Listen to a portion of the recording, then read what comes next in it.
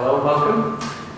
My name is Joe Stevens. I'm the founder and CEO of a company named Whispering Gibbon. And today I'm going to talk to you about virtual content and physical content. So how things that you see on screen in VR experiences can be brought into the real world as physical items. So just a bit about me and my background. So I'm a programmer by trade. I used to work for some of the big AAA game studios, and within that my role was specifically as a graphics programmer. So I used to build the technology that the games were built upon. And I guess that's very much the focus of the company and what our skill set is.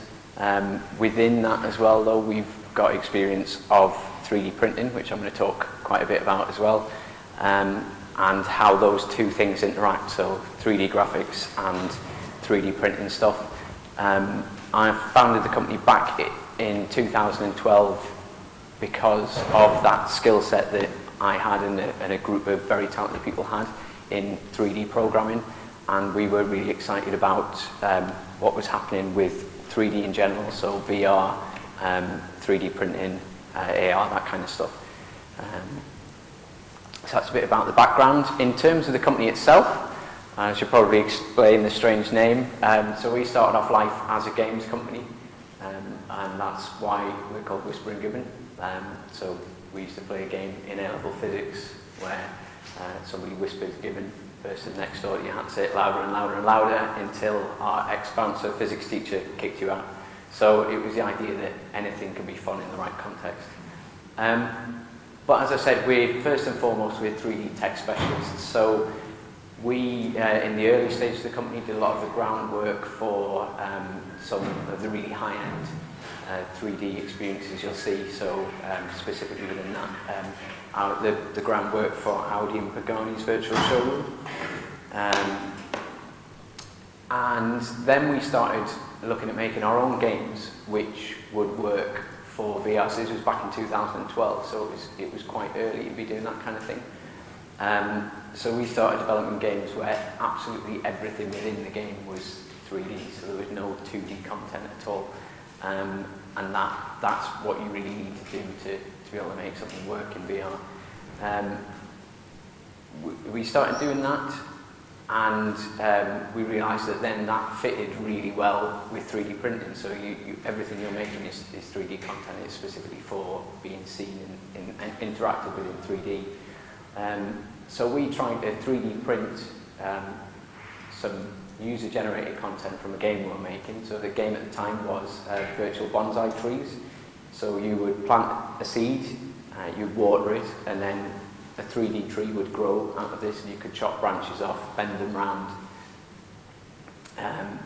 and you could create something in the virtual world which people would find really hard to do in the real world. So the idea was then these items are unique for each person. They can print them out, and you can't kill your bonsai tree, which, believe it or not, we've killed two. So that's where we came from in terms of the company's journey, and I guess. So now what we do is we focus on enabling other companies to make the most of their 3D content, so unlock its potential. So what we've got is a platform which any experience, 3D experience, can drop into their code base, and it enables 3D screenshots of content to be grabbed and taken out of that experience. And then there's a full merchandising cycle around that, so you can buy these things, these 3D screenshots you grab out. And what's enabled us to do that is we've developed a piece of technology called RenderFab, which is a cloud service which analyzes any 3D object, works out everything that needs to be fixed up to make it compatible with a 3D printer. And that process is fully automated. So that's what I'm going to talk quite a bit about, is what it is about the 3D stuff you see on screen that means that you can't simply just print it out, because it seems like you should be able to. So if I just exit out of this. So this is the result of what we've got. This is for a particular game we've been working with, and these are all 3D screenshots that have been grabbed from a game. I've actually got this guy down here, so come up and have a look afterwards. And this is grabbed out, and then people can select what material they want to buy this item. So you can buy it in steel, gold, silver, platinum if you've got enough money, but we haven't, so we haven't even tried that yet. Yeah, so more examples of that. Yeah. So that's roughly what we do. And I'll get back onto the more interesting stuff of 3D printing. So, has anybody in here 3D printed anything? Anything at all? No? Has anybody seen one? Yeah? Seen a 3D printed thing? And was it horrible squirted plastic? Yeah, yeah. So that's what traditionally people think of 3D printing as. But it's an incredibly powerful medium. So first and foremost, you can use it to manufacture things which are unmanufacturable. So a good example of that is a chain link. So if you think of chains being linked together, they don't actually come manufactured like that. They're manufactured in strips, and then the links are joined afterwards. Whereas with 3D printing, you can actually print linked chain like that. So a high-level example, but I guess even these things up on the screen behind you can't actually manufacture something like that. It takes 3D data as an input, and we all know there's a ton of 3D data out there. So you've got content from games and films, you've then got content from VR and AR, you've got stuff from medical data, architectural mock-ups, and then you've got all of your CAD data as well. And then the really interesting thing is that things are printed in individual print runs. So traditionally when something's manufactured, to make it cost effective, you create some sort of die or cast, and that's used to print thousands and thousands of copies because that initial setup is quite expensive. Whereas you don't have that with 3D printing. So you can print individual items more or less at the same cost that you can print thousands and thousands.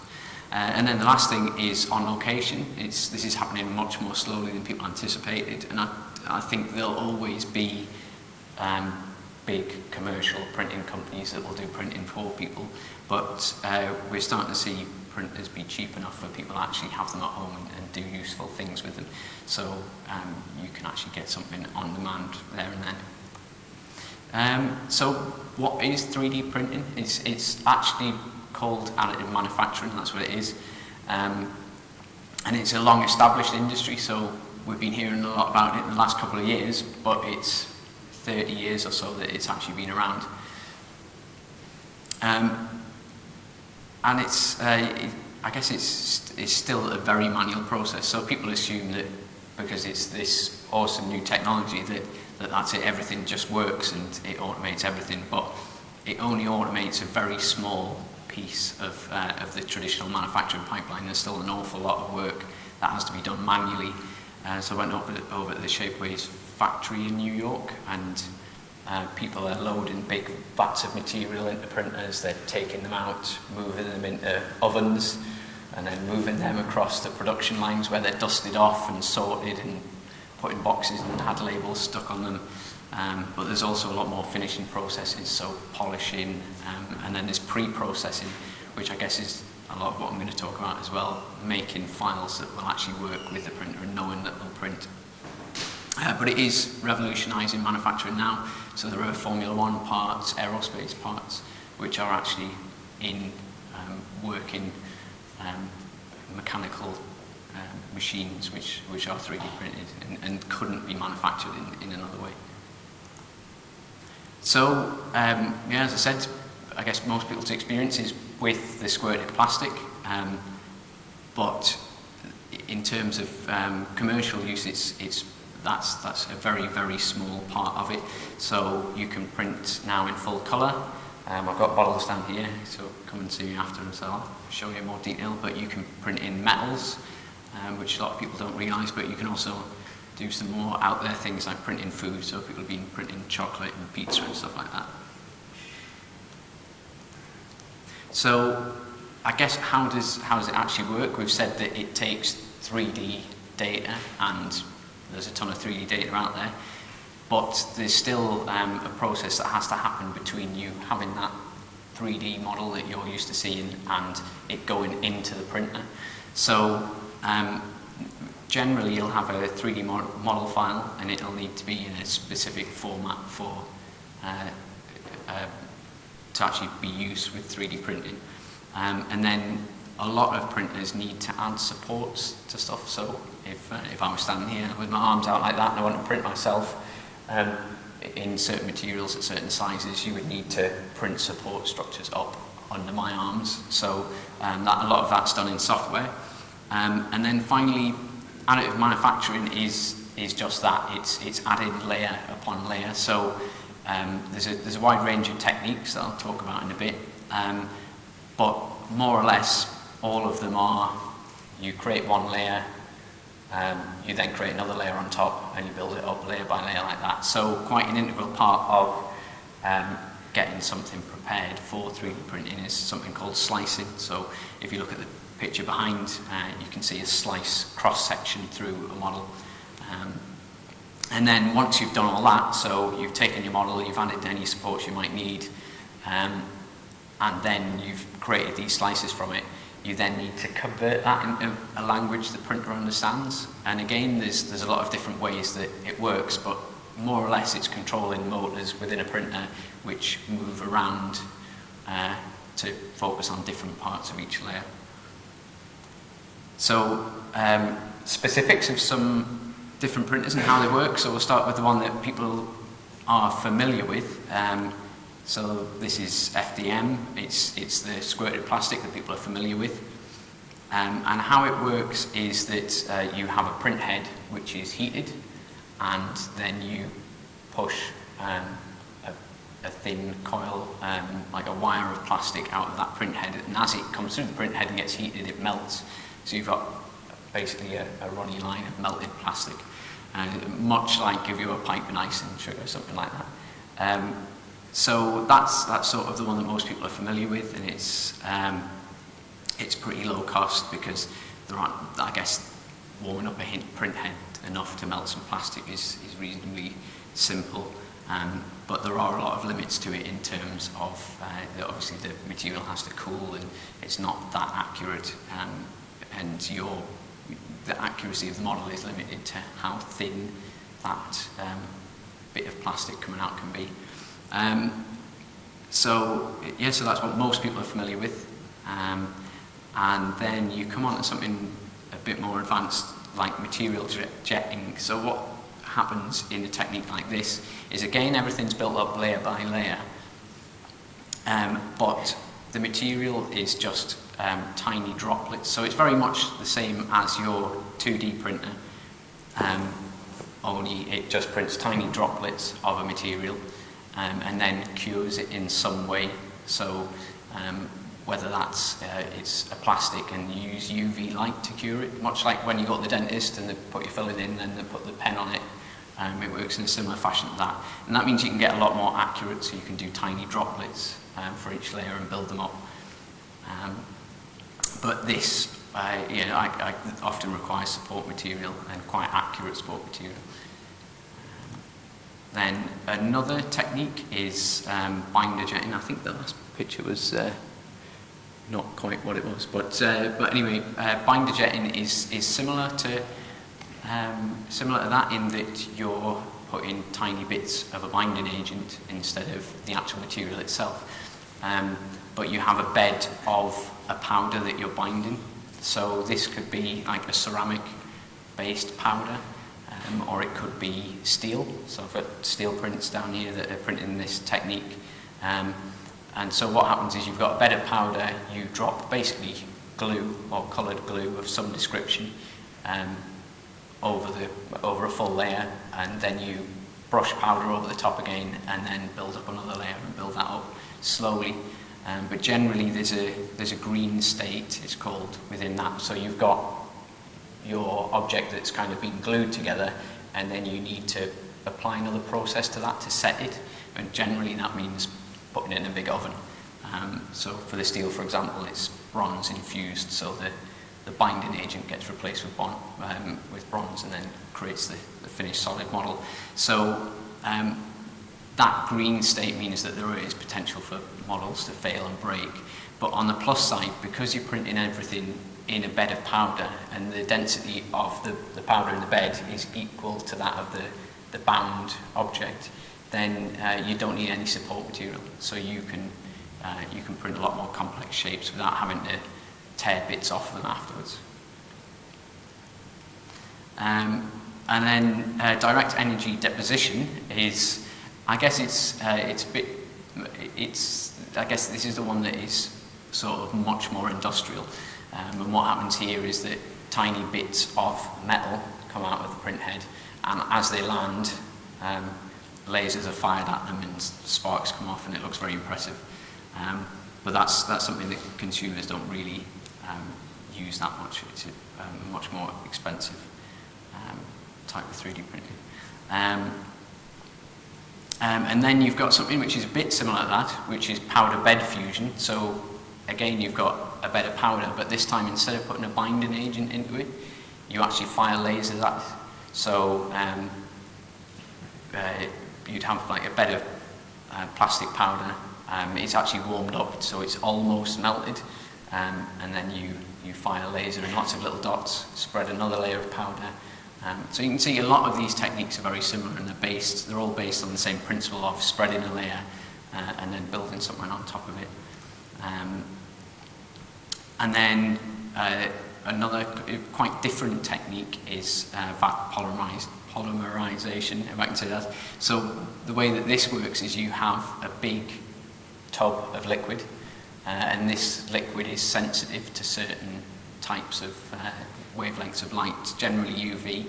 Again, a bit like you're curing your fillings, but this time you have, instead of it being little droplets of it, you have a whole vat of it, and then a laser, or it can actually be just like a TV screen, projects light for each of the layers, and as it does that, it'll slowly cure the liquid into a solid. So this is the one, I don't know if you've seen videos on YouTube and stuff where you see something coming out of a liquid bath, and it looks really cool, and they always speed it up because it's not that fast. So that's quite interesting, and you can get really high resolutions with that, and there's some really interesting stuff around more larger scale printers going on with that at the moment. And then finally, believe it or not, you can 3D print in paper. So this is sheet lamination, and more or less what it is you're 3D printing, you're printing a single layer on A4 sheets of paper. So it's one of the printers we've used that actually does look like a desktop printer. You feed A4 paper into it, and it prints one single layer with an inkjet head, put in colour which has a glue in it across the surface, and then it cuts around the edge of that layer, and then you build up layer upon layer on layer on that. But that technique is actually used for metals as well. They just use ultrasound to do the gluing around the edge, if you like. Yeah, so that's more or less an overview of the different printing techniques around there. I guess the cost of those vary quite a lot depending on what the technique is, but fundamentally it's down to the physical size of the model. So the bigger it gets in size, you're actually getting that's a much larger increase in the volume of the object. So if something's twice as big, it's way more than twice the volume. So if you were to get a mug that's 5 centimeters tall and fill it with water, it's not twice as much water to fill a mug that's 10 centimeters. So the cost of models as they get physically bigger get very expensive pretty quickly. And the main reason for that is because you're using material and energy, and because it's not a straight, like a linear relationship between what you see as the height or the size that you're used to seeing and the cost. It does seem to get quite expensive quickly. But yeah, fundamentally it's the print volume and what material you're using. So I guess examples on this picture, these little ninja guys are user-generated. They're 10, 7, and 5 and 3 centimetres, and in full colour, if they were solid, you're talking roughly £25 just to print it, which if you think you can go into a shop and buy a character for a printed character done in the traditional manufacturing sense for a lot cheaper than that. So there's a lot of work to be done to make 3D printing comparable in price to normal traditional manufacturing. I'll talk a bit later about some ways that can be done. So how do you get access to printers? I guess we talked about having one of your own on your desk. This picture in the background, that's one of the printers we have in the office. So yeah, just to make it clear, we don't actually print anything. We send it off to big industrial printers to print, because some of the ones that I've just talked about, particularly the metal ones and even the sandstone, the full coloured ones, the printers can cost about £250,000. So we couldn't possibly have a whole bank of them in the office. So printers are getting much more affordable. You can buy a printer to put on your desk for about £300-400 if you go digging around on eBay. But then there are a lot of local printing networks, so you can go on a service like 3D Hubs or something and find who has a 3D printer near you, and normally they'll just charge you a small fee for printing something out for them. And then there are service providers where you can log on their website, give them a 3D file, they'll tell you whether or not it'll print, and if it does, then you can just buy it directly from them. So there's quite a lot of ways that you can actually start playing with 3D printing now, and I'd encourage everyone just to start off, I guess, go somewhere like Sculptio or Shapeways or iMaterialize. I'll give links to people later, and just send them some files, and they'll give you feedback for free. You can have a look at them and see what materials you can print in. So why is VR so good for 3D printing? It comes back to what I said at the very beginning, in that everything is created in 3D. So I guess a lot of VR at the moment is being driven by games, and games do tend to have quite a lot of 2D stuff in them. We see particle effects, explosions, that kind of stuff. They're actually a lot of that stuff isn't easily compatible with VR, whereas VR tends to the content to be actual, real, physical 3D. The other really nice thing is that the users are really engaged. So I don't know how many people have actually used a VR experience or played a VR game. Yeah, so most people here, and it is much more compelling than playing a traditional game or just looking at something on the screen. So your users have a much higher connection with the stuff that they're interacting with in game, and they do interact with that stuff a lot more. So it tends to be that VR experiences are all about interacting with stuff as opposed to just watching stuff happen. And the other thing is that you tend to be in these experiences for quite a long time if you were to add it up. I guess generally a film is sort of 2 hours maximum, and that's it, you walk away from it, whereas a VR experience, and I guess specifically games within that, average playing times are sort of 6 hours a month, so that's a lot more. I guess the other nice thing as well is that generally the way that the content's released is you get incremental releases, you get new content all of the time, which keeps it fresh. And finally, a lot of it is quite niche, so it's quite focused. So even if you're looking at something like a car showroom, it's a very focused product which is targeted at a particular person. And I guess coming back to games again, we've seen growth in genres such as horror, and the people that use those experiences tend to be selecting them based on what genre they are, as opposed to just playing the latest thing. So if VR is so brilliant for 3D printing content and grabbing real world stuff out of your virtual experience, why isn't everyone doing it? I mean, how many people have actually 3D printed something from from a VR experience? No? I guess that's going to be quite a hard ask when there's only a handful actually printed something. I guess the main reasons are that you don't have ready access to that content. So when you're browsing the internet or playing a game, it's quite easy to grab 2D stuff from that. People are familiar with Pinterest. A lot of people share images of stuff on the internet or share videos, but there's no real way to actually share your 3D experiences, your 3D content. And that's one of the big barriers to entry. The next one is access to printers. The fact that people, it is, I guess, if you want one on your desk at the moment, they're not high-end, so you're not really getting that quality experience from it. And then if you're using a service, how do you get that content into that service to print and buy something?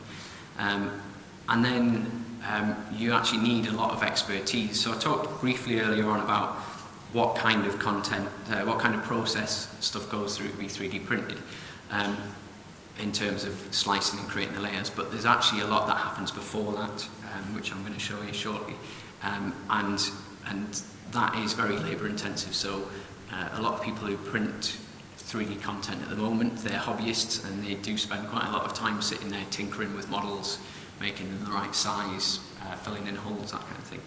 And I also talked about the cost as well. So the cost is more expensive.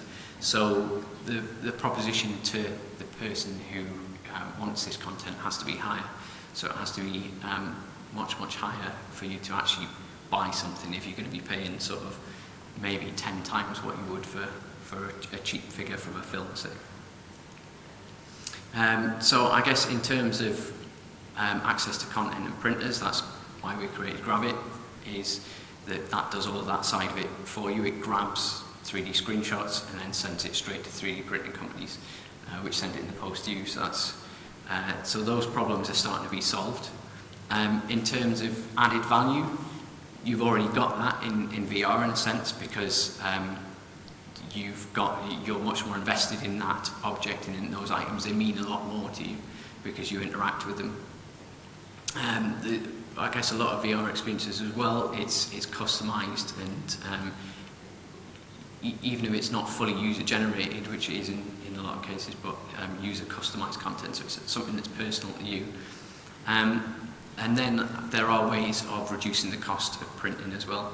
So that's one of the things that our tech does is hollow models out, which reduces the material usage, which then in turn reduces the cost. So we come to so this is kind of the trickiest one. So there are sort of ways of solving the other problems, which we've solved, but other people have solved them as well. But then you come to the expertise. So when you look at something on screen in a VR experience, that isn't actually what's there behind the scenes. So I'm going to take you behind the scenes shortly and show you what is actually there.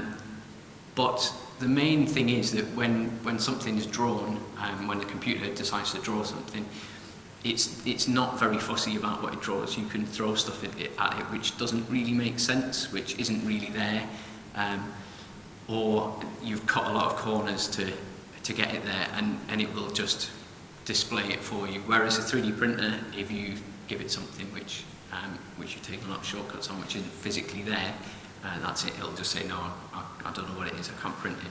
So I guess this is what we call the virtual physical disconnect. And that's the really big problem that we're trying to solve. So within that, you've got, you can see this picture behind me. Quite a good example is there's a leaf next to a branch, but it's not actually attached. That branch is very thin, it could probably snap off, and there are various things with the visual integrity that I'll talk about in a bit as well.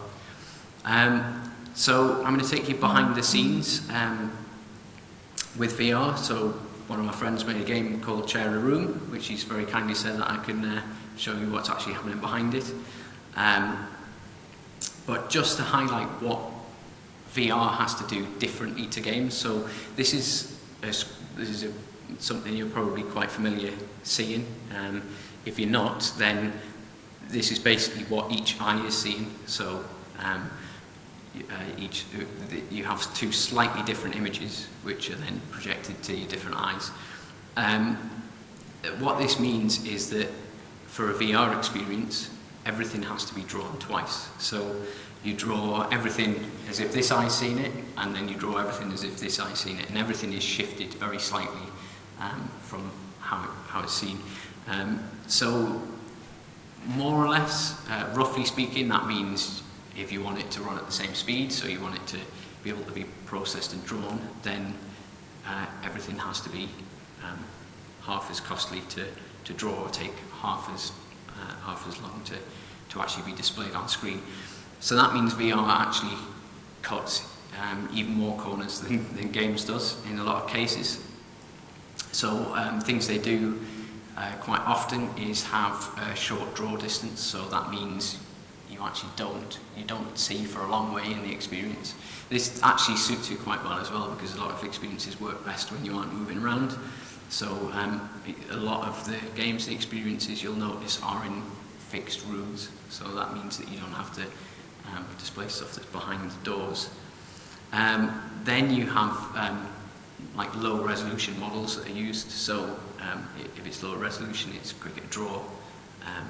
That's another way that experiences are optimized for VR. And then finally, more simple shaders, so a lot of VR experiences tend to be quite dark as well, and that's quite a nice way of hiding the fact that you aren't doing such fancy things. Right, I'll just giving you the recap a bit early.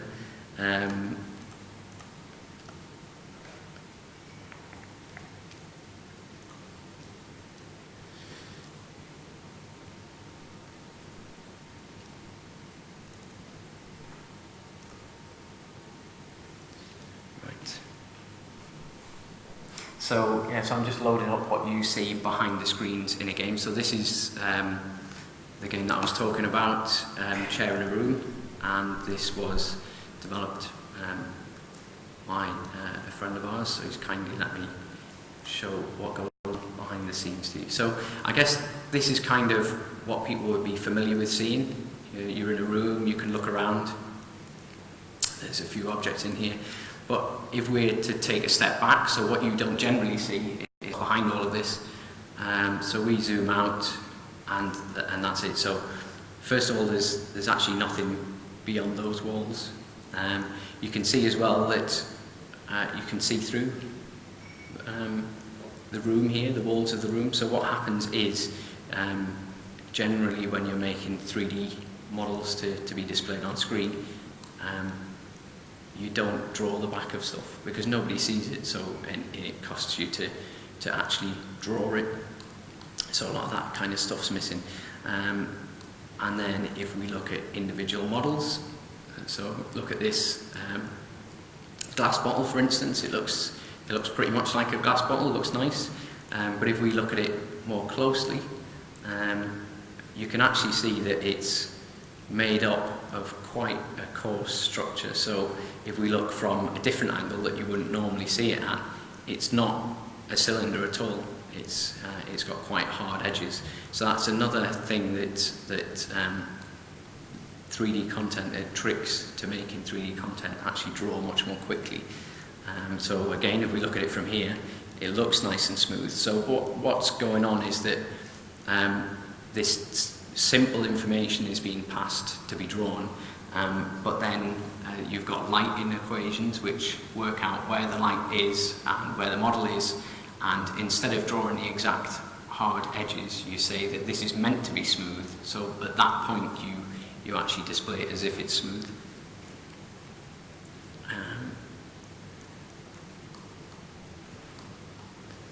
And then if we were to look down here as well, if I can click on this, so this is obviously quite detailed, a bit of text on the floor, but if we look at it,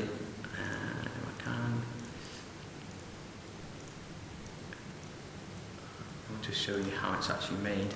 So that is just a single quad, so a single square, and what happens is that a texture is applied to it, so a 2D image is applied to the 3D square, and then it makes it look like there's a lot more than there actually is there in terms of geometry.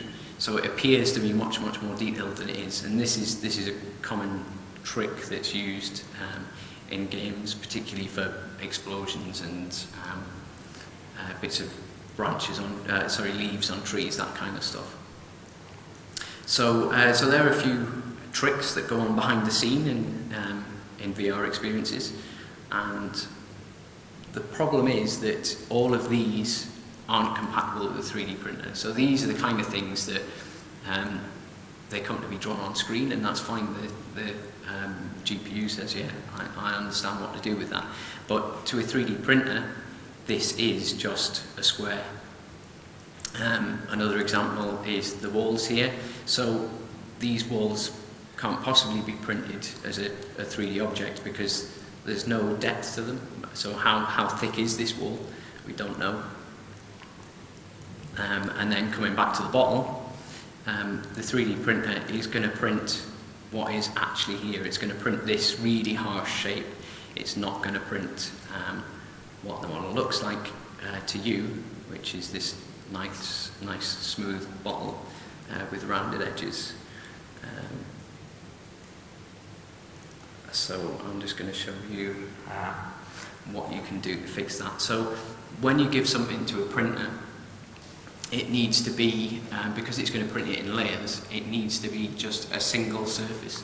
So if you've got bits of object that intersect or bits that don't quite touch, that does not compute to the printer. So this is this is the main reason that you don't see a lot of 3D content from games and VR experiences being 3D printed, because traditionally somebody has to manually go along and they have to fix that. So you have to find all of the edges that intersect, you have to move them out and join them up, you have to create, for a wall there, you have to create a particular thickness.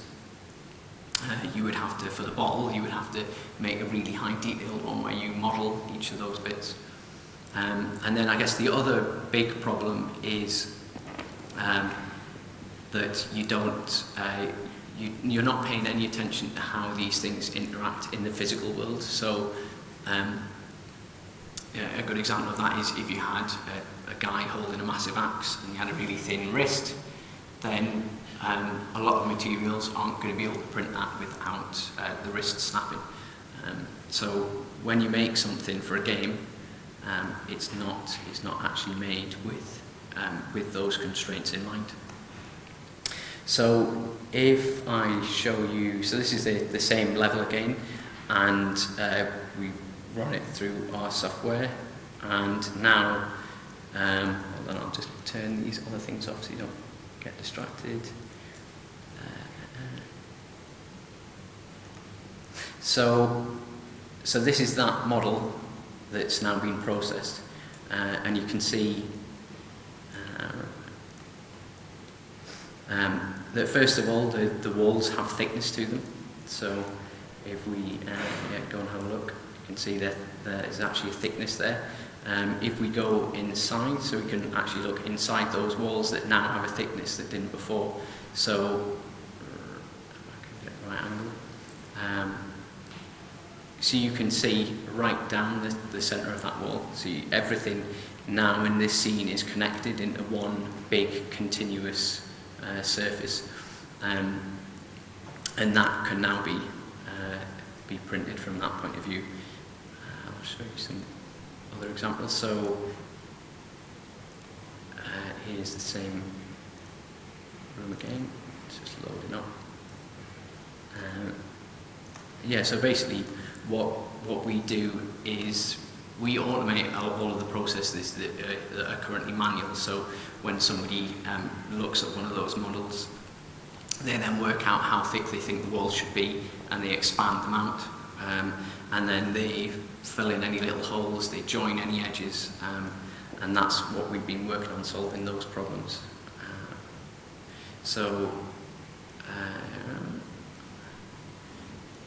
Again, you can see another good example of a problem is this floating object here. So often, because these scenes are dynamic, things are going on all the time, you can't guarantee what state they're going to be in.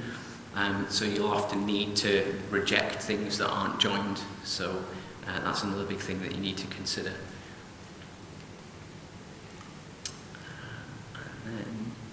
So this is what your bottle would look like originally. So that's the bottle from the game, and you can see it's recreated, and it's created with a completely solid surface, but you've got these hard edges that I was talking about if we look from this angle. But what you can do is you can reverse engineer what the eye sees, so that graphical pipeline, to then create something which is actually smooth. So here is a new version that created completely in software, and now you can see that it is, if we look down the side, it is actually perfectly smooth round, but it's still completely solid in a surface. And then finally, so this is the chair from the game, and one of the big problems I said was this disconnect between the virtual and the physical world, and not knowing how they would react in the real world. So what we do is we actually convert the models into a form that we can then run a simulation on, and we work out the forces that would actually be on it in the real world. So this is the chair represented in that form, and you can see the areas of dark blue are where more force is going to be applied to the model, so where it's likely to snap, or you can plug in then different materials and different sizes, and you can work out whether you can print that, or if it can automatically be fattened to make it stronger, or even strengthened inside, or supports put on it externally. So that's all the processes that you need to go through to actually convert something from something that you see on screen to something that you can actually print. And I guess that problem of that disconnect between virtual stuff and physical objects is what means that you don't see, I don't actually see this 3D content at the moment today. But as I said, those problems are all being solved. So in the next probably 6 months, I would imagine you'll start seeing a lot of these experiences giving you the option to grab and print stuff directly from your content you've made in the virtual world. So it's solving the problems of the disconnect between the virtual and physical content, the strictness of the printer, and making sure everything's in a format that the printer can understand, so kind of a bit like a language that it understands. And then analysing the structural integrity, so you know that something is going to print in a different material at a different size. And then finally that visual integrity, so all that stuff that's faked in traditionally in VR and games is actually brought into the physical model. So yeah, to summarise, there's a huge opportunity for VR, and all of that tech is now there to remove all of those barriers to entry. So yeah, if you've got any questions, then I'll be happy to answer them. And please come up and have a look at the models, and I'll explain each of them, what material they're printed in, and what the process is and how much they cost, that kind of thing, if people are interested. Thank you.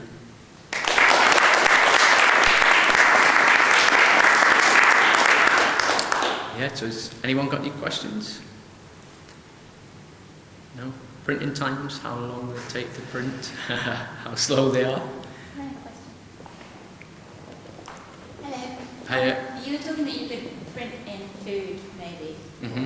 Does that mean, like, super in the future we might be able to print food for if there are famine issues? Could that be a way of helping? Or is that? Yeah, I guess although you still need to transport the food there, I think in terms of developing in third world countries, the big thing will come from maybe medical applications. So you can 3D print now customised medication, so pills for people that have like one pill that has all of their daily needs in it. So you could have a printer sat there in a centre with everybody has a profile, they go to it, and it just dishes out their pills based on what their needs are for their area, if it's got malaria in it or that kind of stuff. So I think that it's more that because it's, in terms of food, it's at the moment it's very much aesthetic.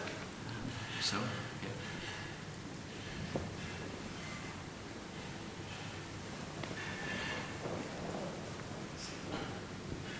yeah. Can I just ask about the Grab It software?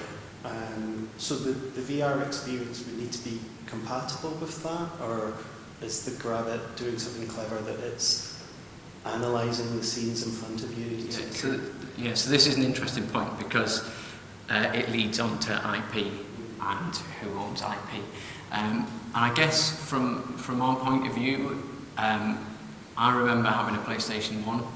I am that old. And believe it or not, for the younger kids in the audience, you couldn't take a 2D screenshot of what was on screen. You weren't allowed to. And you had to buy a shifty box from China to enable you to do that. And we're kind of still at that stage with 3D content, in that people are very precious about it, and the IP holders saying it's theirs, whereas in reality it is yours and it will become yours. It's a matter of time. So from our point of view, our software has to be integrated into whatever the experience is, and that is because it gets round the problem of IP now. But it's equally as applicable for just grabbing the content that is being sent to be drawn. It's just that would upset a lot of people at the moment. So, sorry, what about games like Minecraft, where users generate their own models and stuff like that? Are they for proper 3D? Yeah. So I've got examples of content printed from Minecraft down here.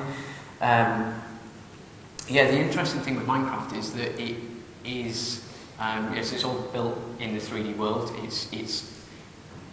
Minecraft cuts an awful lot of corners, way more than most, but because it's nice cubes, that means that quite a lot of it can easily be printed. So you know the width of a cube, you can then relate that to a specific material and say this material generally has a minimum thickness that's printable of 3 cubes, so anything that's got more than 3 cubes attached to you can print and it's going to work. Or you can just change the size, so you make it bigger and know it's going to print. So there is a piece of software called Mineways, which will grab your bits out of your levels, and you can use that to print, but it's restricted to very specific parts of it. So, for example, you couldn't, the leaves, like the plants that are growing around the level, you couldn't print them. You can't print the leaves on the trees, for example. You couldn't print something that overhangs, and you couldn't print stuff at different scales. So if you wanted to print something really, really big and something really, really small, you couldn't do that. It would have to be the right size, so that block size matches printer specification, if that makes sense. There's no one taking advantage of that already. Sorry? There's no one taking advantage of that already in terms of when kids... Yeah, no. So this is the interesting thing, and I think it's because people want it to be all or nothing. They don't want to say, yeah, you can print bits of it, but it might not work. And that, I guess, so that was our motivation for solving the problem, is that it has to be everything. If it's not absolutely everything, then people aren't going to use it, and that's what we've seen. So I guess in terms of, so one of the people that we're talking to is Microsoft, so that's not specifically about Minecraft, but that would be nice. So. Good luck, thank you.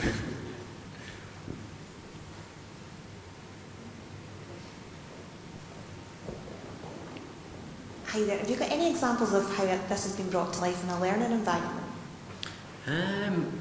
See, that's another interesting question, because so Minecraft do a lot of stuff with educational, and that's something that's very interesting for us to get involved in that, because again, the problem is that kids create this content, or I guess even adults who are learning create this content, but there's a huge learning curve between that and being able to get something that would print. So yeah, it's another thing that we're looking at is how we can work with. So we're talking to Ultimega, Create, people like that, And one of the games that we're working with the TerraTech guys, they're actually doing quite a lot with education. So their game is about building these vehicles and mining planets and stuff. So we're discussing how we could add the 3D print into that. So, but yeah, it's definitely a really interesting area. And I think the important thing is to actually give people feedback though. Because, so what we do is we just fix everything so it's guaranteed to print, but telling them why and what's changed would be a very important part of that, I think. Right, thank you very much. Yeah, and, please come up and have a look at all these models. Run through what materials are and how they're printed. Thank you.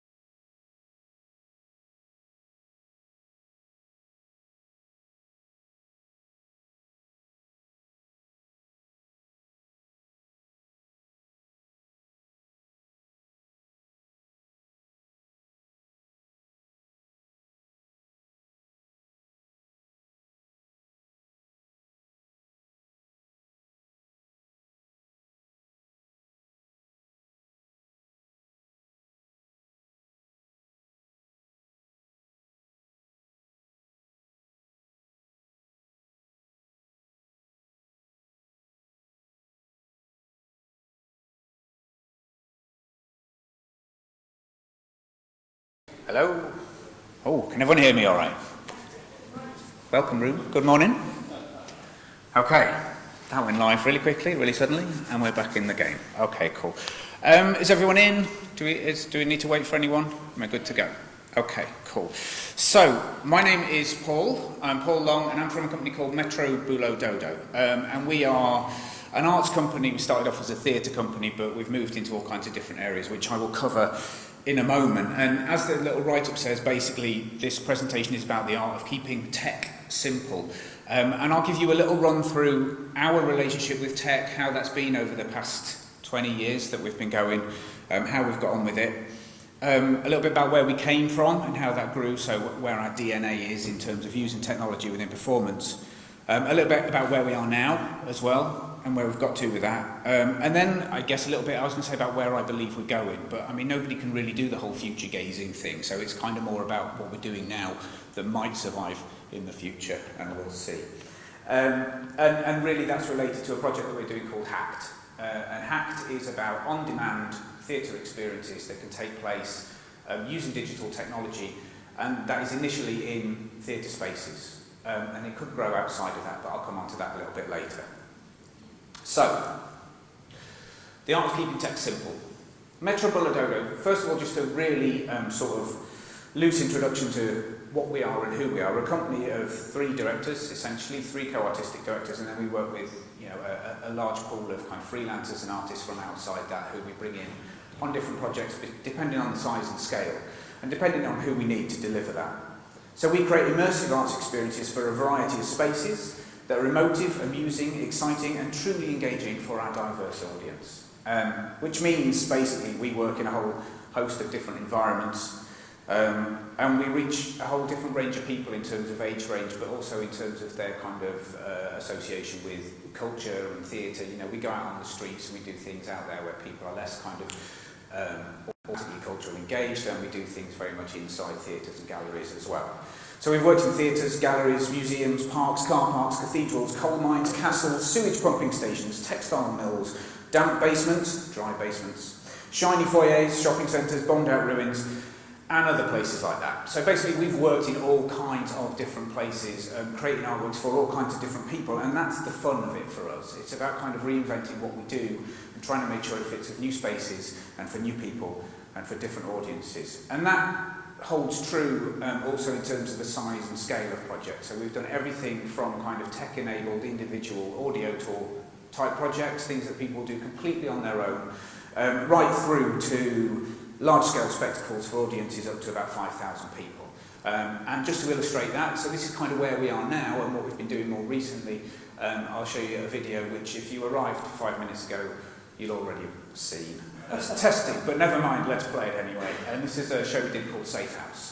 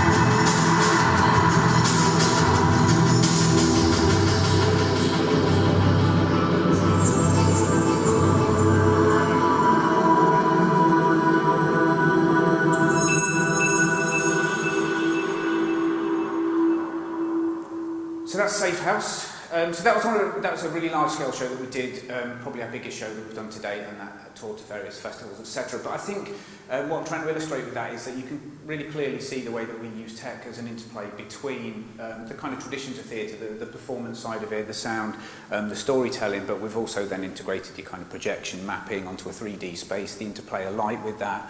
And sort of generating all of those things, but bringing them together as a physical performance, something that you can interact with in real time and in real space and with other people, as opposed to an on-screen experience. So that's kind of where we're at, and that's kind of where our DNA is from all the way back when we started. So if I go misty-eyed and get all nostalgic, just, you know, cut me short, but I'm going to go back to kind of why we do that, why we think it's important, and why that's kind of, like I say, it's part of our DNA. So we're going to go back to 1996, which is sort of nominally, this is when we said we set up the company. We kind of graduated in 97, but we actually started touring our very first show in 96 while we were still at university. So it's 96, John Major is Prime Minister, if anybody remembers him.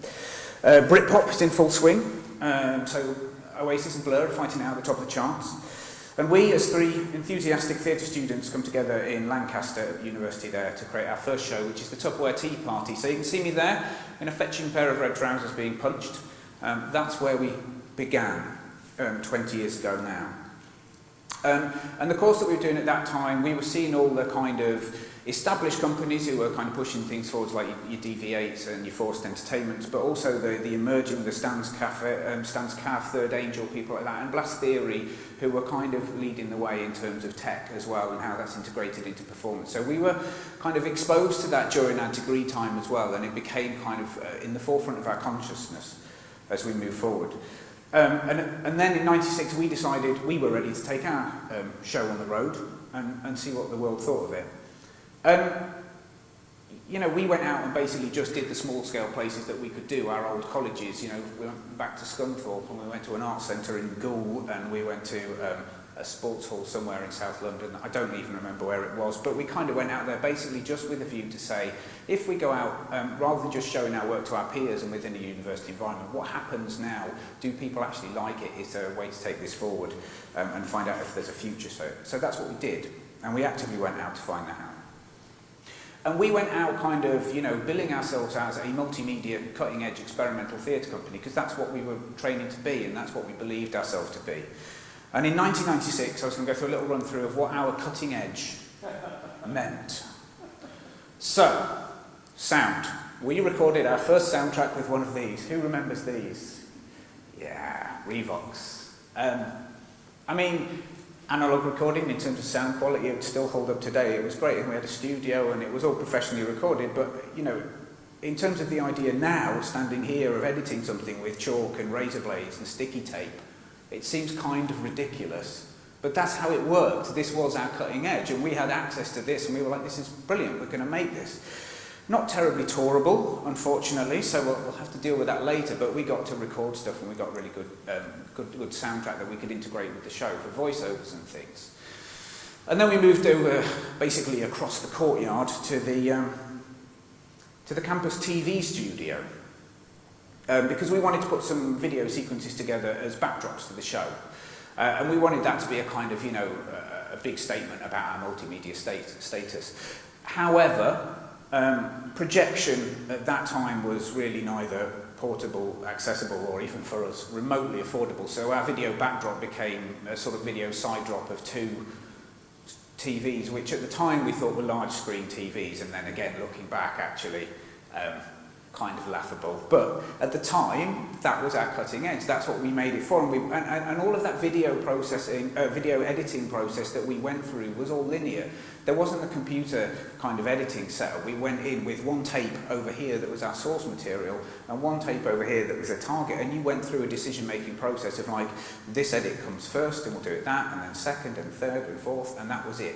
That was your job done, because you had to have the timings, you had to have everything in mind before you did it and make it. There wasn't that kind of sense that you have now of going back and tweaking and changing, because we only had limited time to do it, and it was just incredibly time-consuming.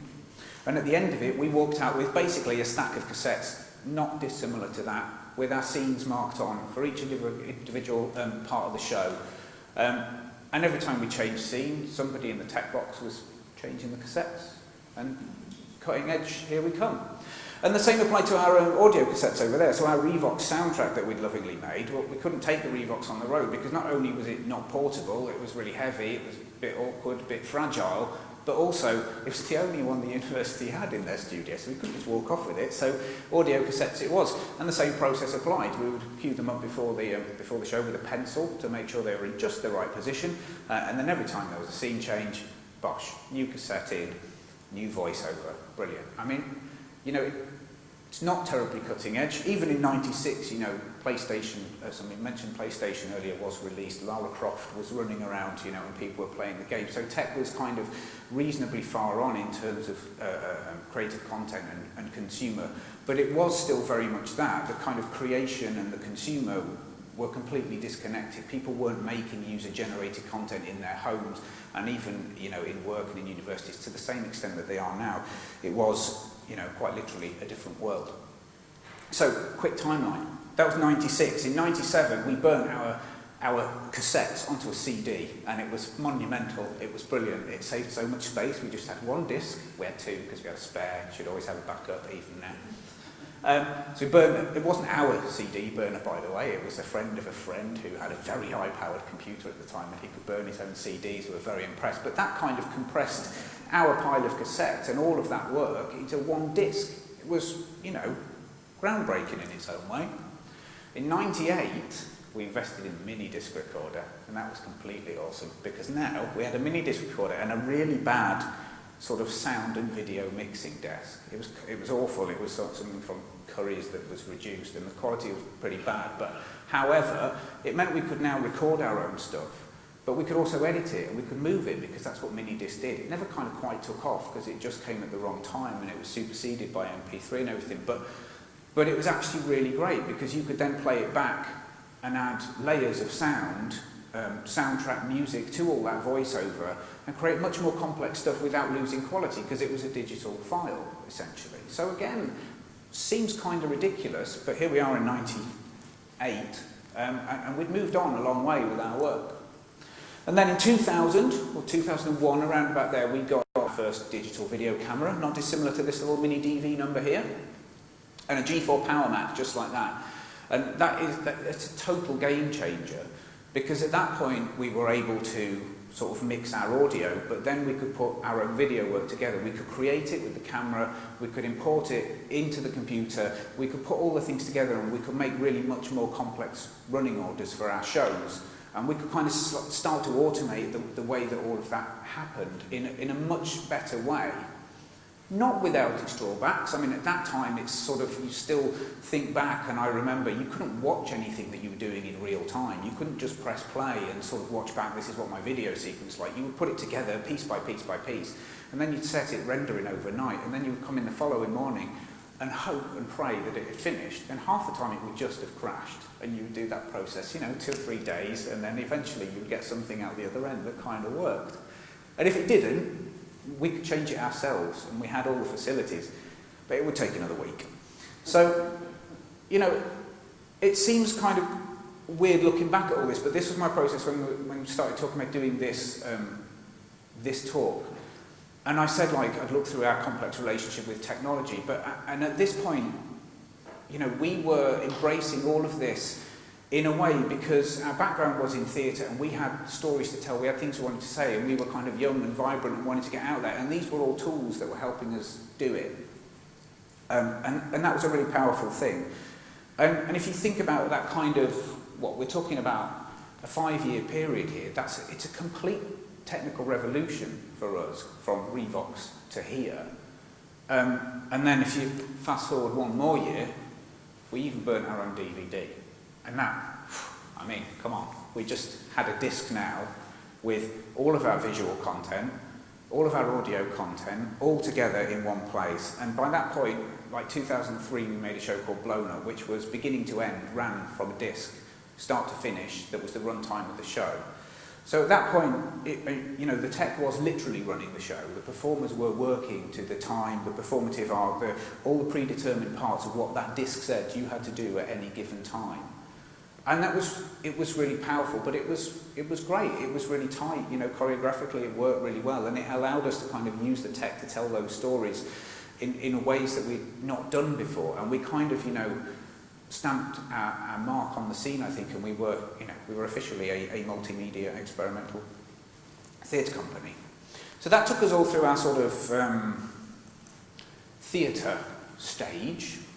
And then I'm going to stop the reminiscence in a minute, by the way, so don't worry too much. But this is kind of the background. So in 2004, there was kind of like a bit of a watershed moment for us, I guess. And this is where we went out and we stopped just being theatre. We no longer just went to black box spaces and toured our shows. And we made a show called Fib.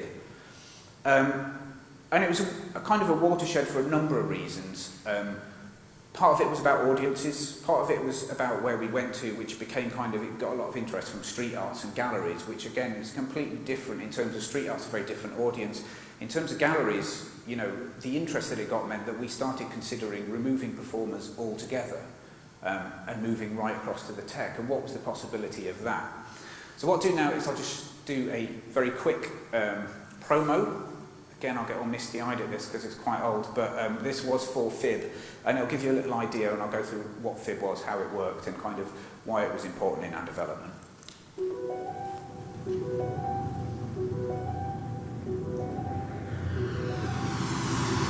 So I don't know if you can see, but basically what we've got here is there's 14 individual boxes, and the way that Fib worked, it kind of dumbs it down to say, but it was like a glorified game of musical chairs, and each of those boxes was your chair. So your audience went into each of those 14 boxes individually and had an experience, a 3-minute experience, and then they moved around and they changed, as you'll see now. Starts now.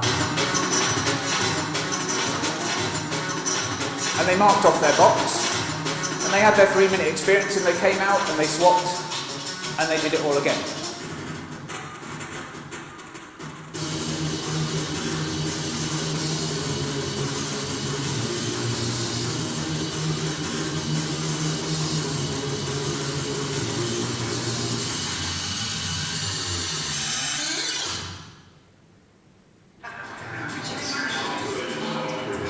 And then in each one of those boxes, what they did was unique. So some of them, like this one, were short films. There's me looking younger again. Upsets me to see. Some of them were kind of sound and light installations, like this one. And the soul flies up and away from the body, up the chimney and out into the sky, into the air. One of them had a computer in, one of them was confessional and had a video camera which was a live feed to another box, which we didn't tell people about, so it depended which order they did the two boxes in. Some of them were interactive, so this one you picked up the phone and heard a soundtrack.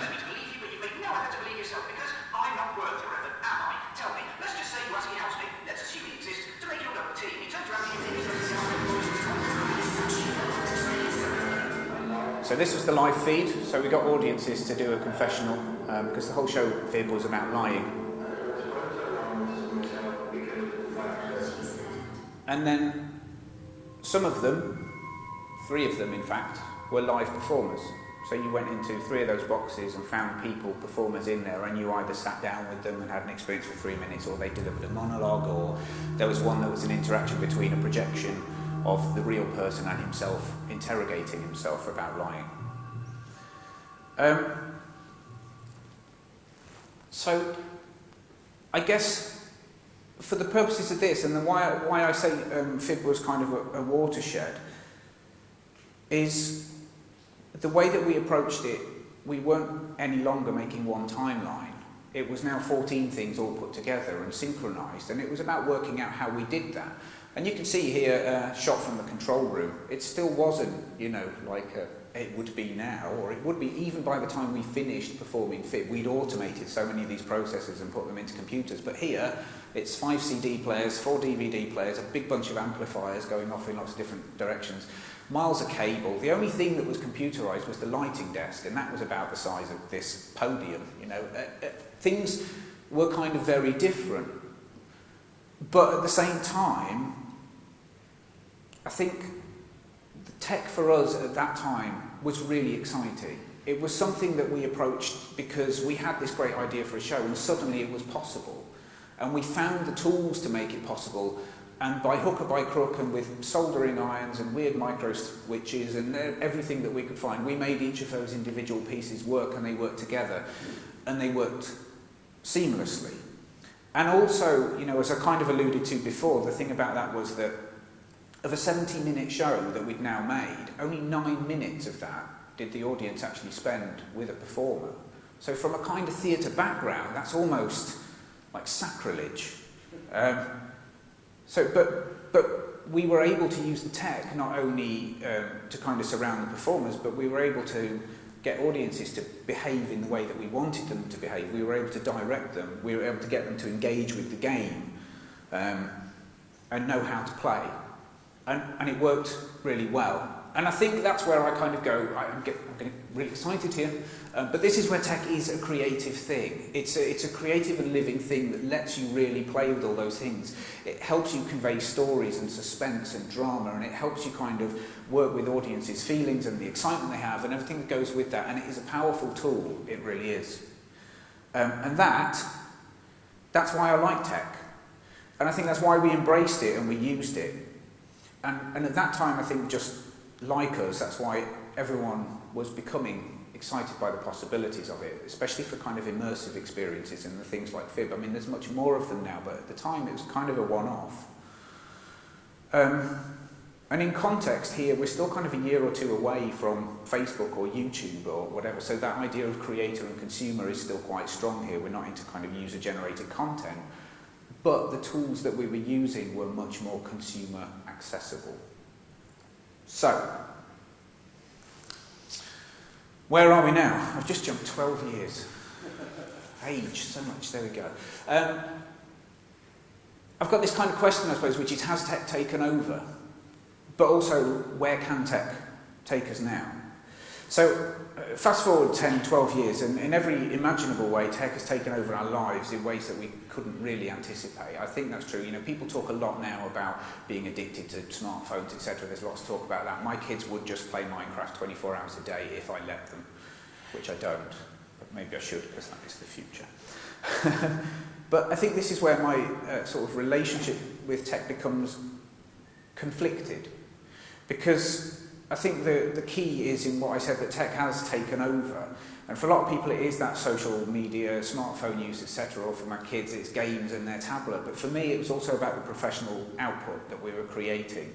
And I think in the last 5 or 6 years, the arts particularly has been living through a period where digital has become a buzzword. It's a strategy and it's a priority, and everything that you talk about and everything that you make has to kind of put that at the forefront. It no longer became a set of tools. It became a kind of pursuit for the sector. And maybe that rightly so. I'm not kind of criticising that. There was a sense that kind of things had to move on. But I think with that came some problems. For us, it brought a lot of opportunity. We had placed ourselves at the forefront of innovation, and that kind of immersive performance thing that I was talking about, they were erupting all over the place, and that was in no small part because of all the digital tools that were available and that we could use.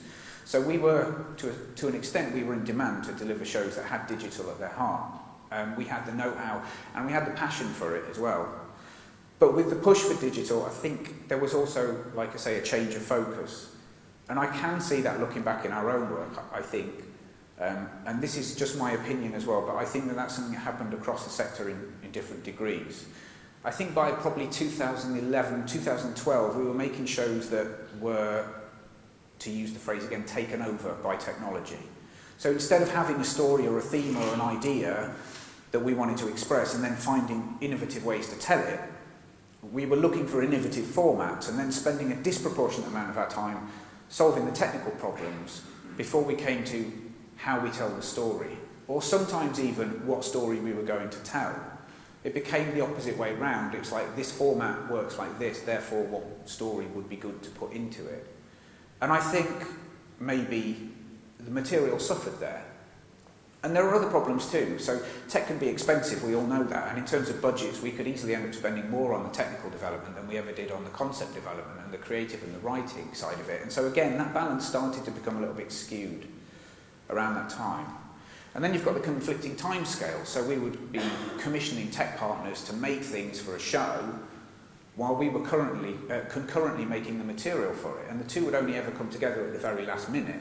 And because that starts to get all out of your control in a way, it didn't always work how we expected it to. It could be stressful. Sometimes, like the app would be rejected from the store, or the patch that was meant to be listening to sounds wouldn't respond. So we had a lot of tales of success. We did some great shows. We have done some great shows and continue to, by the way. But there was also some kind of failure and some lessons to learn along the way that went with that. And there was still more than our fair share of late nights staring at and swearing at technical equipment that we wanted to do something that it just wasn't quite agreeing with us on. So all of these experiences were really important, and they're completely normal as well for any company like us that is trying to do this work and trying to push things forward. But I think it's also important that we learn some of the lessons from that. So these are some of the bits, my kind of insights for the day.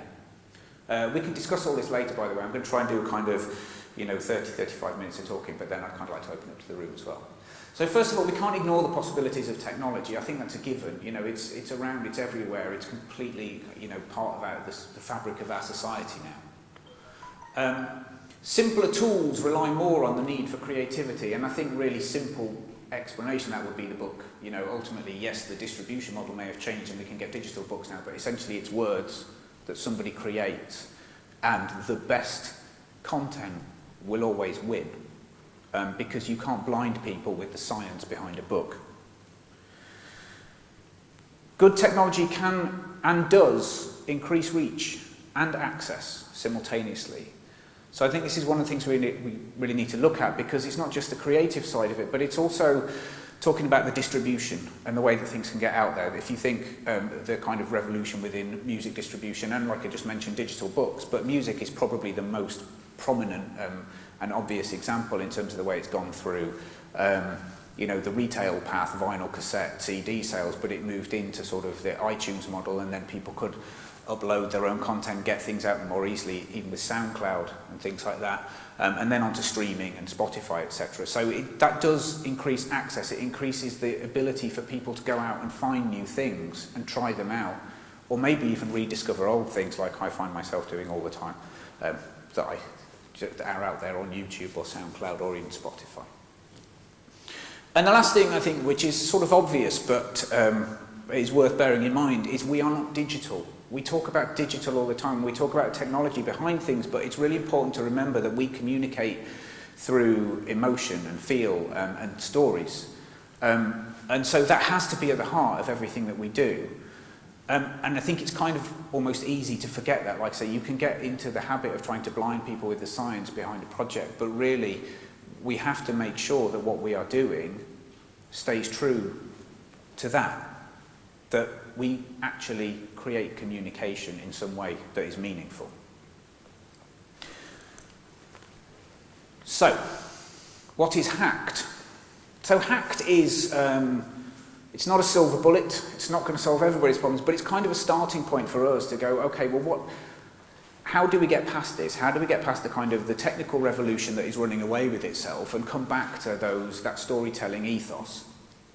How can we provide a digital platform for theatre-based artists to create on-demand, bite-sized plays? I'll come back to that in a minute. And how can we make sure they're distributed using the existing theatre network and increase the offer of those buildings, because those buildings do already exist. So I think the ethos behind theatres is a good example of a past distribution model, and current to an extent. And it's the starting point for hacked. And the reason I say that is that theatres, they vary in size and scale, and they vary in their unique characteristics as buildings, but fundamentally the ethos behind the stage is shared. It is a completely blank space. The walls are black and the ceiling is black, usually. And if every single space were fundamentally different, then the distribution model wouldn't work, because our understanding of the rules, both as audience and artists, just wouldn't exist. And if we tried to rebuild the box for every show, it ceased to be viable. And I think maybe so too for new technology. So it's great to push the boundaries and do creative things, but ultimately, if you're reinventing every single thing every time you do it, there's a kind of volume and capacity and scalability problem that comes with that as well. Theatres aren't a distribution model for the future. They're expensive, they're static, and they still largely adhere to the old kind of broadcast schedule model, which is that you have a certain amount of activity for a certain amount of hours every day. But other than that, they may be closed, they may be, have some cultural offer. For the better theatres, they may have kind of food and beverage offer, but they need that kind of cultural USP. How do you now deal with giving people things when they want it? Because on demand, I think, is an expectation now. It's no longer a luxury or a gimmick. It's what people want and expect. Can we build something that allows this to happen? That's kind of fundamentally what we were asking ourselves with Hacked. So our intention was to offer the most basic, or is to offer the most basic but the most fundamental functionality to let theatre makers create something that uses their own creative skill set. It should keep technology simple and allow a new way for writers, designers and performers to get work out in the public realm without having to get to grips with new technology every time they make work, and without having to build their own black box. So, what technology? I'm going to skip that one. 360 video. Obviously, this is one of those things, the last class, but have most of you tried a VR headset? Have most of you been to the Tech Hub and watched different bits of video? So, VR is one of those things that you hear an awful lot about. It's on a massive surge, I think it's fair to say, and it is a big growth area for tech. And VR, when you talk about generating true VR environments, they're graphic environments, they're created for games, but that's still kind of very much a specialised, time-consuming, expensive area. It's for animators, it's for game designers, but 360 video is actually, dare I say it, ridiculously simple. And it's particularly ridiculously simple for theatre makers.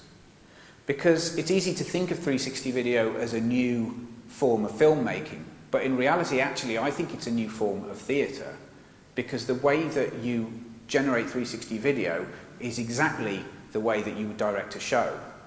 Because generally speaking, 360 video mimics our own experience of being in a room or in a space. It's not for the director to say, look here, this is my close-up, this is my wide shot. It's actually for you as an audience member and a viewer to decide what you watch and when. And it's up to the director, therefore, to decide what happens where and where he wants to draw your gaze to. So it's actually a theatrical process much more than it is a filmmaking process, I would argue. It actively kind of discourages fast edits and movement at the moment, because the way that the tech is currently and the way that people kind of interact with it, it can cause motion sickness and make people nauseous, which is not a great thing. So actually, the best way to get around that is to leave your viewer static, which again is very theatrical in terms of like sitting in a room and watching something, an experience of play in front of you or around you. The only thing the video is doing is mimicking your own head movements, and therefore it works. So again, it's theatre, it's just through a lens. It does allow for experimentation. It allows for site-specific locations. You can put your audience, because you don't have to have an audience of 1,000 people ever, it's just one person, you can put them right in the middle of the performance. You can change the way that the performers act around them. But again, it's still really about creating that immersive experience that theatre makers are very used to and very good at. And then there's the practicalities of the headset. So putting headsets into venues as a proposition is quite compelling. We were talking about creating mini auditoriums in lots of venues around different places in the country, so people can go on and try some bite-sized theatre. So when they've had their lunch and their coffee and their sandwich, they actually have some cultural product to go and try. And that also encourages them to try things they wouldn't normally do, because it is a 5-minute kind of buy-in that you're asking from them. But those auditoriums, those headsets, they can be in multiple places at once. And the headsets can also contain multiple shows at the same time. So in terms of the footprint that it takes up, really easy. And in terms of updating and changing the content, in theory, you can do that remotely. You can actually just send the files out, load new ones up, and you've got a new programme of work for your new season. And nobody ever has to leave the comfort of their swivelling office chair. Okay, so it's not theatre. I think we can kind of say there is that sort of like, will people miss the live thing? Will people miss being in the audience? And you know, I don't think we can pretend that it does exactly the same job, but it's really close. And so what we did when we went out with Hacked, we got support from Arts Council England, but we also had support from 3 theatres, from the Unity Theatre in Liverpool, from Curve in Leicester, and from ARC in Stockton-on-Tees, and they allowed us basically to go in and try what we were doing with live audiences and see what the reaction was and gather that feedback. Now we've got a bundle of questionnaires which we still, to be honest, have to collate properly and get the data from, but there's really clear patterns already emerging from what we're seeing. Do people like it? Yes, is the general feedback. People really do see it as a great way to see theatre and interact with it. Will people pay for it? Which is an interesting question that we asked. Again, not everybody, but the majority of people are saying yes. So it's something to consider in terms of a business model. Does it encourage people to visit more often? Again, people are saying generally yes. So all the feedback that's coming back is kind of saying, you know, this works as an on-demand experience. It's enough to make people want more, and by wanting more, they're also coming back to those venues and creating life throughout the day. So we've created a little software-based player in Unreal Engine, which is a games generation kind of tool, and now we've got like 4 or 5 just really scratch versions of test videos that we've created so that people can actually start to play with it. And I think the great thing about VR is it's pick up and play. It's literally there, so people see a headset, they can pick it up, they can put it on. If they want to put it down again, they can. There's no barrier in the sense that they have to do anything first. They don't have to, you know, join the Wi-Fi or download an app, which I'll come on to in a minute. So it really does work in terms of audience development as an artist development platform. And then, yeah, I'll open this up for discussion in a bit. So let's crack on. The second format that we looked at was Hacked Play, which is beacon trails. Now, beacons... Oh, I've left my beacons behind. Does everybody... No, I haven't. Here we go. So I've got 2 types of beacon. Are people familiar with Bluetooth beacons, iBeacons? Yeah? Ish. So I'm going to ignore this one. But this is kind of a beacon in its simplest form. And what it does is it just transmits its identity. So it says, I'm a beacon, number 574443327. And lets people know who it is. And then if you've got a smartphone or a tablet that with the app running that goes with this, it will be looking for this beacon. And when it sees this beacon and you get within 2 or 3 meters, it will then activate content to go with it. And what we did was we said, right, we're going to take this in its absolute simplest format. All it's going to do is trigger audio. So what you've got is a kind of location-aware audio play. So people approach an area, and what we did was we said this area now becomes your theatre set. You can create a micro theatre set. People download the app. They come to the theatre set and they can either see it or they can interact. They can sit down, they can lay on a bed or whatever you want them to do. And at that point, the beacon knows they've arrived and it will play them the sound. So you then get your characters and your story. So fundamentally it's taking the kind of design ethos of a theatre set, adding your characterisation in. It doesn't have live performers, but that was the kind of format. I'm going to skip some because I'm running over. So I think kind of just in terms of feedback, this one was more problematic. The response from those people that did the tour was really good, actually. However, the numbers of people that did it were much less than the VR. There are kind of limitations. To play, the audience need to download the Call Me app. So you get the, I haven't got enough space on my phone, I haven't got enough battery on my phone, I've forgotten my password for the App Store, etc. So already you've got a fall-off rate that is much higher than your VR. And then there were the installations themselves, because the installations physically are bigger than just a seat and a VR headset. But the installation can also only contain one story. So each set can't have multiple stories attached to the same thing. I mean, it could in theory, but what we're saying is like each set is a play. So then the physical requirements at a venue become bigger. But also the scalability doesn't work either, because now if you want to put that in 2, 3, 4, 5 or 100 venues, you have to replicate your set 2, 3, 4, 5 or 100 times. And now it becomes really costly, and you've got people running around in vans moving stuff around, and all of a sudden it's all the bad bits of touring theatre without having your performers and everything else. It can only ever live in one space at one time. So, does it have a future for on-demand theatre? I think Beacons, I'm going to go out on a limb here and say possibly not so much. VR, absolutely yes. I think there's loads and loads and loads of potential to explore with that. However, the silver lining to this is actually the Beacons raised much more interest from artists. Because what the artists were saying is, well, you know, sack off the theatre foyers, we can take these anywhere, which is true. You can actually now start trails that go out in through cities, through spaces that you create in all kinds of different ways that become really immersive, because part of the problem with the theatre foyer format was, even though you've built a little set, you don't have the kind of dark auditorium and the light on the stage. You never quite disconnect people from where they're sitting. Whereas actually what you want to do is take people to somewhere you want them to be and then deliver the content to them. And that's where the Beacons really come good. And for us, when we started using them, it was in heritage settings. So in heads-up experiences where people want you to walk around a building, experience it, see it, and be part of it, for that kind of thing, they're really, really good. So, I'm going to put this out to the room because my 50 minutes is nearly up anyway. But this is kind of where we get to the sort of the debate bit, because we're actually also kind of information gathering through this whole process. So we've done a lot with audiences, we've spoken a lot with artists.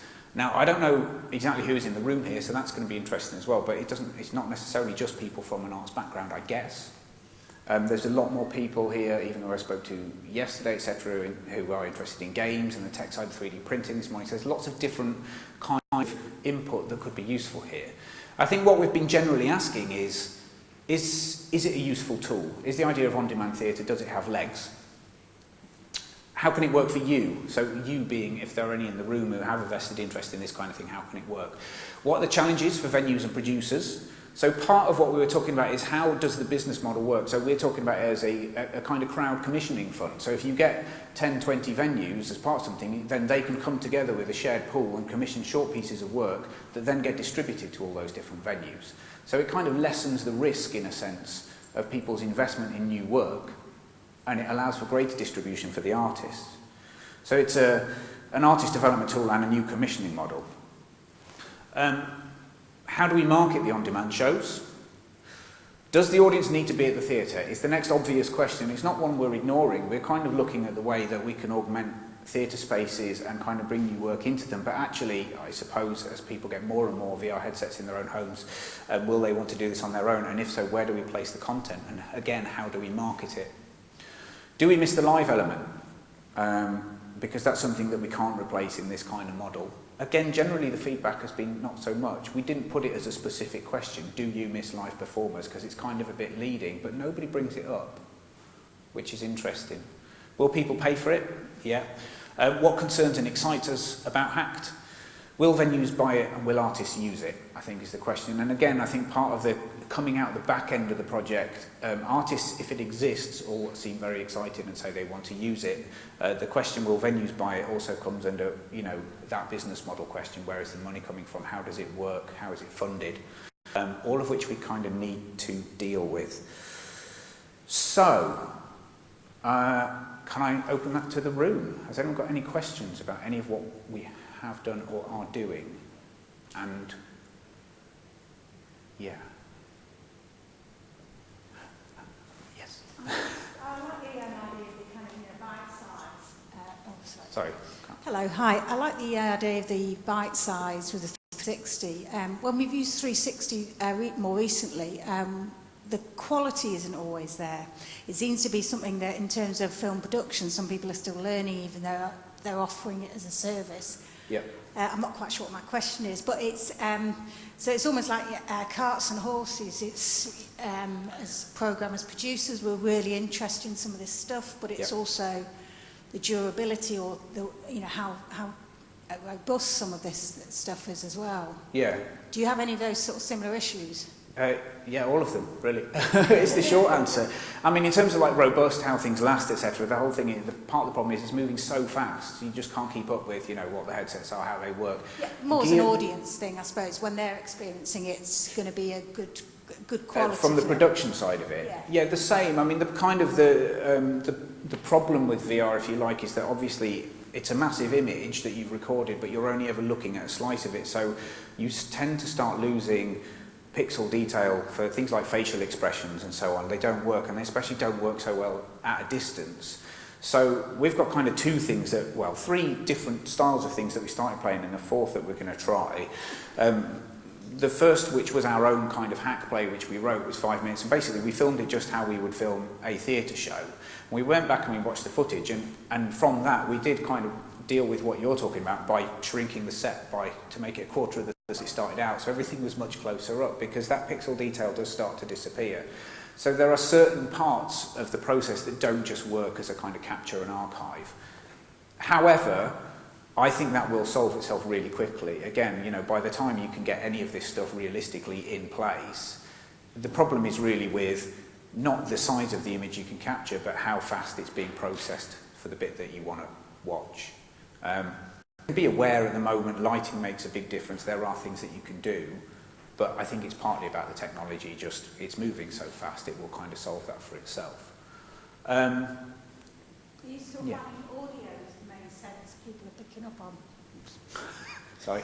Are you still finding audio is the main sense that you have to sort of focus on in terms of, whether a video, the audio we tend to find is the most important thing, because people can put up with a crap picture, but they can't put up with rubbish audio as well. Yeah, and again, like that's different. So now you can do spatial audio, so it behaves in the same way as the video, although we haven't done that yet.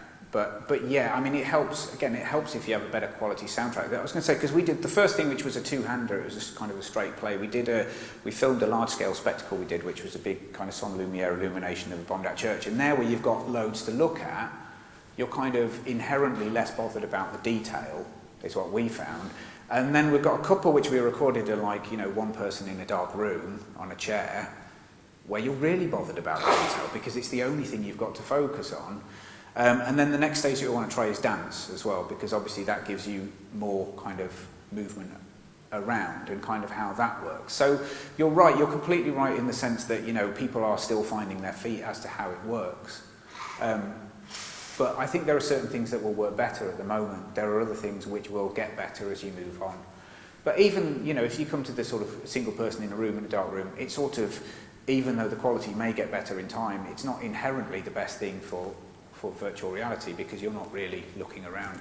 You could take that as a flat screen and still watch it on a VR headset, and you kind of get a similar experience. So, yeah. Does that answer your question, sort of? Any other questions? Who do we have in the room? Do we have people from venues? I know there's at least a couple. Yeah, okay. Got yeah. And do we have artists in the room and creatives? Yeah. And then I guess it'd be good to hear from the artists and what you think, and if you've tried stuff with any of either Beacons or VR already. But then, I'm also curious about if this transplants into other areas as well, and what's going on in different spaces. Yeah. So none of us are artists or creative, well, marginally creative types, but not in the sense of the arts. So we come from a company that's interested in using 360 video and VR, but for a slightly drier application, so for learning. Yeah. So we're looking at VR as a technology to put into a learning environment, but I guess no one really knows how that works. No. And how you can make it interesting, or take a subject or a topic and, create something that really engages people. So this has been interesting, especially the beacon part of it, which I was rudely talking through that bit. So I'd kind of like to hear about that again, because that seems kind of interesting way to kind of use your current technology and take people on a journey or direct them somewhere. Yeah. So can we take your card afterwards? Yeah, of course, yeah. Thank by you. all means. I mean, I think, in a way, it's kind of, this is where you need different spaces to come together, because part of it is about how you create the material, but, from a learning point of view, I think that's really great opportunities for VR and for the beacons. I mean, we talked about creating kind of, you know, game in a box type learning experience, so they became much more interactive and active for people to do, particularly kind of younger students in that sense. But you know, the whole the sort of lecture format is the most obvious way that you can use VR to actually create whole series of learning programs. So there's loads of potential in those areas. I definitely think so. Yeah. Anyone else? Have you looked at experimenting with live performances in 360? So sort of broadcasting live 360? We haven't, no, to be honest. It is possible to do now, and I know that, like, you know, in terms of the big, you know, sports and broadcast side of things, and I think that will be huge. It's not something that we've explored up to now. We're kind of stuck at that level of really just creating our 360 recordings and kind of distributing them on a small scale. But I think, yeah, there's a lot of potential for that. And just, you said that you use Unreal for your 360s.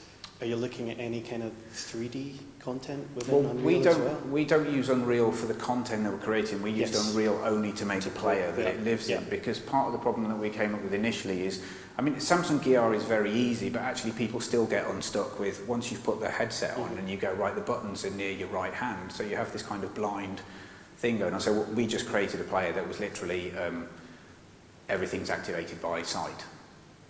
So that you just look at the video you want and then you get a description which you can read, and then you press play by looking at it, and then you come back out of it at the end in the same way. So that's the only part that we used it for. But yeah, I mean, there is loads of potential. There are companies out there who are looking at creating 3D content as part of kind of theatrical experiences. But I mean, A, it's partly outside our experience, but you know, there are other people who are more specialised in that. But B, it comes back to that thing of, like, you are now generating bespoke stuff that's really time consuming and expensive, whereas I think Hacked was the idea of a hack. You know, it's about people hacking into venues to do something quite quick and dirty, because essentially a theatre director can direct their 5-minute piece exactly as they would normally direct it. You can capture it in the time it takes effectively to, you know, for it to be performed, and then you can render it out and get it out, you know, again pretty quickly after that. So it's kind of, we were trying to keep for Hacked things simple in that respect, so we didn't go into generating virtual worlds, as it were, for that reason. Any other questions? Yes. I'm curious, is there a way, so right now they kind of live Hacked Play and Hacked 360, those two formats, they exist as separate entities, but would it, is there an avenue currently, or is it just beyond looking at having the quality of video content and the kind of local content available in a VR setting with the interactivity of a play? So to be able to engage with an app and also to have the quality of a video, a 360 VR video. Is it possible to... It's possible to trigger video using the beacons, I guess, which in its simplest form is what you're asking, is that? That would be one way to combine them, I guess. I mean, we're not kind of... I'm not sure how to answer that. Yeah, you kind of can mix the two to an extent. I mean, there are inherent problems. The beacons are all about people moving around in real space and discovering things, which if you're wearing a VR headset, tricky, comes with its own problem. But I mean, you could lead people around in a headset or something like that and create that, or you could get people to take the headset off in between and move into different environments. I think that, yes, they can work together. They kind of do two very different things in a way, because the VR headset literally takes you out of where you are, and it's incredibly immersive, and it makes you kind of forget your surroundings, whereas the beacons are fundamentally, they make you explore your surroundings, I suppose, and so you want to kind of create things in the real world for that. So yes, it could work, but I'm not quite sure how. I'm going to put my answer like that. I'm not sure kind of how you combine the strengths of the two things to make the best product. Do I need to wind up, by the way? Okay, one more question.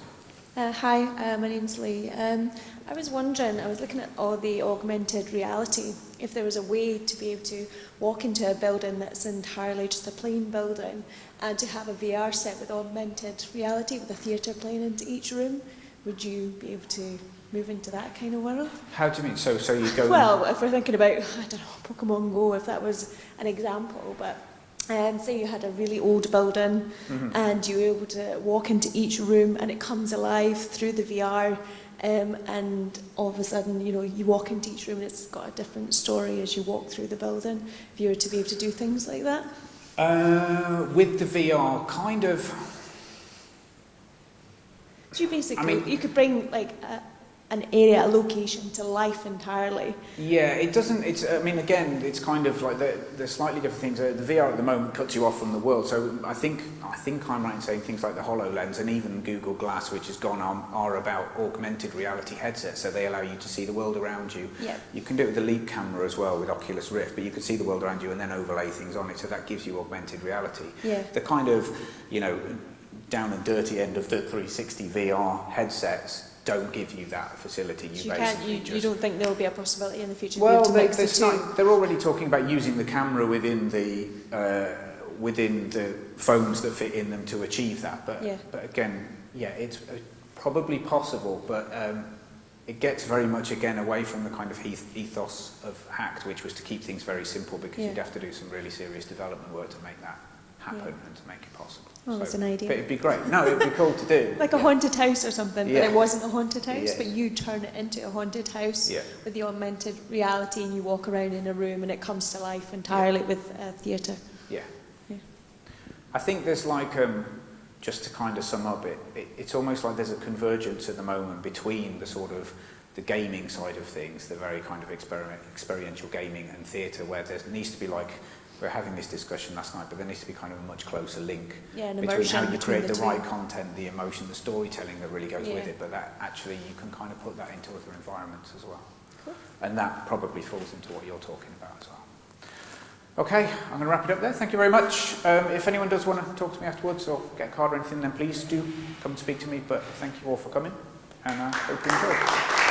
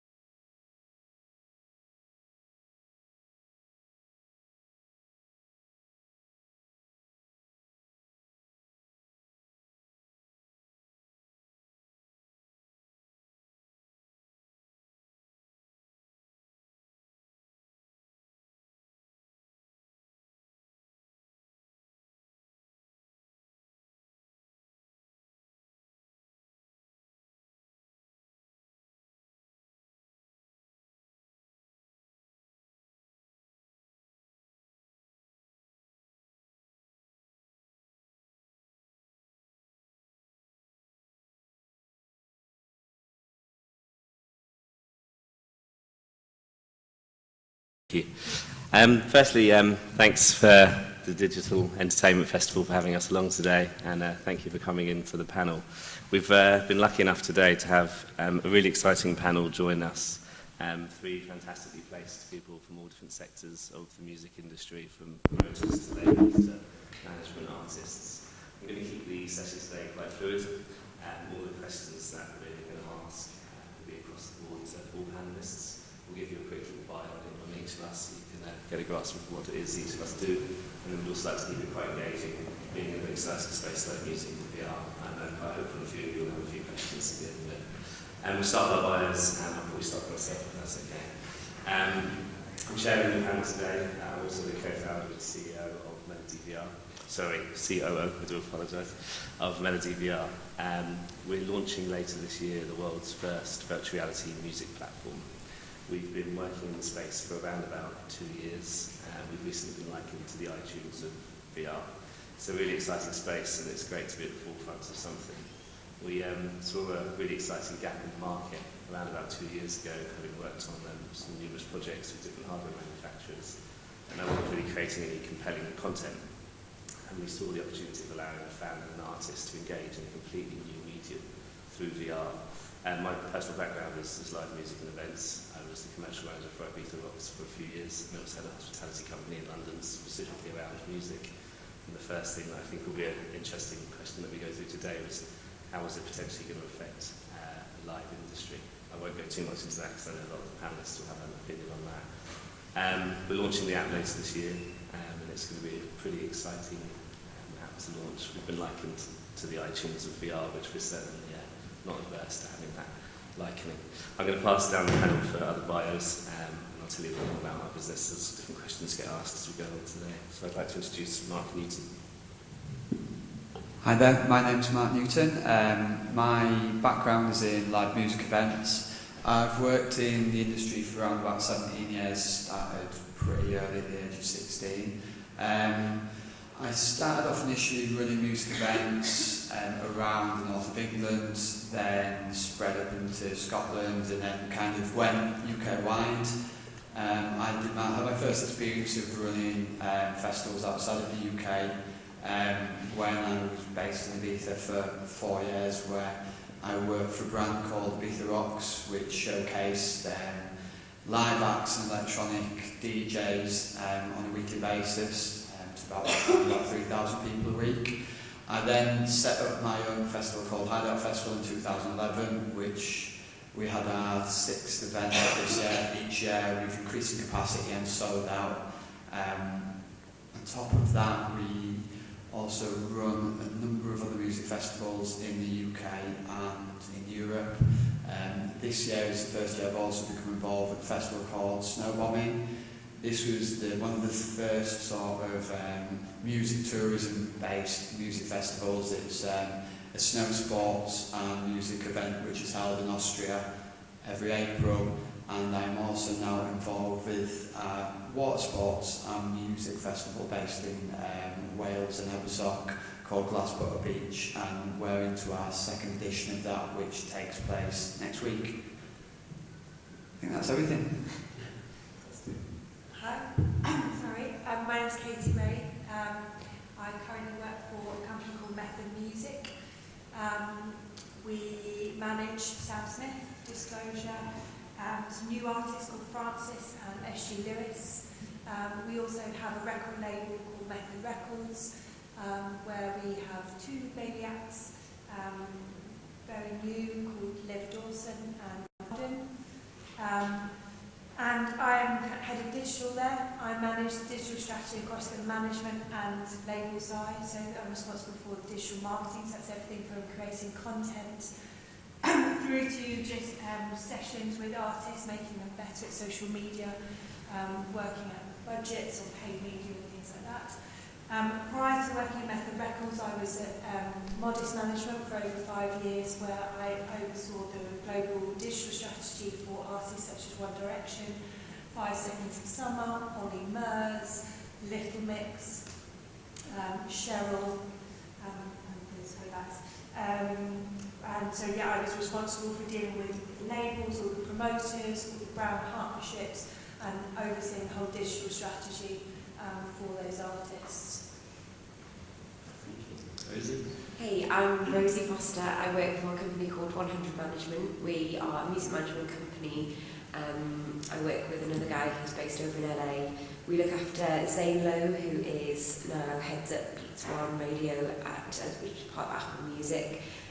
We also look after an actor called Netsky, who was a drum and bass act and is now sort of becoming much more crossover pop act. Before that, I used to work at a company called JHO Management, where I was head of digital. We looked after a lot of electronic acts, so people like Jason Status, Pendulum, Sun Focus, lots of sort of drum and bass and electronic music. And as head of digital, I did similar to what Katie does, so looking up for everything to do with anything digital. Obviously, that job is becoming a much more important role in the music industry as time goes on, everything to do with streaming, and digital is such an important space for artists right now. And now I look after sort of everything to do with a manager, so looking after everything to do with the artist, from touring to records to building their brand. Yeah, that's me. Perfect. Thank you, guys. We'll have a engage in some questions. I'm going to ask some questions across the panel, but I'm going to leave a question to each specific panelist to start. So I'd like to put the first question to Rosie, if I may. When did you first become aware of virtual reality, and what does it mean to you? So I think that the very first time I first came across virtual reality was about 5 years ago. We were working with Pendulum, and we did something really groundbreaking with them at the time. I don't know if it was actually the very first, but it was one of the first 360 degree music videos, and we filmed it in this weird sort of scary rundown council estate in Russia, and they had actual people going around with real machine guns, and it was pretty terrifying. But it was the time we couldn't put it on YouTube. We had to put it in its own little flash player on a microsite that we built. But it was this idea of it being something really new and exciting, and that they had to use their mouse, because it was even sort of before smartphones were really a very common thing. So it was all mostly on desktop, and you'd use your mouse to scroll around, and you could look all around this place and be in the role of the person with the machine gun. And so that was the first time I came across it, and then from then on, sort of, it's been more of a thing that I've seen more and more, and we've always been, the artists I've worked with have always been very into interactive video, and I guess VR is sort of the next step for them. And the first time I came across filming live stuff in VR was when I came across Melody, who met my artist Netsky in Ibiza, and told him all about it, and he was just absolutely bang up for it. And ever since, if there's been any shows that he's playing where they're at and capturing content, then we've always been well up for it. Perfect, thank you. Izzy? My first experience was the Pendulum video. Seeing that video, but I guess kind of actually working on it and having an opportunity to use it properly was about 2 years ago. I finally managed to find the right thing to do. Was when I was working with 5 Seconds of Summer, if you're not into your pop rock bands. They're 4 guys from Australia who are growing globally. They were quite obsessed with Comic Con and things like that, and had a video about superheroes and stuff. And so we held a fan convention in LA where we flew about 50 fans, competition winners from around the world, into Universal Studios, and we had a day convention with these fans. One of the experiences was to meet the band physically, but knowing that that's what the fans wanted to do all the time, we were looking for other ways to kind of connect with them, and we'd filmed some footage of the band in the rehearsal studios, just practicing, hanging out, sitting on their phones in the studio, and just kind of general sort of day-to-day pieces. and one of the rooms was set up like a rehearsal studio, and the fans would go in there and experience virtual reality for the first time with their bands. And this was prior to them having met the band. And their reaction, they started crying, the fans were crying, hyperventilating. We had to have people standing behind them to catch them. It was as if they were meeting the band, and we did not expect that kind of reaction from them at all. We expected it to be quite exciting and fun, but to actually get the same sort of reaction you get to meeting the band completely surprised us. And it's something, that was quite fascinating for us. I think, I'm not sure how many of you have experienced it over the last few days, but I'm sure you've had the ability to walk around in town and see some different headsets. We've brought today, at the end, after the Q&A, some VR content so you can see some of the similar scenarios which Katie and Rosie have just said. It really is incredible for a fan to make that engagement, and the empathy is there, and you do feel like you're there, so I look forward to seeing you, showing you a bit more on that later.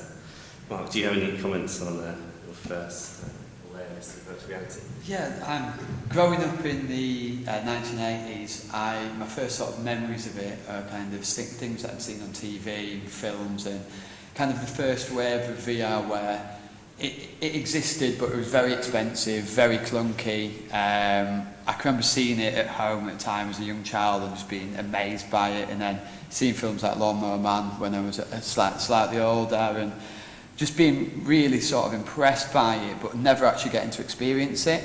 It kind of went out of the public eye for quite some time, and then I remember hearing about Oculus maybe 3 years ago, kind of about a guy who had been buying old VR headsets, tweaking them, setting things up in his garage, and then it was probably around about 2 years ago now when Oculus got acquired by Facebook for $2 billion, and that kind of maybe take attention to what's going on really. I thought if a company the size of Facebook are prepared to invest that level of money into something like virtual reality, is there going to be a big sort of future behind it? Is there going to be a big following? So I started kind of paying a lot more interest to it then, following a lot of VR news on tech forums, tech websites, etc. And my first experience of VR personally was when I met yourself probably just over 18 months ago now. We met in a cafe around the corner from my house, and you pulled out a very early version of the Gear VR with some demo footage you captured, and I was sat with a headset on in a cafe full of people, kind of having a demo. Like, still now it does make me laugh when I watch people having demos for the first time, and you sat there and just completely immersed in this new environment, and it's just amazing watching people's reactions. And I think after that experience I was pretty much hooked on it and open to whatever sort of collaboration we could do across the Melody sort of platform and company and the shows that I do. Fantastic, thank you. I think something Mark touched on the Facebook acquisition of Oculus certainly put VR back on the map, any $2 billion acquisition from Facebook. And at this stage, from Oculus' perspective, it was still very early tech, so it was an exciting step forward for the industry. Since that point, obviously all hardware manufacturers have become very much engaged, and the count is well into the multiples of billions of what's been developed over the last 3 or 4 years. In the sort of 2 years that I've been very actively working in the space, the progression of the technology has been absolutely phenomenal. And I think we're still very much at the Game Boy era of where this technology is going to go. Game Boy's over here, PS4's over here, and every day is an exciting new day in VR. I'm not sure if anyone's seen, but Samsung are about to launch their latest addition to the headsets. That'll be 3 headsets they've produced in under pretty much 18 months, so there's certainly no slowing of the improvement of the technology over the coming months and years. Thanks for those answers, guys. I'm going to move on to our next question. All around opinion of artists, really. Obviously, from first-hand experience to Katie, I'll start with. What's the opinion of your artist roster and their exposure to VR? What's the reactions?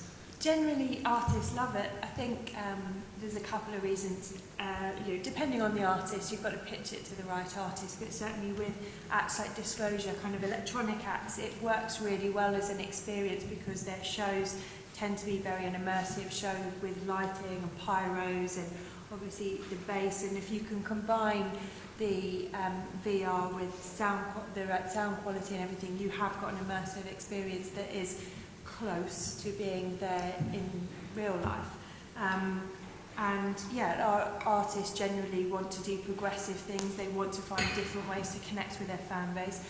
It's obviously another lovely thing that is a safe way to connect with your fan base. You can have a fan in the booth with you without them actually being in the booth with you. And that's always a benefit. The artist doesn't have to risk certain things. So yeah, the artists, we're all fascinated by it and really enjoying it, and really most of them want to do something different and something exciting and give their fans something more than just a standard music video that has been happening for so long. And I think also with when you talk to them about the things that can be possible through VR, you know, adding gaming elements, adding gaming to it, then again they're getting really excited about things that we can bring more elements of other areas of the campaign into this content, and that really starts to become something they can creatively get into, rather than it just being, right, this is a marketing tool that we have to tick the box with, but something they can really start to have fun and ownership with. And again, most of our artists, that's something that they really want to take to another level. And also, again, just getting playful with it in terms of tying it into the music. They often have a vision with the music when they're writing and recording the music, and then you can get much more playful and do more interesting things that I think brings it back to where sometimes they were writing the track in the first place. Brilliant. I think something you touched on there was getting the audio right, and it's something that we've worked tirelessly hard on. I think it will never replace live in terms of VR, but if you can't get somewhere, it is an incredible application on all sort of verticals, but music specifically. And we've incorporated, in essence, what's called binaural sound into our application. So not only are you seeing it as it would, but in the way that you track your head, as if you were to turn away from a drum kit, you would also get that. So it completes that I think immersion. for the music industry, without the sound being right, this idea is pointless. Completely. Like it has to have the correct sound, otherwise, sorry, I keep banging the table. Otherwise, there's no point in us doing this, because obviously, fundamentally, we're about the music. Absolutely. I think something you also touched on there regarding sort of the artist involvement, something that obviously every artist from all music genres are incredibly creative in their own right, they're musicians, and the ability to be able to have an artist's input in what we create. Across the Melody VR app, we've got a content library, which, as I mentioned earlier, has been likened to the iTunes of VR. We then have a live element, which we'll launch a few months after our main launch, whereby you can buy a live gig ticket as it's happening. But also the third and very exciting part for the platform from our perspective also is the ability to do interactive projects with artists, make music videos, and allow VR to engage and change in what you're seeing and what you're hearing with the ability of CGI and different overlays. It's certainly a really exciting horizon for music and VR. If I could ask that same question also to Rosie, please. Yeah, so my artists that I've worked with in the past have always been really up for trying like new tech. I think it's definitely something you see a lot in electronic music. I guess there are a lot of geeks who make electronic music, but you know, it's all done on computers. They spend the majority of their lives on a computer in the studio, and so they've always been really into it. Netsky especially, who we've worked together with quite a lot, he's obsessed with it. He's got a HTC Vive and he plays it in his house. He just, you know, he understands that this is going to be a massive thing in the future, and that, you know, as obviously they're artists, but they're also, the majority of artists who do quite well are, you know, quite savvy businessmen as well. And I think that cottoning on to something early on that is going to be, you know, a pretty big thing further down the line is quite an important thing. And if you're into it, then I think then you can really engage with it more, and also think about interesting ways to use it. Obviously, capturing live shows it's an amazing thing, and it hasn't really been done very much, that sort of 360 experience of watching a live show. So I'm really excited to see what is going to happen when that really takes off and people can really, you know, experience whatever live show, whatever act you want to see. And I think that's quite interesting as well, in terms of smaller artists and breaking artists who, you know, they might be in America or Australia and you wouldn't necessarily get a chance to see them. And a lot of the time I think, you know, checking out an artist live is a way to, at the very beginning, really get in touch with them and find out if you know, if they are all what the hype says they are. Yeah. So I think it'd be really useful for artists like that to be able to put out their shows for everyone to actually experience. Good to hear. I think something you touched on also with Netsky having different headsets, something that we see more and more is music is really sort of driving the force in VR. Certainly, obviously, we see that more than most potentially, but the amount of artists that have actually had a pre-order of an Oculus Rift, own a Valve, have had a Samsung for a few years, far outstrips any other sector that we're currently sort of speaking with in terms of who owns what. So it's exciting to see the adaptation. You had an Oculus Rift as well, Excellent. and then he got the Vive. And if another one comes up, I'm sure we'll get that. I'm going to put thanks guys, I'm going to put the next question to Mark from your more sort of promotion side or promoter side. What do you think VR means for the live industry and specific ticket sales? There's sort of a consensus out there, or has been historically, that would a promoter see a detriment in ticket sales? And I'm interested in your opinion on that. Personally, I think it's very much complementary rather than replacing the live industry as it is.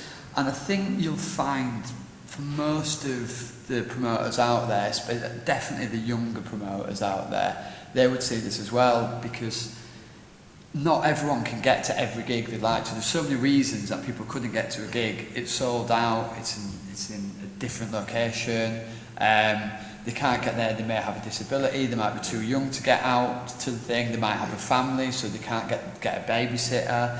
For me, it's kind of just widening the appeal of music events to customers that may not be able to attend normally. I think I've read a really interesting article the other day, which was about when Sky Sports kind of came about, got the music rights for what was then Division 1, which became the Premiership. You kind of commercialised it quite heavy, kind of looked at the American business model and kind of rolled sports into that. There was kind of a lot of talk around at the time saying, this is the end of live football, people won't go there, they can sit in the houses, they can watch the matches from home, they pay a subscription, they get to watch loads more football.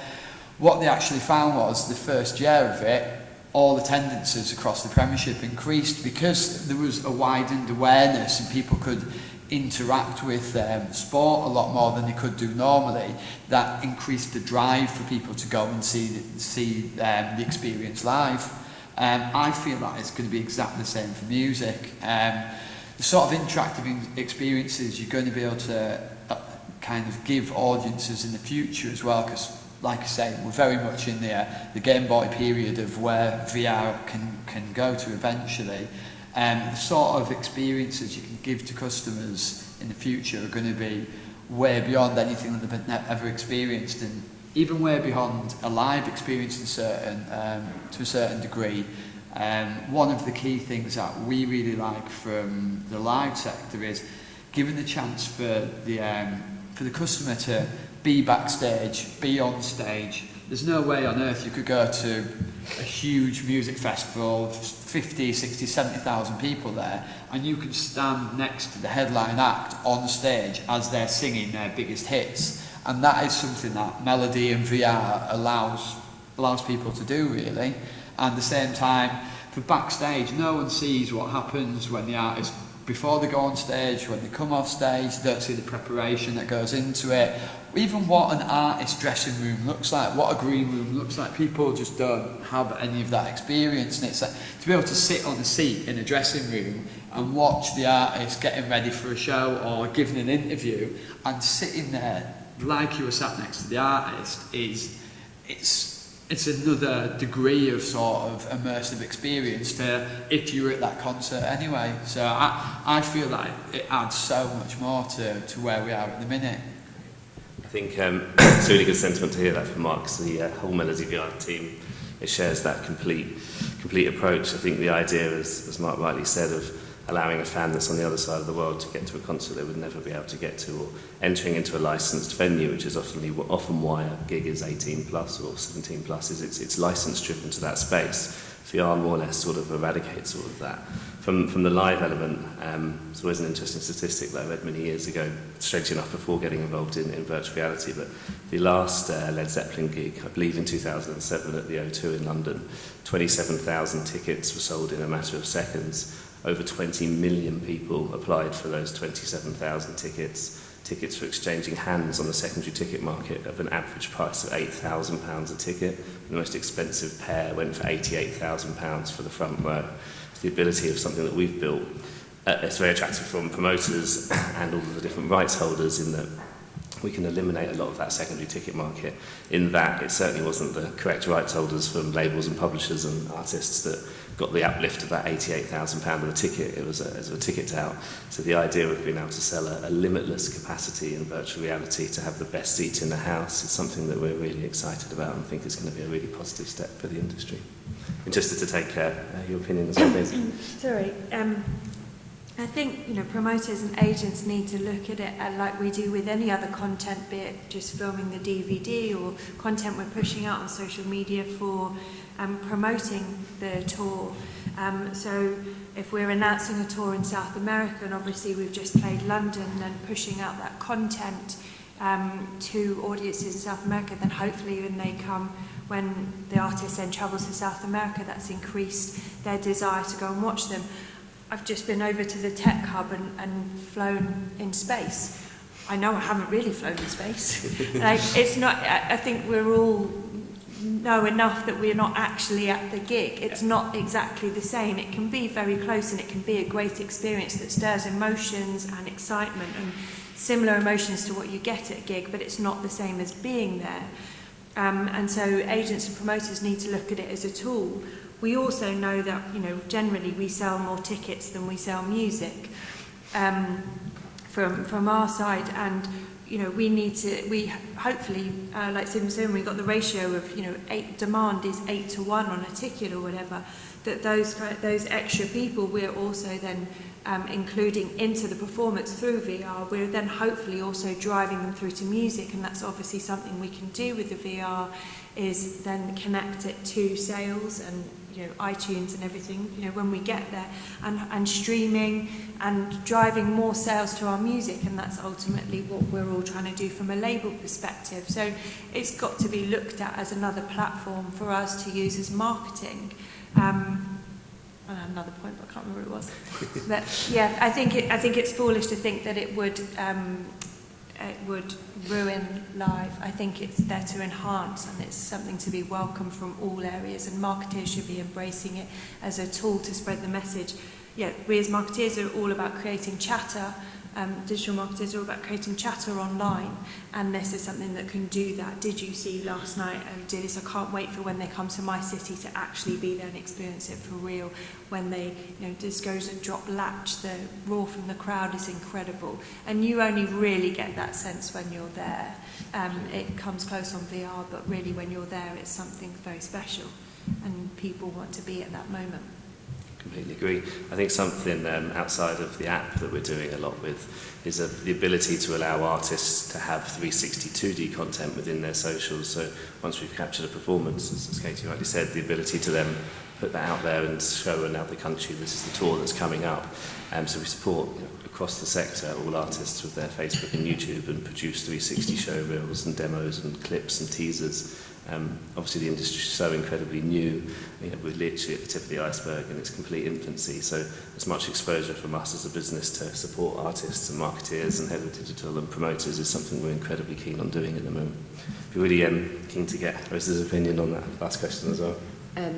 So obviously I agree with what both these guys said. I don't think it's any sort of hindrance to the live sector. You know, we've been live streaming shows for ages, obviously just as a normal, plain, boring, like, watches, as if you're watching it on TV. It's all there to help grow your audience and you know, promote a festival or show. You know, it's there for a reason. I think another area that I feel really interested in, just to sort of go on a tangent, is what VR could sort of bring. Obviously with live shows, especially again with a lot of electronic music, people are really pushing the boundaries of what they do with visuals and production, and you already have like people doing crazy things with things that look 3D on stage, and I think that it's really interesting and exciting to think about what could potentially be done with VR to enhance a show that you're at. So whether you could use CGI, you know, I'm sure that a lot of artists will be at the forefront of this. Lots of artists are. I was reading about someone who is an Iranian electronic artist who's creating an album in VR, and I think that is going to be something we see as a thing that people don't just have. You know, even Beyonce created a visual album for her latest album. It's a movie. I don't think it's going to be that long before people, you know, an artist has made an album. And it's also a VR experience, which is so exciting. What could be created with that? Like, we've actually had over the last probably 6 to 8 weeks a fair handful of artists say we'd like to release a bonus track on the app to supplement the traditional release. And as you said, it's going to become more and more.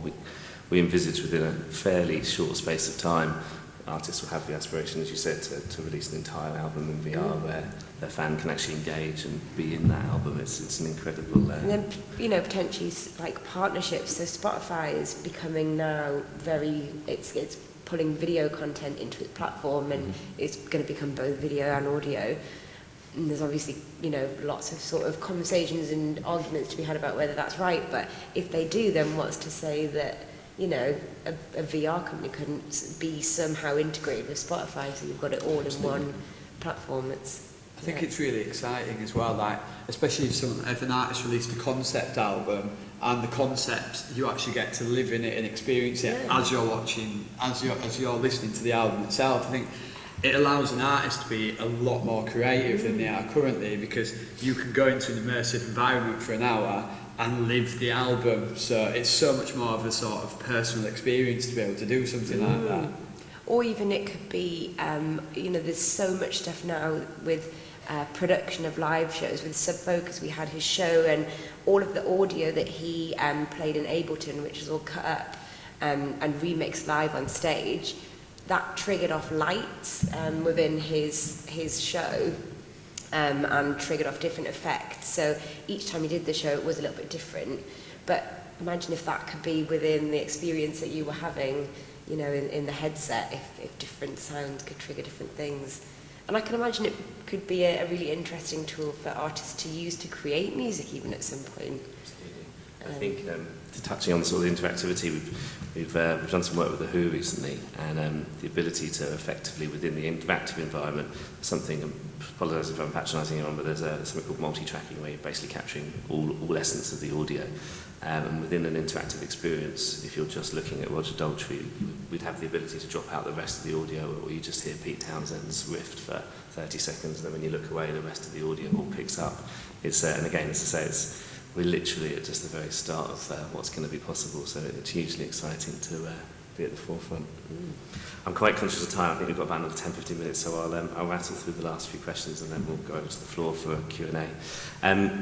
We've touched on this a little bit, but I think it'd be quite good just to sort of bring it back round and maybe sort of bring it together a little bit. Specifically more Rosie and Katie initially. VR, how will it affect a fan engagement when you're sort of planning your media and marketing plans and your next big push out for a specific artist? How do you think a fan engagement in VR will be achievable? I don't mind who starts.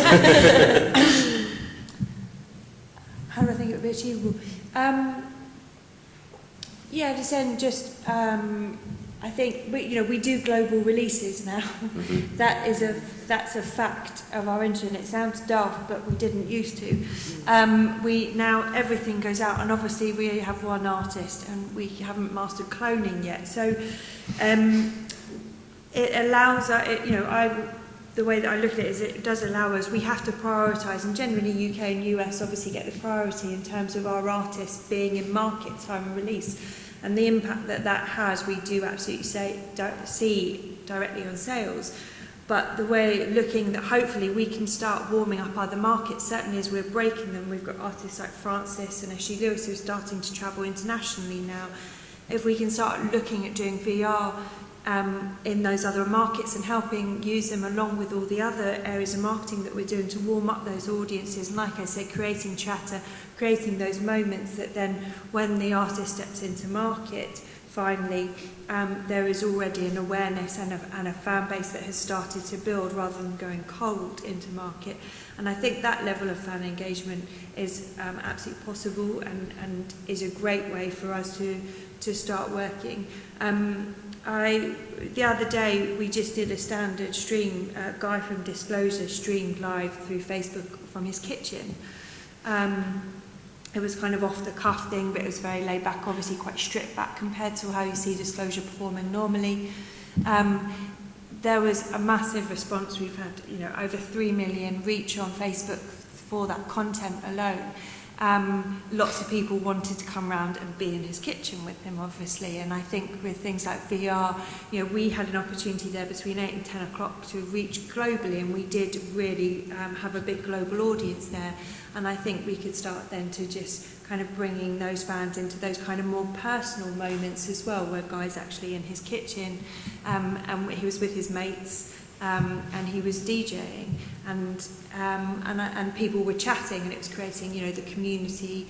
And I think it was a big part of fan engagement. I think when you introduce VR to it and you're in the kitchen with him and all the other fans from around the world, it creates a real moment that then just keeps the engagement level very high for us, and progresses us on to the next stage when we're then making the next announcement.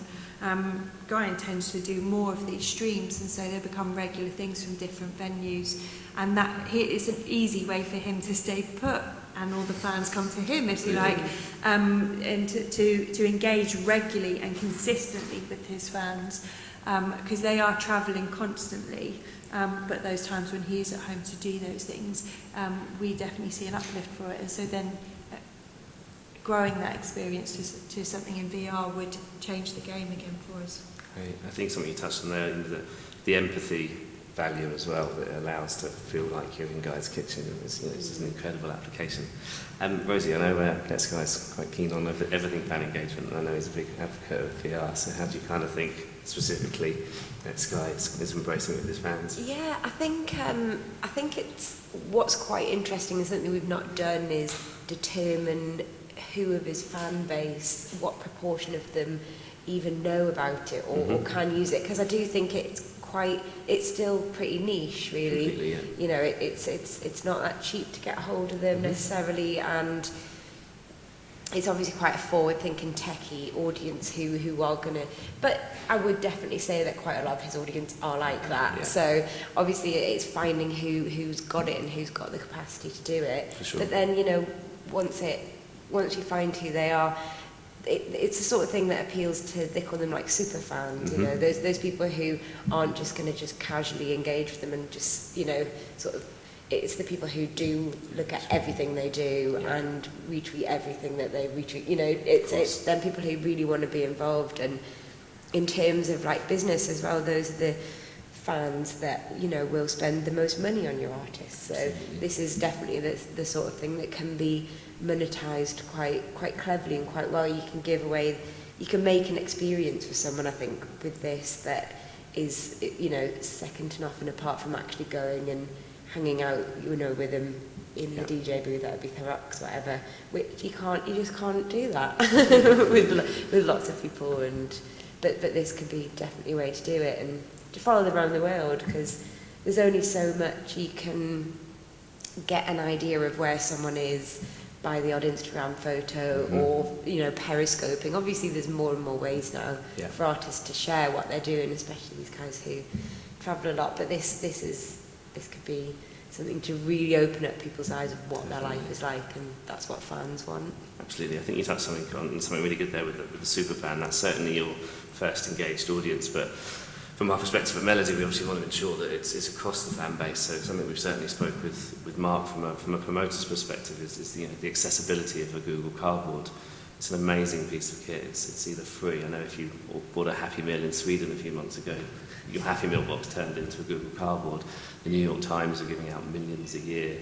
You're going to see a lot more from a company branding perspective over the coming months and years of just giveaways. And I think from, speaking for Mark here, he might disagree, but the ability for someone that's actually been in attendance to a festival or a gig through merchandise or at the point that you purchase a ticket to have a Google Cardboard that's branded with the artist or with the festival as a giveaway as part of the ticket, and then the ability to revisit something you've been to. Is something we find a lot is if you're at Wildlife, if you're at Hideout, they're vast spaces. Trying to see everything you want to see at a festival is actually sometimes quite a nightmare. It takes you 40 minutes to get across to another stage. If the weather's bad, all these kind of things come into play. So the idea of people also in attendance then being able to relive it and see artists and performances they didn't see is something that's really keen on promoting. I'm going to swiftly move on because I'm a bit conscious of time. Final question really, and this is across the board. Interested to see how you feel virtual reality will change the landscapes of your businesses over the coming months and years. Maybe to start with Mark on that. Yeah, of course. I think as well as just being able to record the performances and then customers who either were at the event experience them again or customers who couldn't get to the event experience them for the first time. I think specifically for us where we have festivals in quite unique places like Snowbombing's at the top of a mountain, it's very sort of it was quite a lot of fun getting our cameras up the top of mountains. It was really fun. Or Hideout, which is on an island on a beach off the coast of Croatia, or Glass Butter, which is on a beach with water sports everywhere. I think it helps capturing those environments so as a marketing tool for customers who haven't been to the event before that are maybe considering it. I think that is a massive thing for us in the future.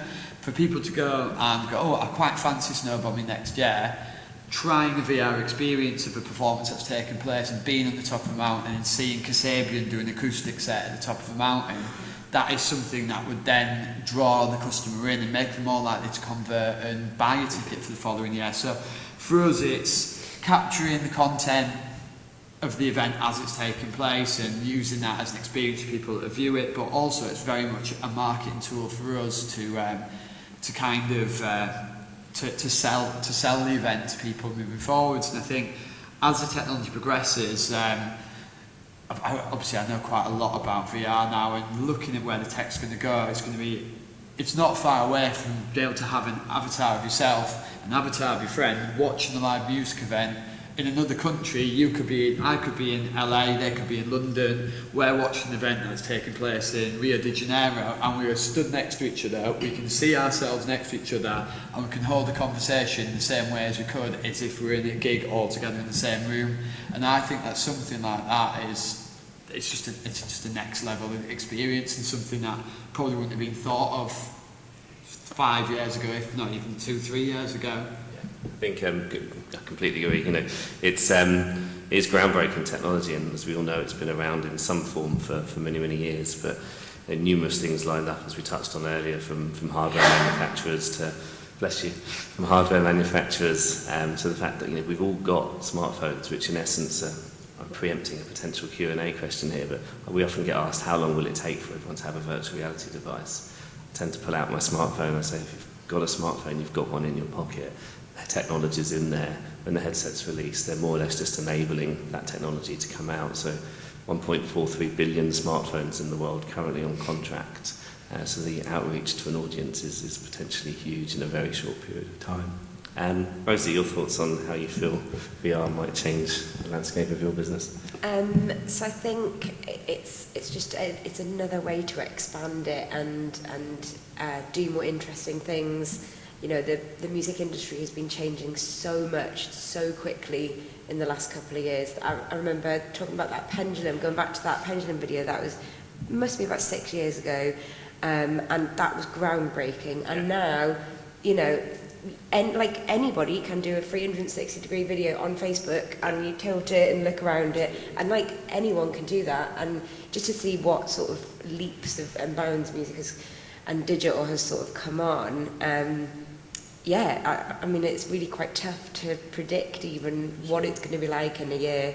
I definitely think it'll open up lots of new, different like revenue streams and also things for fans as well, ways to get your content, which is becoming the most important thing in music, the most important thing for an artist is, you know, the content that they can put out, and it's there's going to be all these new exciting ways of getting that to fans and customers. I think, completely concur, and something that we found, and has been our business model since day one.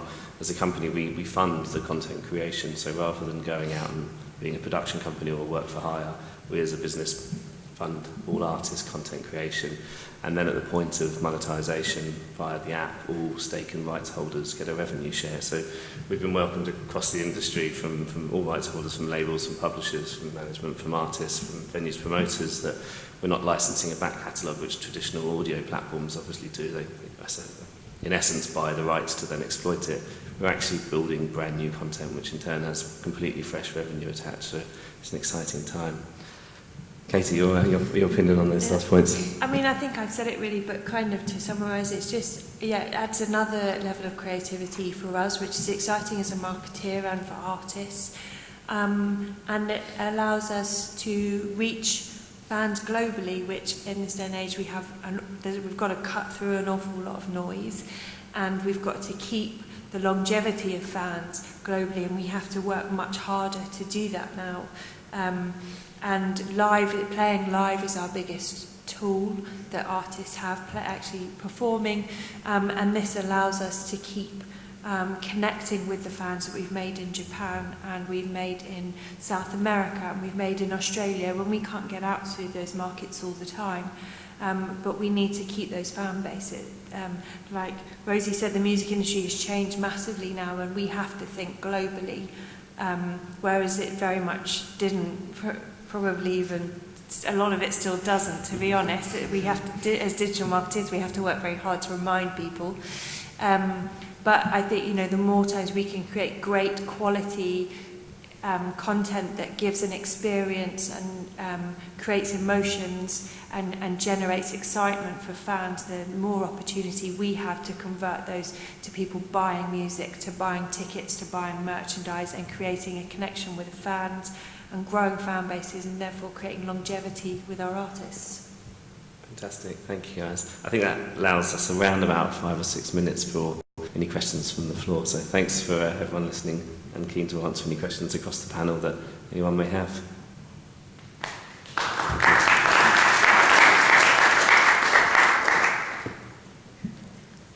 As my first question is, I know with the concert experience and the live experience, it is a lot of sensory detail that goes beyond just sight and sound, and I was wondering, are you exploring any applications into other sort of sensory details like feeling, temperature, smells, that sort of thing, to really bring this experience full on for anyone who might be using a VR set? It's a fantastic question. Sorry, I didn't catch your name. It's John. Cool. Cheers, John. Absolutely. You know, I think something that we're very conscious of early on is it is in its infancy. I've said it a few times, but getting out the basics of audio and visual initially is our key sort of goal. But then, being able to bring in the feeling of bass through the music, through different technology that exists, and the exploring of, as you say, something that would feel. It's such an exciting space, and inevitably it's on our roadmap. I'll say that, in terms of being able to bring in other sensory experiences, and it will develop a lot over the coming months and years. Thank you. Any other questions at all? I can add in on the smell thing, just from working with boy bands. The smell thing would react incredibly well with fans. It sounds gross, but they know what aftershave they wear, that kind of thing, and also just with a lot of artists who release perfumes and things like that. When you've got female artists doing perfumes, if you're watching something with them backstage and you start to smell the perfume, and then you can go on and connect. Certainly from a brand and product point of view, it definitely works with our artists done well and right. There's definitely a connection there with fans that from my perspective and management and things like that would be of interest with brand conversation. I think a slight development on that also is the ability of something we're looking at when you do see your favourite artist and your favourite boy band and you're watching their experience, you'll be able to, in essence, and this is potentially a few years off from becoming mainstream, but you look at your favourite artist and you like their outfit, and the ability to then, the app and the technology knows your size, knows who you are, where you live, and the ability to look at that and go, I'd like that outfit, and then give you the options of where you'd be able to buy. So it's the whole next level of retail is certainly something that will be exploited fairly heavily in virtual reality over the coming months and years. Please. When, with Melody VR, how difficult did you find it to convince people at the start to be creating content for it, and how much easier has that become over the last couple of years? Really good question. When we started, it wasn't easy. It generally wasn't easy. From most people in the music industry, as has been said on the panel, are quite forward-thinking and creative, but we were presenting this idea that to most was completely alien, and to a lot it's still completely alien. I think from a music perspective, digital came sort of in a real storm. It came overnight. So then the industry is much more switched on to looking for new technology. How that's changed in the last 2 years, we started working with a few select artists. We've now worked with over 400 mainstream artists. And everyone sees it as something positive, as we've explored today. That there's no negativity to it. It's fresh revenue, it's exciting, it's something for fans to do. So we now even have artists contacting us as a business to see if we can capture shows. So it's certainly been a different horizon than it was 2 years ago. Still obviously a phenomenal amount of technicalities and legalities in getting the capture and getting it licensed for exploitation, but it's certainly a lot easier than it was a couple of years ago. Thank you. Please. Where's the expertise for this? And I ask this because if this technology could transform the industry, then surely Silicon Valley in its deep pockets, and if they're developing the hardware, couldn't they snatch this opportunity yet again from the established industry? I think it's, again, a fantastic question. We're fortunate enough as a business to be very well connected and working very closely with said manufacturers on the West Coast. As a rule of thumb, their business is hardware, they're not content creators. So they want to sell 100 million headsets, which in turn will mean more streaming, more bandwidth on your phones, more downloads, etc., etc.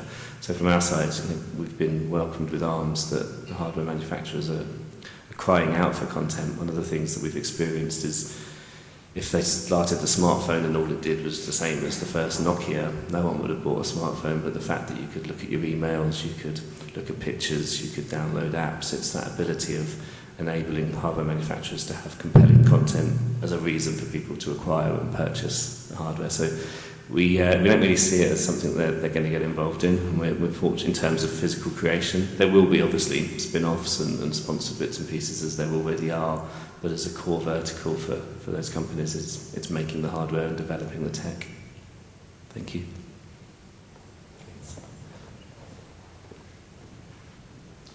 Hello. I just wanted to clarify what you were saying about the business model before and about actually physically creating content. So I guess my question is, are you going out and creating and capturing all of that stuff yourself? Are you licensing other people to do that on your behalf? And kind of where does that go in terms of scalability? How far can you send that? Or are you relying eventually on people capturing their own content, user-generated, and putting that up on the platform? Thank you. Really, really good question. We are a complete end-to-end. So from R&Ding our own camera technology, through to the capture, through to the post and pre-production, everything's done in-house at Melody. Scalability-wise, we're working across the globe from LA down to Dubai. Fortunate enough to have recently become the world's first publicly listed virtual reality stock. So we're well funded to be able to grow R&D, new technology, and work in more territories. You touched something really nicely on, could it ever be user-defined? I think we'll allow YouTube to be the YouTube of VR and 360. Hugely exciting, the ability for someone to be able to stand with their phone in an audience and put that up onto YouTube or Facebook. In terms of what we're producing, it's a world-class music platform with pre-agreed camera locations right next to artists, added value content. So there's a huge market. And we welcome as many people capturing 360 and getting it out online as humanly possible. our business is very different. It's in partnership with artists and right holders and labels. Hi, my name's Lee. Hey, sorry, Lindsay. Hi. You were talking about concerts, Mhm. and obviously you'll have all the different camera views. Would there be a moment where you would have cameras on the actual artists themselves? So in a band, etc., so you can actually flip views, you can be a drummer, you can be the singer, you can see everything. Would there ever be anything like that? What we do is very close. One of the key problems, as I'm sure a lot of you know, in virtual reality today is motion sickness. It's been quite hard for people to overcome.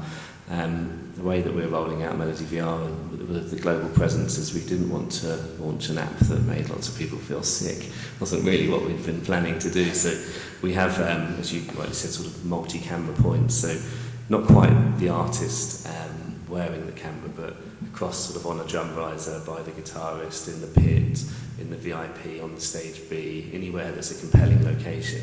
And in turn, within the app, it then gives you the ability to real-time move to any one of those points, so you can stand next to the boys from Disclosure, and then you can go down into the crowd, or you can go into their dressing room.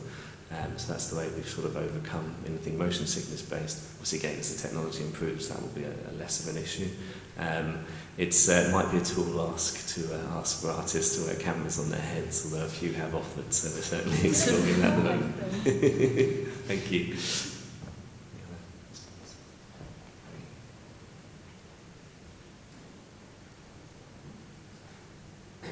Hi, I have a question for Stephen. In the near future, maybe around summer 2017, do you foresee an opportunity for young talented graduates to join Melody VR on an internship? 100%. We're actively recruiting, we're growing, and yeah, I'd love to speak to you after this. Sure, great, thank you. Hello, I guess this is probably going to be a bit of a leading question, but what is the turnaround in pushing out that content once it's been initially filmed, if it was maybe one set from a live gig? Really good question. Something that we've obviously been concentrating incredibly hard on the last 2 years is building a phenomenally large library. Obviously, the essence of the new technology and the file sizes is the work in post-production to actually get the finished product. It's phenomenally hard. With all the technology in our different render farms, obviously outside of live, which when we launch will be live with a slight delay, to content, which obviously gives you the ability to put a bit more time through post. Around about 24 hours, we'll have something up on the platform pretty swiftly. Currently we're working out what our launch content is, so across all music genres, from grime to classical to heritage to modern pop. And then we'll have a rollout release on a weekly basis of fresh new content. But yeah, around sort of from captured to out on the platform, once the release schedule's taken place, it'll be sort of 24 to 48 hours. Just on that point, it will improve obviously over time, but as it's so new, there's no sort of hard, fast rules as to how it works currently, so we're having to write a lot of those rules ourselves. Thank you. I think I'm getting waved at from the back that that's our time, so thanks ever so much, really engaging audience, so thank you, and thank you to the panel.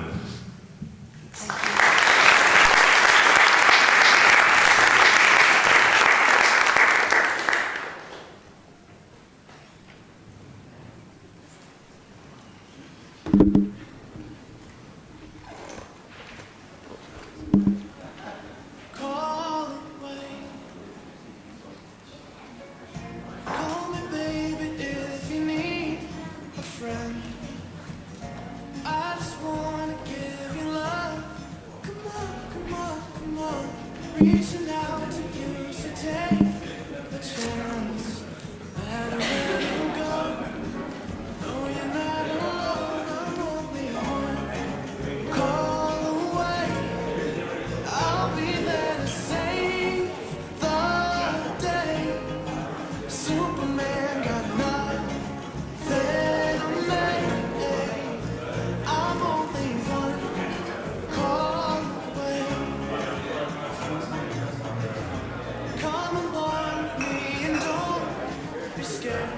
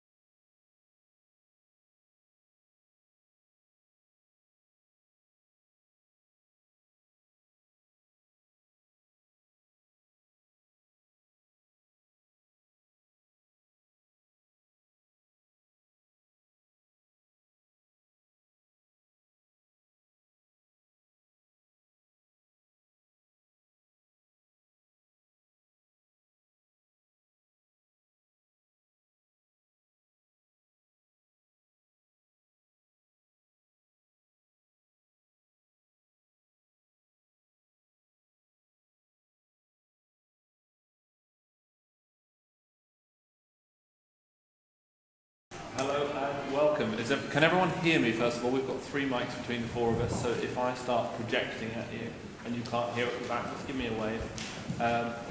Good afternoon everyone, welcome to the Edinburgh Festival. I'm sure that you've all been enjoying the festivities for the last few days. Yeah, I've already done it, you see. Welcome to this panel. My name's Oliver Frankton-Wallace. I am an assistant editor at Wired magazine.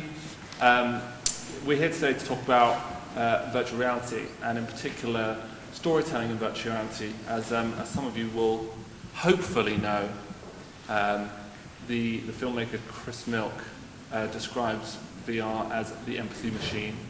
Let's just do a little poll of the room. How many people have a VR headset? How many people own a VR headset?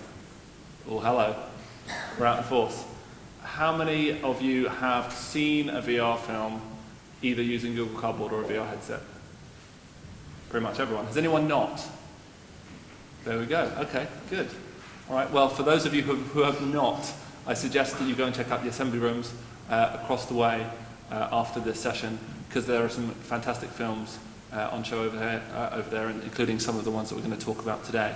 And I really do recommend it. It's been beautifully curated over there. So as we kick off, I'm going to let my speakers introduce themselves. So do you want to start? Okay, I've got to lean in here. So I'm Daniel Ifrigan. I work with Aardman Animations. Most people know Aardman. If you do know Aardman, it will be around Wallace and Gromit and Shaun the Sheep, or some other kind of plasticine clay model being moved very slowly across a set and pictures being taken of it. But we do a lot more than people think. But across everything that we do, the heart of what we do involves characters, building characters that people can relate to, that fall in love with, kind of remember, and telling stories that change people, that kind of get into their hearts and make them a little bit different. I run the interactive team there. I'm the creative director there of the interactive team. And so this kind of world of the bit that I love is the murky bit between storytelling and interactivity. And I think VR has given us an opportunity to play in that. We've got 2 pieces we've done so far. 2 pieces we've actually launched. One is a bigger piece with Google Spotlight, which is a kind of cat and mouse game between a kind of grumpy bar humbug caretaker of this block of flats and Father Christmas, and it's all set up like Rear Window, so you kind of get a chance to watch this slapstick piece play out. And that's not really VR. Technically, everyone can argue about the edges of all this, but you watch it on the phone and you follow it around. So kind of 360 storytelling. It's pure storytelling, purely linear to some degree. There's kind of various bits that might emerge from this conversation. But the other piece, the piece that I was more directly involved in and seems most interesting to this conversation, was called We Wait. And quite un-Aardman for at least expectations of what we do. It's documentary based. We pulled together a number of stories of real people working with BBC news correspondents and then directly interviewing people, but to tell the story of a family of migrants that were travelling from Syria, and ultimately at this moment when you sit with them from taking the journey from Turkey to Greece. And but interestingly, it started the experiment around it, our thoughts around it didn't start with this subject matter, but with our kind of storytelling geek desire to be able to look at how can storytelling in VR create a greater emotional connection outside compared to other platforms. So we were in particular looking for eye contact and how eye contact can work, and also physical posture. What's quite interesting with VR is you kind of force people into structures and places and different ways. So it started with that mission, but then this content, this story emerged, and then I think the story took over and it became really what we were interested in. So that's probably enough context that more will come out. And we do have a trailer of it, just to give you some sense. But we don't have. I probably need this.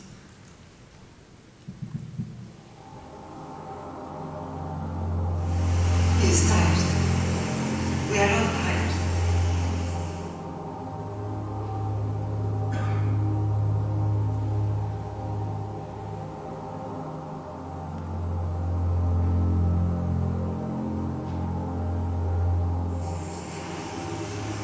They were supposed to be here an hour ago. Maybe they don't come.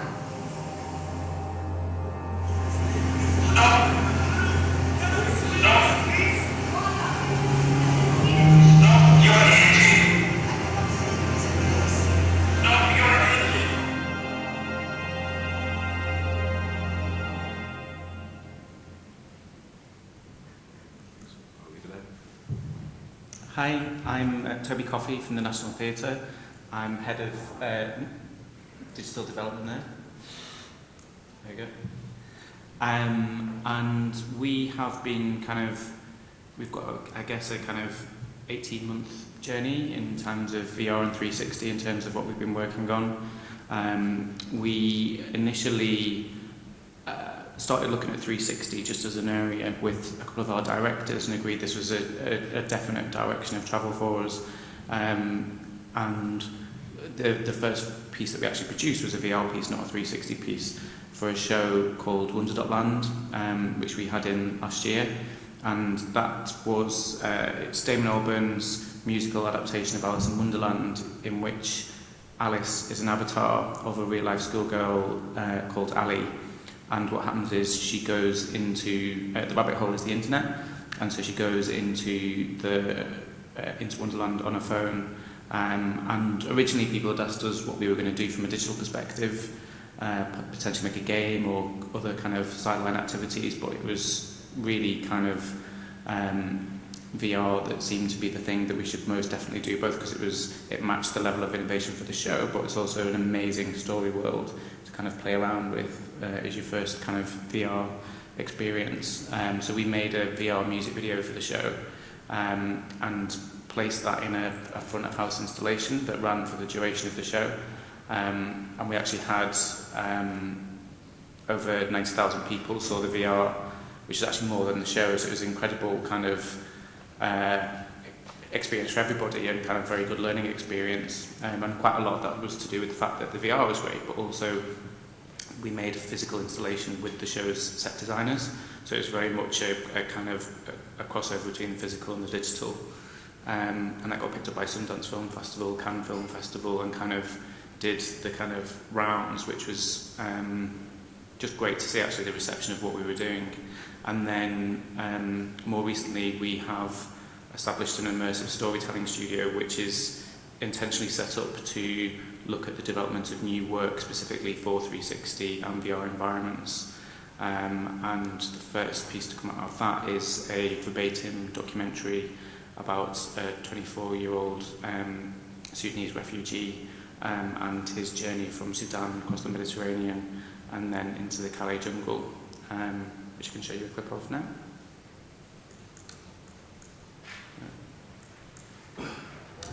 My father had little money, and you know my situation, danger, because myself, many people die myself in front of me. My father had little money, and you know my situation, danger, because myself, many people die in my cell in front of me. After that, they give the money to a smuggler from my country to Libya. In Calais, many people going there. I had my friend, he lost his life. Call him Samson, from South Sudan. He's 22 years old. We come on same boat from Libya to Italy.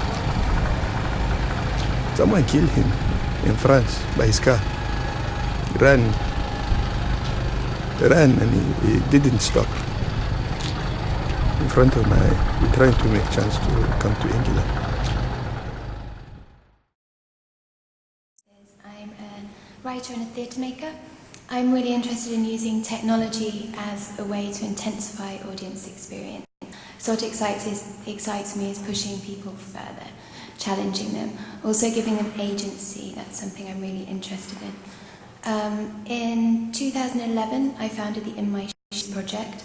It started as an audio project, and it started as a way for me to communicate with people. Before that, I'd had a brain injury, and I developed epilepsy, and I really struggled to communicate. I felt like people were frightened of me. I wanted to put them in my shoes and show them what it was like from my perspective. I started making this with people that had been through trauma and noticed that it really helped them with their relationships. And then I discovered video goggles. They're Vuzix, they're a bit older school. They don't move when you turn your head. And I recreated an epileptic seizure that I had. it ran away with me. It took me to teach medical students. It completely changed my relationship with my consultant. It helped me with my personal relationships, and it's been used as a training tool for large organisations to promote empathy. So since then we've used 360 film, but I'm going to show you a clip from the first piece that we made for the Vuzix goggles, just to give you an idea as to my approach. My name is Jane, and you will spend the next 10 minutes in my shoes. I spent the evening at the theatre with friends, but my story begins alone on a train platform at Oxford railway station, on my way home. Your hands are my hands, my actions are your actions. Feel my bag on my shoulder, my watch on my wrist, and a bottle of water in my hand. Open my eyes. Platform 1 for the Midnight 07 First Great Western service to London Paddington. Calling at Lincoln Parkway, Reading, Slough and London Paddington. Platform 1 for the Midnight 07 First Great Western service to London Paddington. About 10 to. Close my eyes. So that moves on to you having an epileptic seizure, and I should have explained that we give you all the props beforehand so you can feel it, and we create the smell and the taste, and we really push you quite far. We shake you and try not to hurt you, but push you quite far. Okay. Before we kind of get deep into this, maybe you can all talk a little bit about what the first, we've taken to call VR experiences. What was the first moment for you, and Jane, you just talked a little bit about your kind of process there, where you realised the power of virtual reality to really put yourself in other people's shoes and feel empathy in a way that maybe other mediums don't. What was the first experience for you that really kind of made you sit back and think this is a new way of creating art? Do you want to start? Go for it. I was a total cynic, or not total cynic, having gone through Lawnmower Man time and kind of come out the other end, and also I just had a kid when everything was kicking off, and I was kind of talking about I didn't like the idea of this disconnection from reality, and was always a big AR fan, because it's that you get to that point, you're kind of a massive geek and sit in dark rooms for ages, and then you have a kid and you assume that everyone should be outside playing in the woods the whole time. So I was kind of going through that, and then particularly with this project, I think it was the We Wait project. It was a reaction to another frustration, which is that there was a new shiny toy called VR and everyone wants to play with it. And I personally feel that we're quite bad in interactive media in particular, compared to, say, the film industry with 150 years of kind of expertise in this, in invoking good emotions in people. And so I was moaning and saying, we're all doing this, we haven't even sorted out the old stuff. But then I was told to shut up and get on with it and actually just try and do it. And so the purpose of that project for me was a kind of cathartic, well, okay, if we are going to do this, if we are going to play with VR, then what is it that makes it unique, and how do we push the craft on further? But then to say that, from that point at which I then got opportunities to play in it, there is looking over someone's shoulder at it and people telling you, compared to that sense of reality, in particular things like the Vive, I'm a full convert, and things like being worried about people being stuck in VR the whole time, like Ready Player One kind of esque culture. You realise, I thought about it, and you go, well, you go to a cinema for 3 hours and you sit in a dark room and you lose yourself in that reality. So, like any other tool, it just needs to be balanced. And so I think I've been amazed and wondrous experiences, and truly kind of lost in moments that I'm a full convert now. Toby, what about you?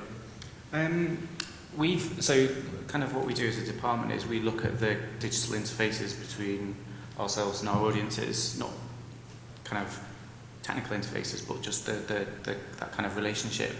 And so we've, you know, technology's been part of theatre for kind of hundreds and hundreds of years. And so we're always exploring and trying out new things. We did a 3D shoot for, well, I think maybe, I can't remember what year it was now, but it was quite a long time ago. It was just as we very first started broadcast to cinema. But we put it aside, it wasn't right. We were still getting the language of kind of cinema broadcast right to then jump into 3D. And so it's always about evaluating the things that are right for you. And I think it was possibly, you know, it's interesting talking about Lawnmower Man. I actually wrote my dissertation about Lawnmower Man when I was at university, about the ability to use VR to rehabilitate offenders or treat certain medical conditions. So the fact that that's actually coming true now is quite interesting. I think it was probably Ascent by Oscar Raby, which I saw at Sheffield Doc Fest, which was the first time for me, and I think it was the first piece that people started attributing credible storytelling to. And then the thing that I did off the back of that was Oscar Raby with Crossover Labs then ran a VR workshop weekend, basically showing you how to use Unity to make VR experiences. And that was a critical ingredient for me because as a kind of creative producer, it allowed me to see how achievable or unachievable it was. And once you've got the knowledge of technically what's required, then you straight away bring in the potential of storytelling into that, because I'm very lucky and I'm surrounded by an organisation of creative, amazing storytellers. So it's just as long, if I know I can bring technology in and it's going to work, then that's the right point at which to do it, I think. Jane, when you were you started out with video goggles, when you moved into VR, and we've just seen your Vive experience, your Gear experience, sorry.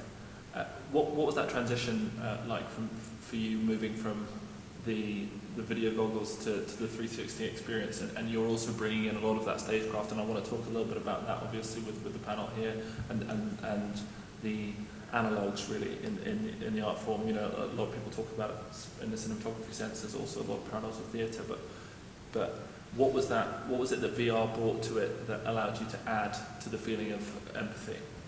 Well, I think that, so starting with audio, I think it was a natural progression to move into video goggles because I could add sight and film.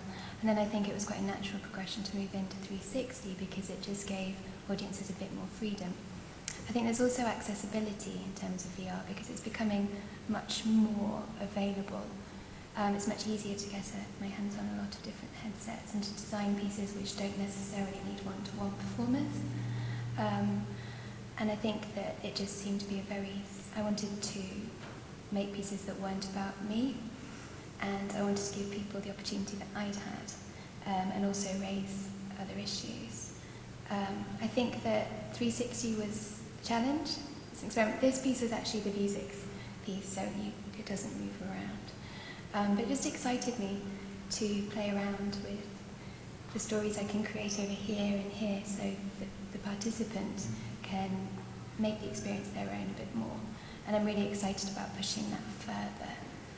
And it's just constantly wanting to try new gadgets, really.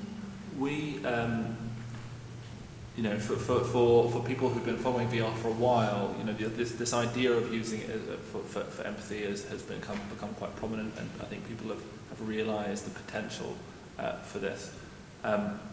Industry-wide, and when you see a lot of the films coming out, you know, we were talking a little bit before backstage, there seems to be this zeitgeist moment of, you know, refugee experiences, really things on the kind of extreme edges of emotion. So living in solitary confinement and you know, really proper things that arrest you. Why do you think it is that so far a lot of the content that we've seen has been really either journalistic or really trying to push people to the kind of edge of emotional experience? I think that there's the idea that for something to be, people want to make high impact experiences, and I think there's the idea that it needs to be something that's really frightening. So I guess there was zombies, roller coasters, war zones, illness. But I think that that's quite short-sighted. I think I'm really excited about playing around with new ideas to make pieces that are a bit more light-hearted. I think that sometimes people confuse, we use empathy for everything. and we use it for design and designing theatre and films and products. I think that it can be used to promote empathy or put you in a very intimate experience, and it can be funny, it can be children, it can be... I wonder whether when you kind of look through a lot of developments of media, we do tend to go for horror, like kind of fear, straight away, because it's actually one of the easier emotions to evoke stuff, fear and thrill, and then we seem to work our way down a gradual ladder of kind of more subtle and gentle forms of emotion as the craft develops. So it's probably just a lack of ability. You go into with a sledgehammer first, and then go, well, that's worked. Okay, what should we do next? I mean, I know that with you mentioned the fact there was a large amount of refugee kind of migrant immigration pieces, and I know we were talking about this. For me, it was a huge surprise because I'd only seen one. We started working on one, and then over the course of those 8 months that we were building We Wait, I think maybe there might have been 8 or 9 pieces, at least the ones that I've watched and know. So it could be that people thought, this is a chance to project another reality. It could have also been a social reaction to the stuff that was happening in the world generally, and if artists were about and they wanted to say something, that was the current thing that needed to be said. So I don't know what balance between those two actually works out as. Yeah, I completely agree. I think it is, the thing is, fear and horror are very easy kind of steps into a medium, and the thing that you've got with this forum is, we talk about 360 and VR, but actually a really, really big part of it is immersion, and that you're excluding everything else around you. So even when people talk about empathy in these films, and it's actually, for me, the headset has got empathy built in a way, and you shouldn't rely on the kind of... It's exactly about the craft of the storyteller, and to deliver the more complex stories, the comedy, for example, which is much harder to write than horror, I would say. It's going to take people time to get used to the kind of the language of storytelling, and that's a big part of what we're doing, is we're testing and testing and testing. So I think we've got just a natural reaction to the fact that we're at the very beginning of a new industry, which is people are jumping into horror, and that actually documentary is, there's actually a slightly more logical way to tell documentary-based stories in VR than kind of dramatic ones, and it's just a zeitgeist thing at the moment that we're, the kind of refugee crisis is one of the biggest kind of issues of our times, and so it feels right that kind of bubbles up to the top. Let's talk about, because for me, empathy and particularly the ethics of VR are really tightly interwoven when you're dealing with people's, you're not only kind of putting yourself in people's lives and trying to tell their stories in a very intimate way, because you're literally trying to be behind their eyes, but you're also putting other people through often tremendously traumatic experiences, and I know that you all have had experiences of this where people have reacted incredibly strongly, and Jane, maybe you can talk to this about your kind of story of dealing with epilepsy. But talk a little bit about the power that the medium has to move people in some of the stories that you were telling me before. Jane, do you want to start? Yeah, it's been quite a shock. So the first piece we made was very intimate, and I was usually there, and I became really interested in the currency of storytelling, really. I was sharing a very personal experience, and people were sharing theirs with me. And it was really powerful, and sometimes I'd meet with people for hours afterwards. It would lead to tea, and then wine, and then food, and just the relationships that I formed with people. People would say to me, I'm going into, I did a project in Parliament. We ran it there for MPs and peers, and one of the people there said to me, I've been frightened to tell my boss that I've got epilepsy. I'm going to do it tomorrow. And I took her email address and wrote to her saying, you're going to do it? And then got a message back saying, I did it. And it's that sort of sharing of stories and how important it is. I get a lot of hugs from my work, which is great. And people have very different reactions. But I feel like I have quite a responsibility making things that are quite so personal, because I'm asking a lot of the participants, and I don't know what it's going to raise for them. Have I answered the question? Toby? Yeah, it's I think the kind of the response. There's two responsibilities. One is the person who the kind of stories you're telling, and the audience that you're kind of showing them to as well. We've had that from both sides with the Amir film. I didn't want to show him the film initially, but he wanted to see it, and he couldn't watch it all the way through the first time. There's a period with a boat crossing, and he had to take the headset off at that point, but came back about 2 weeks later and watched the whole thing through. Cut to we've got people. We were working with a group of refugees that had come from the Calais jungle, and they watched the film and they could see people they knew in the film, and they were waving kind of like in a jovial sense. So people have got like different interpretations of what it is they're actually looking at, but overwhelmingly the people, kind of the audiences who've watched the film, have been significantly moved by it.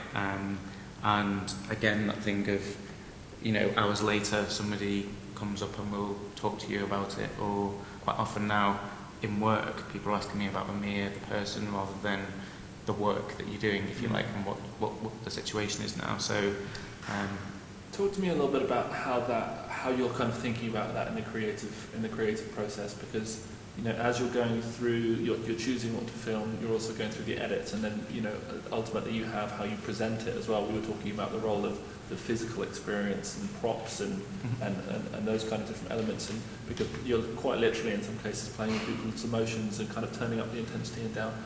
Talk to me a little bit about some of the decisions that you made, and were there any points where you kind of pulled back because you were going too far? Can I just come in really quick on this one? In this film, we shot 8 times. You probably only see 5% of the footage, because we've got other films that we want to make, but also there is certain footage that we were there when there were the police were coming in and tear gas bombs and setting fire to things, and the whole kind of environment is just so violent and aggressive. And we specifically chose not to show that because you run the risk of people taking the wrong message back from that kind of film. So for us then was kind of the responsibility of the people in the film to not project them in the wrong way, because anybody would behave in kind of different ways under that kind of aggressive environment. So actually for us through a lot of this was a lot of decisions about what we can show, what we shouldn't show. Do we need to normalise part of the story because this guy's case was still going through and stuff? But then, that's to some degree that's the same as any filmmaker as well, isn't it? Yeah. We noticed you can kind of separate them out slightly. We know like, as an animation, so it's a set of fictional characters in ours, but the fictional characters are composites of real interviews and real stories that we heard, kind of masked really. It's almost one family's experience, because there was just so much from this one story where we were all sitting around in tears as they were telling us a story that wasn't much to go, so it was almost just guarding their story was the main purpose. But yeah, there's that editorial responsibility which you'd get if that was a flat animation, where you think, if this family watches this, have I dealt with it correctly? And I guess as documentary makers of any kind, this was new to me. I've been involved in such a formalised kind of documentary setting. So in that case, we were just constantly testing it in our own heads about, would we be able to sit beside this family and feel confident to be with them afterwards and not feel embarrassed, or we haven't over-sensationalised things. Specifically with VR, you notice how intense the experiences can get, and so you have to be quite cautious what you should show and not. There might be reasons why you'd want to go in there very intensely, but there's a particular moment in it where there is a capsized boat that you travel past, which again was based on this true story, and them making a decision on whether they can help them or not, deciding they can. And that was the thing that we kind of, in terms of the process, the function, we spent all this time kind of moving this boat backwards and forwards and changing what was in it to get that balance that felt correct, to not kind of be trying to pull on people's heartstrings and sensationalise and make it dramatic. But what was interesting is in VR, that you need to be really subtle not to do that, because it's so intense. Is there an issue as well when you're dealing with these kind of subjects, and particularly when you're kind of putting yourself in people's shoes, that There's been a lot of debates around certain companies which are already starting to specialise in this kind, particularly in documentary filmmaking, going into disaster zones, and it's very much that journalistic dilemma, isn't it? You're going into these places and people need help, and instead you're putting up a camera. How do you deal with that personally when you're working with your art? Does that ever exert a toll on you as filmmakers? I found that, so making the audio pieces, I made them so that the people I was working with, collaborating with, the people whose stories I was telling had full rights to it. So for me it was a great way to explore my creative practice, but they had the full rights to it. So if they wanted to keep it to themselves, if they wanted to share it with their families, if they wanted to post it on Facebook, that was up to them. But it taught me a lot about what people want to share and the impact it has on them if they do share it. And I learned that the closer I work with them, the better, because I can show it feeling confident that they're okay with it. I feel like it's as true to the experience as possible. That's why I keep it to one person's story. Or I'm doing a piece for two people from two different perspectives. But I think that it's really important. I think sometimes things can, in this any journalism, any story writing, it can be quite exploitative, or it can.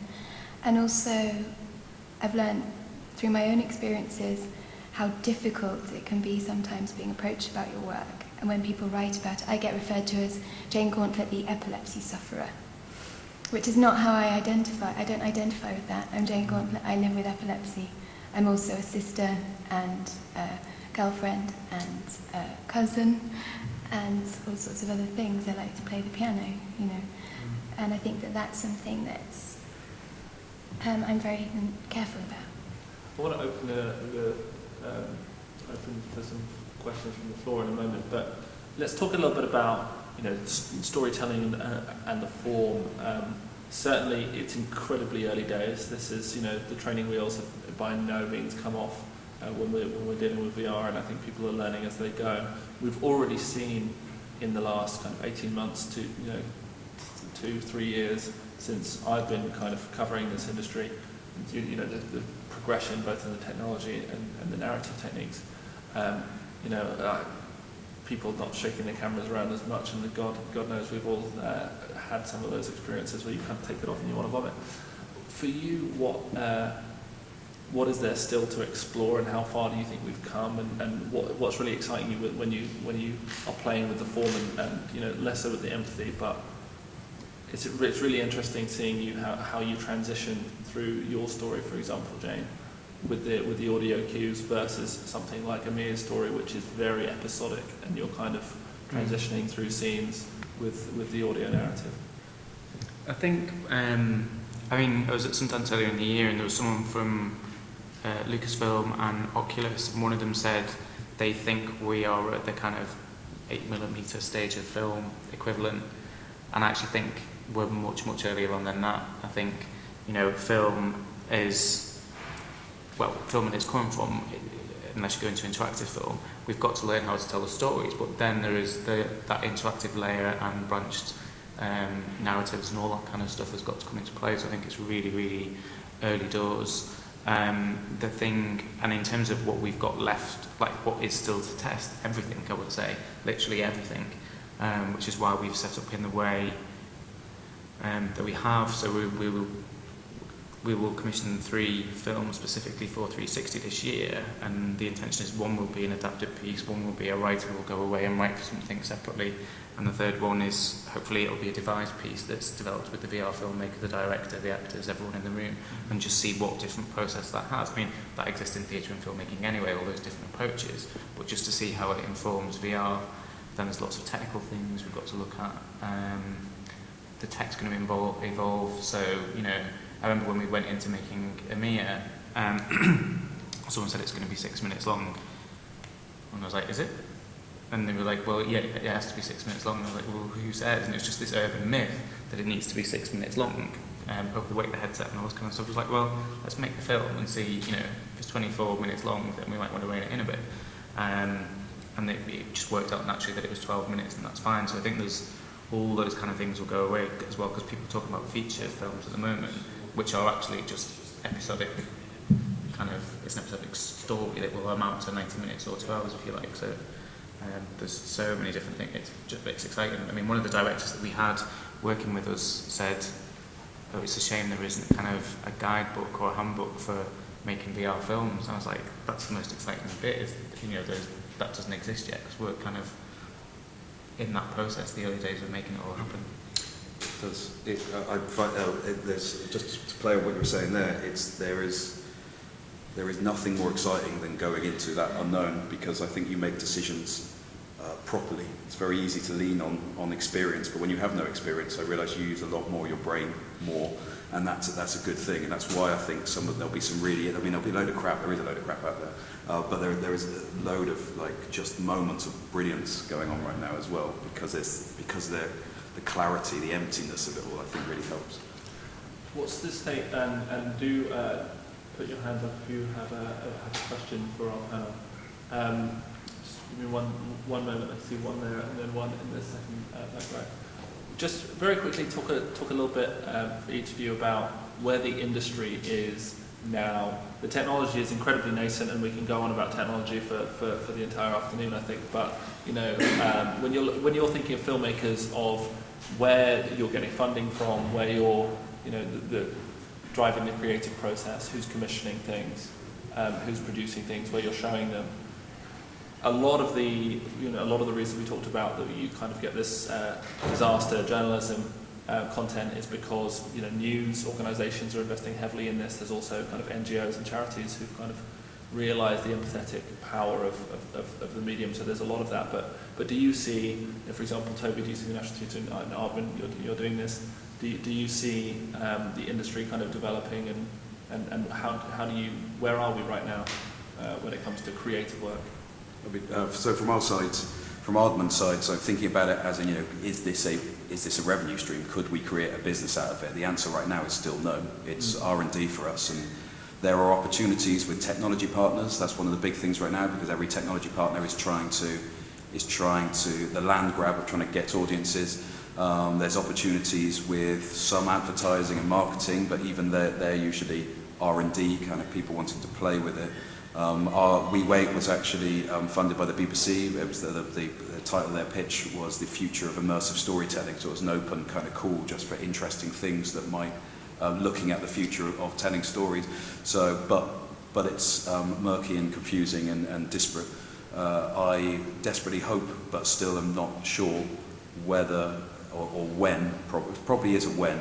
The more momentum this thing that grows behind this, we will have an established route, and that will all be based on audience. So people like Jaunt, we are VR, I think, or we're VR.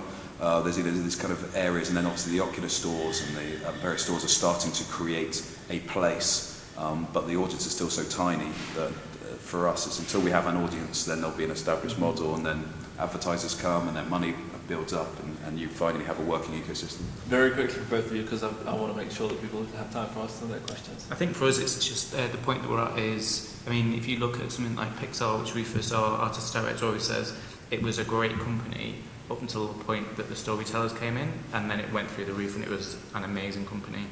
And that's what we're not technologists. We're just going to sit here and make the best stories, so that's where we are at the moment. For me as an independent artist, it's been exciting. I think Facebook buying Oculus was one of the biggest things for me, because suddenly everybody knew what video goggles were. So I wasn't just going and pitching and writing applications for this thing that no one had no idea what they were.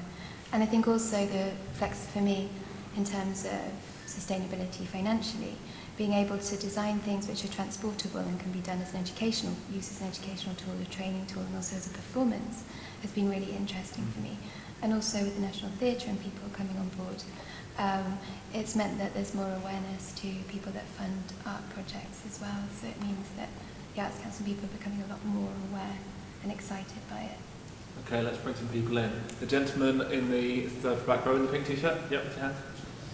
Hi, yeah, it's kind of an extension of the last comments. I just wonder how and where you think the commercial model might develop, because, we've all seen Sky 3D TV, for example, something that just comes and goes, and it was going to be everything. And is it an individual market? Is it downloads? I mean, I just don't quite know where the money could lie. And it's fascinating that you're all from such different areas. It'd be really interesting in anything you could say about that. So I'm now regurgitating cleverer people than me, having said things at other conferences. What people are hoping is that right now you're in the excitable phase and everyone's just kind of playing with it. But that if they have good experiences, if people have good experiences and good content continues to happen, which is why, I mean, amazingly, all these technology partners are actually being very open and supportive of each other and sharing the technologies and kind of sharing the opportunities to be on each other's stores, because they all know, yeah, if it sputters and splutters and dies off, it won't happen. So that's stage one. Then stage two, they talk about kind of pay-per-view model. So you gain an audience, people want something, you create good content, and they'll start buying individual things. But ultimately, people like Jaunt at least are looking in the long term as a subscription model. The kind of the Netflix of the VR world has been discussed. So that's in terms of kind of quite a cold commercial, audience and content creators, the kind of thing Aardman would want to be part of. Do you have the differences? Yeah, I think well, commercially, I think exactly that. I mean, at the end of the day, it's digital content. So whatever kind of models out there that exist now, I mean, obviously Netflix is completely different to. They're not getting any easier. The subscription models online are, as with Netflix, latest results, just getting harder and harder to drive. I'm not being pessimistic, but I think we could all talk all afternoon about whether Netflix makes sustainable content for everyone. Jane, I just want to let you jump in there if you had a... Forgive me, I got a bit distracted by listening to you guys. What was the exact question again? How do you make money? How do I make money? I guess that's a question that I'm asking myself at the moment. I think that sponsorship is working quite well. So pairing up with large organisations so I'm talking to people about designing pieces for training for their staff, but keeping it creative. So I think that sponsorship for me and things. But yeah, I think that's a question I'm asking myself right now. Question there?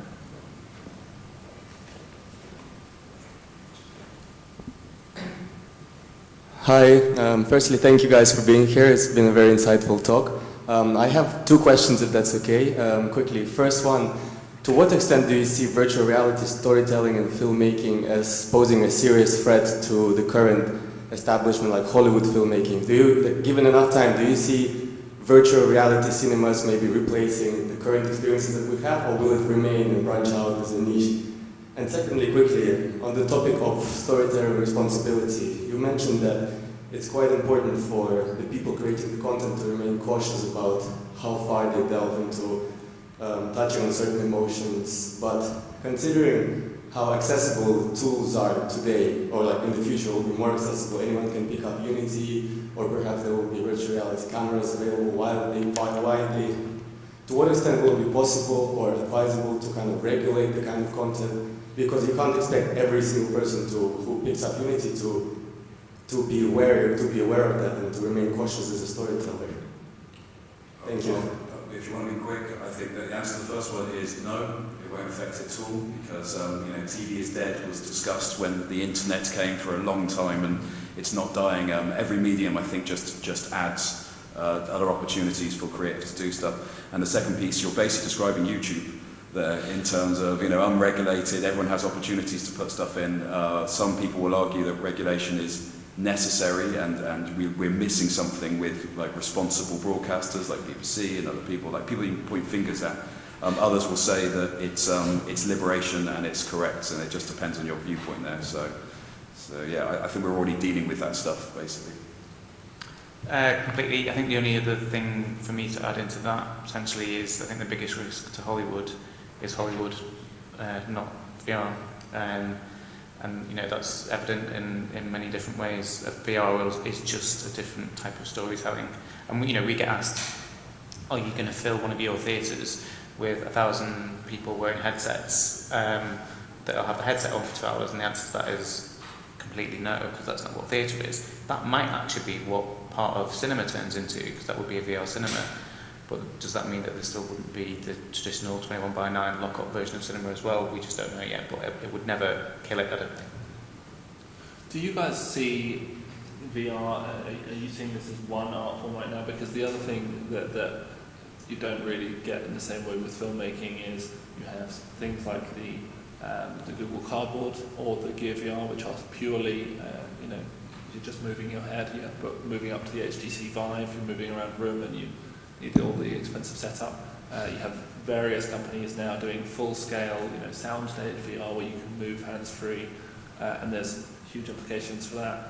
And then right at the other end, there are startups like, I don't know if you guys know Splash. They do it's like Vine for VR, where you kind of do it on your phone, and it makes it like a 5-second VR GIF, which they were showing at South by Southwest. It is like, in some sense an art form, in some sense a technology. So, is there, which for you seems the most fertile ground at the moment, and do you see, a winner emerging from that, or is it kind of an everyone wins scenario?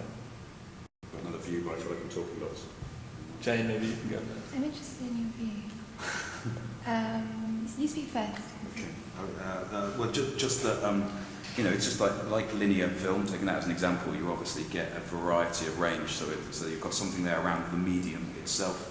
But it's what you talk about there, I find this a lot, there's this push and pull on myself as an artist. I want to create something with the highest fidelity. Most of the time, you want that sense of presence and the opportunity to do powerful things. And when I play with the HTC Vive, it's amazing. It's so powerful. You leave things somewhere and you reach over and you grab them and they're there. And the hand controls are so important for this. So I've got this kind of desire to create for that. And then on the other side, you've got audience. And so that balance right now feels to be like kind of Gear VR if you want people to actually see something, because Google Cardboard does really get very difficult to make kind of decent pieces on, unless it's 360 video. And then the desire to kind of keep it up in the Oculus range, but that's just a minority right now. So.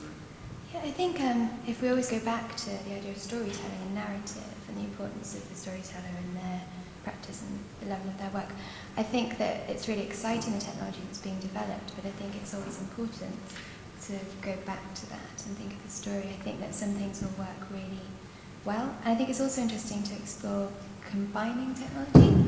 I've just spilled my water all over the table. Oh dear, I'm just going to ignore it. Will the table get damaged? Is it all right? What's I going to say? I'm playing around with robotics and other things that are being developed and using them. And so I think that we don't know what's going to happen. So many things are being developed so quickly.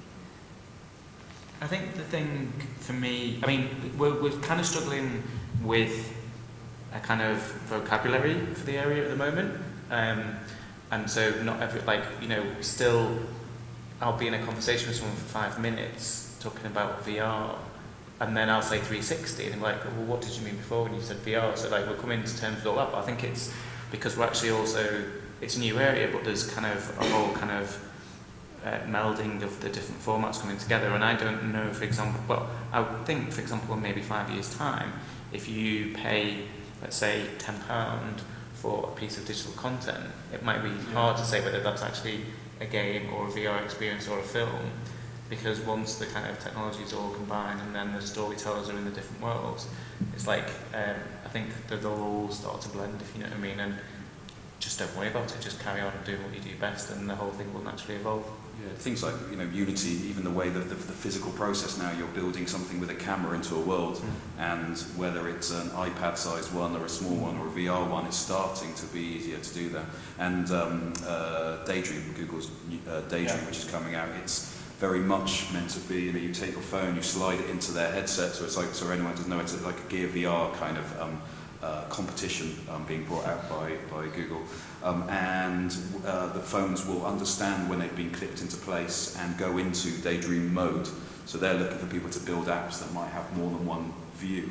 But then, as an app developer, you're like, okay, God, now I've got to think about building that for all those things, and then think about the VR view. It's going to get complex. So. And you have to find a way to pay for it. Yeah. I think, was there another question there? She was a question in the front. Sure. She was first. Let's just go to the back because I've got the mic. If we can have a mic down the front to ask this question after. Okay, sorry, I'll try and make this one quick. I've been interested in a couple of things that Jane has said with regard to training. How developed is that, and is it practical to be able to immerse people into a real world? I'm interested in people living the horror of mass disasters and things like that, but getting through it in order to be able to do the job that they're there to do. Is that something that would be a practical application?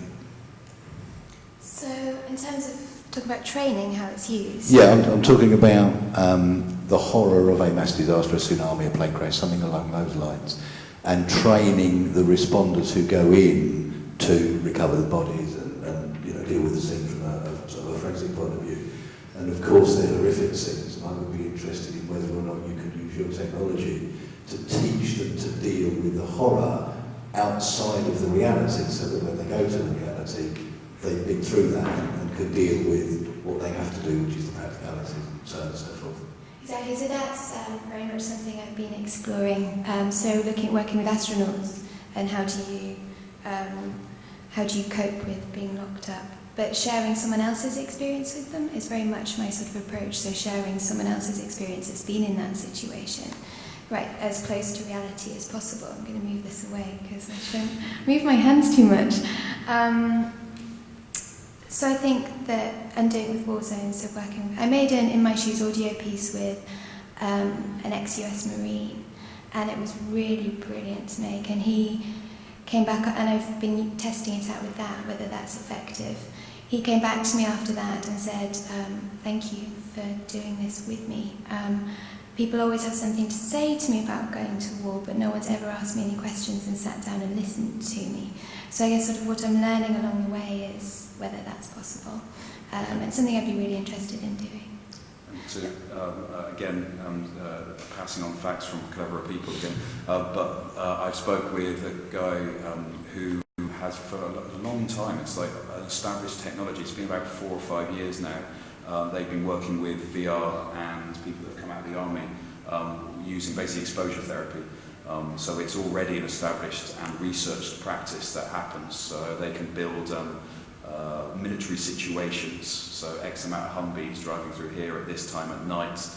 This happened, and they'll set this up, and then a psychiatrist and them will work their way through the experience until they have to stop, and they will do this again and again and again until eventually, using exposure therapy techniques, until eventually they are dealing with the issues around it. So yeah, it's quite established, quite researched. Well, there's loads of stuff online, and I was looking into it, so it's a good thing to find. We've covered it lots in Wired, so I recommend you picking up. There's some really fascinating work in that field, from PTSD to various forms of therapy and training, as you say. Okay, I'm interested in what you guys think about more abstract experiences that are possible with VR, because obviously you can create completely artificial realities, and a lot of the stuff that I've seen has been just totally in the real world using cameras, etc. So for non-linear storytelling and different ways of experiencing the space that is the immersive VR world or 360 world, what do you think are the exciting things that are happening in this kind of more an abstract kind of storytelling format? Yeah, I'm amazed, we were talking about this earlier, I'm amazed that I assumed that everything that would start in VR would be the weirdest, most wonderful thing, because you were like, we can build this. So even myself, I get an opportunity and I end up not doing that, so I don't know why that is. There is so much unknown about these kind of powers we now have to construct realities that it's going to be exciting. The place I lean on is the kind of weird abstract computer gaming worlds, those blends between a computer game and a story and a narrative and a weird experience. There's some beautifully surreal experience I've had in that, so the idea of taking that physically into it. And I really need to make the ability to sit on a cloud, because when I was a small boy, I think the main reason why I got this job, and it's possible, was because when I was about 6, my mum told me that if I tried to sit on the cloud, I'd fall through it, and it ruined me. I was really depressed, and I was like, right, I'm going to sort that out somehow. And then I went to Disneyland, and I was like, oh, so you can make fantasy, and so that would be the other potential mission. Did you want to be a Care Bear? I've always wanted to be a long-distance truck driver. Okay. Yeah. Do you think that will come with time, because we are still learning the physical implications of the technology, what people can take. We're still learning the way to move cameras. We're still learning to how to direct where people look. Do you think that will come with time? The more fantastical, the acid trip experiences. No. Well, I guess because it's not here now, the answer is yes. But it's kind of strange that it isn't here straight away. I mean, one of the things that we found was that in the very early days of Wonderland, it was actually really meditative, the kind of state that you're going into. And at one point we were actually like, you know, this is the kind of therapeutic value of it. But there are, I think, maybe less than abstract storytelling, the use of VR for kind of different mental states. Like there's people looking at different sound experiments where you can get a mental high just by changing the vibrations coming into your ears, and kind of different levels of concentration and meditation. I think all those things are really interesting. That's what I think will come in, as well as kind of fantastical stuff.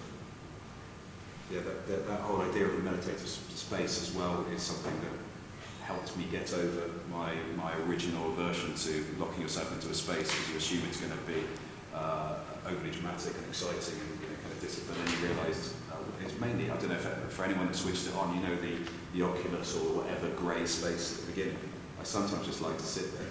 It's just so quiet and nice and peaceful that I realised how powerful it could be for meditative stuff. I think we are now out of time. Thank you to our panel. You've certainly moved me both in your experiences and in our discussion. I will continue it afterwards. But for now, I hope you'll all join me in giving them a big round of applause. And thank you for coming.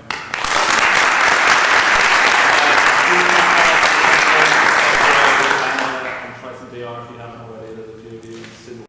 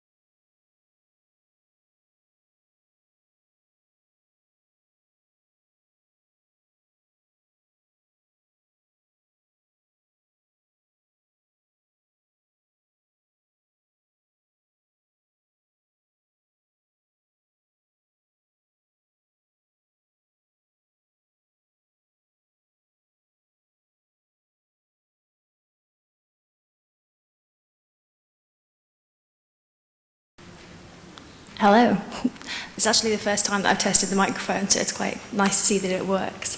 Welcome to the session, How to Turn Social Networks into Sociable Networks. It seems like quite an strange session to have here, but I'm very pleased to be here, first time in Edinburgh as well, so pleased to meet you all.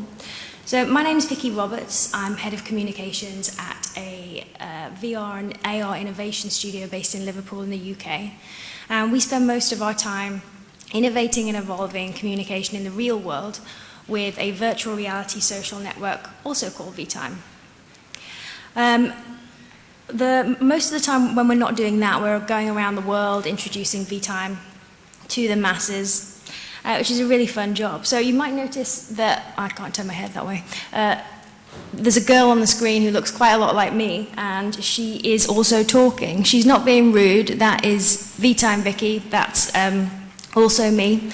And we have a mantra in our studio that's shared by a lot of people in the tech industry, that you should show, not tell. So though I could come on stage and say there's loads of glorious things happening within this headset, while you're not going to get the full effect at all from a 2D screen, at least you can see what I'm talking about. So I'm going to simultaneously do this presentation in virtual reality.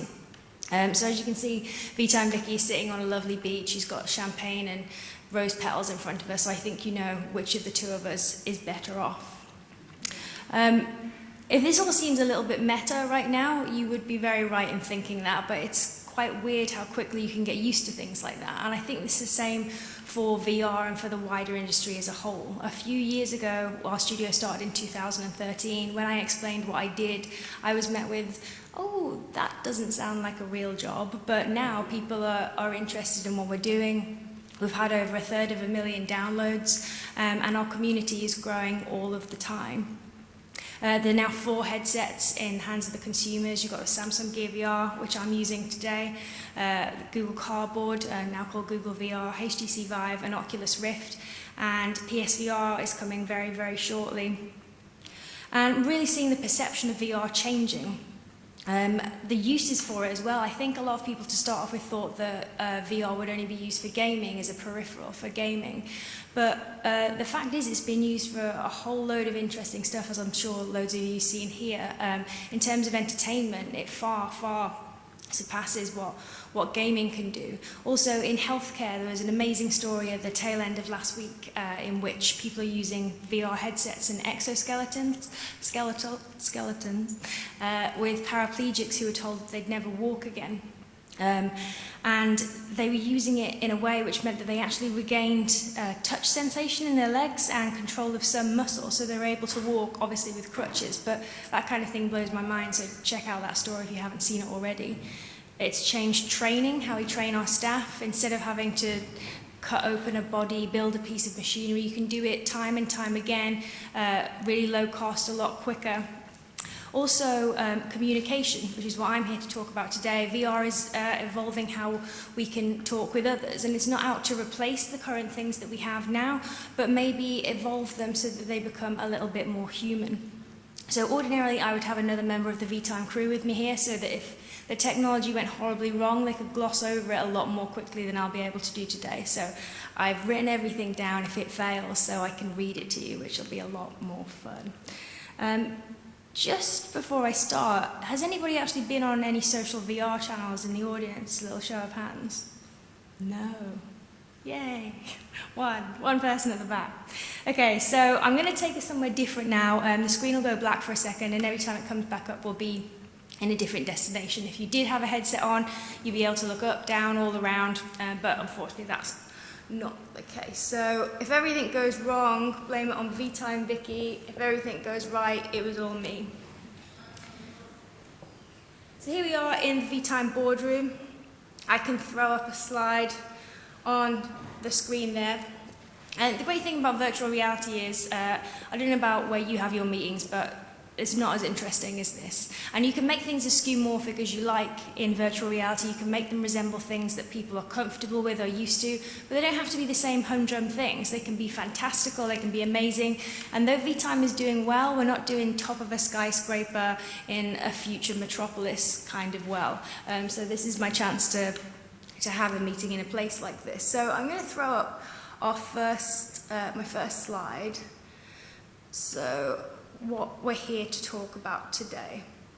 So, we're here to talk about what makes a sociable network. So we're going to talk a little bit about the current social networks, about what they're doing, and how we felt that we could make a difference. We're also going to talk about how we actually go about creating that, how we create the narrative and things which make people feel as though they're spending time with each other. So, current social networks, I think a current statistic for people in the UK is 85% of them are using daily. We're all using Facebook, Twitter, Instagram, Snapchat on a regular basis, and they're completely entwined with our day-to-day lives. And that's not just us, that's also businesses, corporations who are using them to talk to us, to listen to what we're saying. Whether they choose to ignore that is another thing. So the slide that's up there at the moment is about what we're using social networks for. So it's pretty humdrum. You can see to find out what your friends are doing, to send messages directly to my friends, things like that. But I noticed from my own social media usage that when I first started using Facebook, my first Facebook post was, Vicky Roberts doesn't know what tweeting, doesn't know what poking is, but she endeavours to find out. Vicky Roberts is having a cup of tea. Fast forward a few years, and I'm sharing my political views, I'm sharing world news, I'm sharing original content in the form of images and videos that previously I probably would have only shown to my closest family and friends. So more and more of us are sharing more and more of our lives every day, and we're doing it freely. We're sharing it with brands, we're sharing it with everyone. In the same way, we get to talk to celebrities directly. If there's breaking news, there's a chance that we might talk to the people who are there at the scene. Like, social media is amazing, and it's changed our lives infinitely for the better, I think. Like, if you think about when mainstream mass adoption of MySpace happened in 2003, 2004, it really was the start of a real change in public behaviour. And it's infiltrated everything, and it's changed it all forever. So, what about the dark side? So, we'll start lighter. So this was a survey done by Pew in 2014 who found that 70% of people are using it every single day, followed by 45% of Facebook users check the site several times a day. So when Facebook first started, they didn't have a mobile app and smartphones weren't as much of a thing. So you had to go home, go on your laptop, you had to go on your desktop computer. It wasn't something that you could do when you were out and about. And that's really important, that now that we have phones with us all the time, we have the app, it's starting to become habit forming. So that's across the board, those statistics, that's adults as well. But if we look at millennials, you will see that it's quite different. So 87% of millennials have missed out on a conversation because of social media. Now, it doesn't have to be social media. The reason that they missed out on the conversation, it kind of means that they were on their phone. But the habit-forming nature of social media means that they're going into their pockets, and instead of being present in the moment, instead of being with the people that they like, they're taking themselves out of that situation to go and see what other people are doing.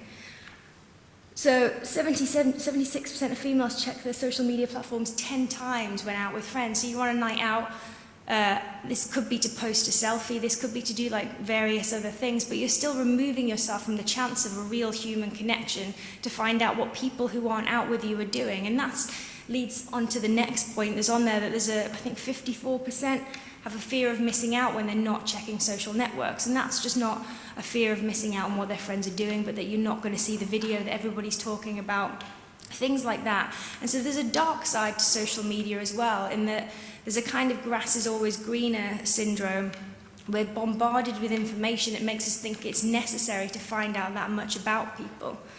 So I'm going to stick another side out, because I read a really sad thing the other day, that loneliness can it's actually as bad for you as heavy smoking or obesity, and it can actually increases the chance of early death by 30%. So loneliness is a terrible thing, and feeling like you belong, feeling like you have friendships is really, really important to our well-being. So social media really needs to tap into that. After all, you've got all of your friends lists laid out, all your interactions with other people. Everybody can see what you've been up to. So for people who are lonely, for people who are already depressed, a lot of studies have found that they spend more time on social media than people who aren't, because they're looking for that human connection. But when they finished on social media, they post more stuff, often with less response because it's more downbeat. They're coming away without having that hunger satisfied. And that's really sad, because having access to all the people in the world should be making people less lonely, not more. Also, there's a thing you can see there, social comparison. So I don't post pictures of myself like wearing pajamas with food down them and things like that, but that does happen occasionally, not very a lot, but it does happen. But people always put the best foot forward on social media. So if you are sad, if you are feeling down, if you are feeling a bit depressed, and you go in, you look at other people's Instagram accounts, and they're all smiling and happy, and they look like they're having a much better time than you, that's not very inclusive. It doesn't feel very engaging, and it doesn't feel like you're part of a community if you feel that you're always inferior to other people.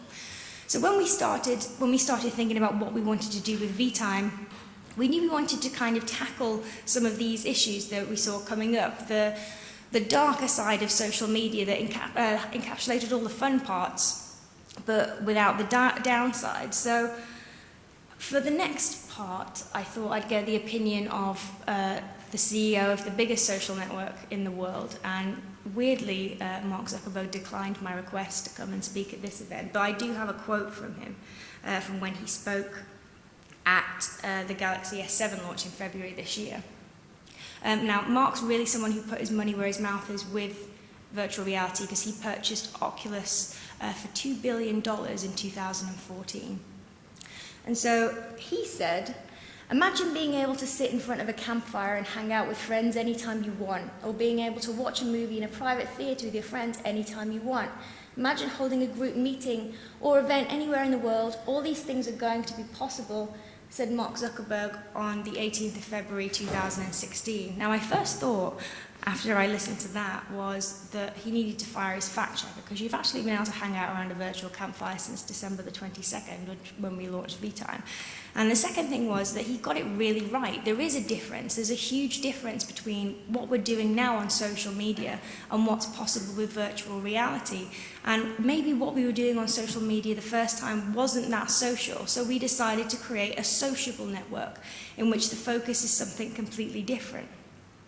So, if for no other reason than to make one of the most influential and rich men in the world really, really happy and make his dreams come true, the next destination I'm going to take us to is that campfire that I was just talking about.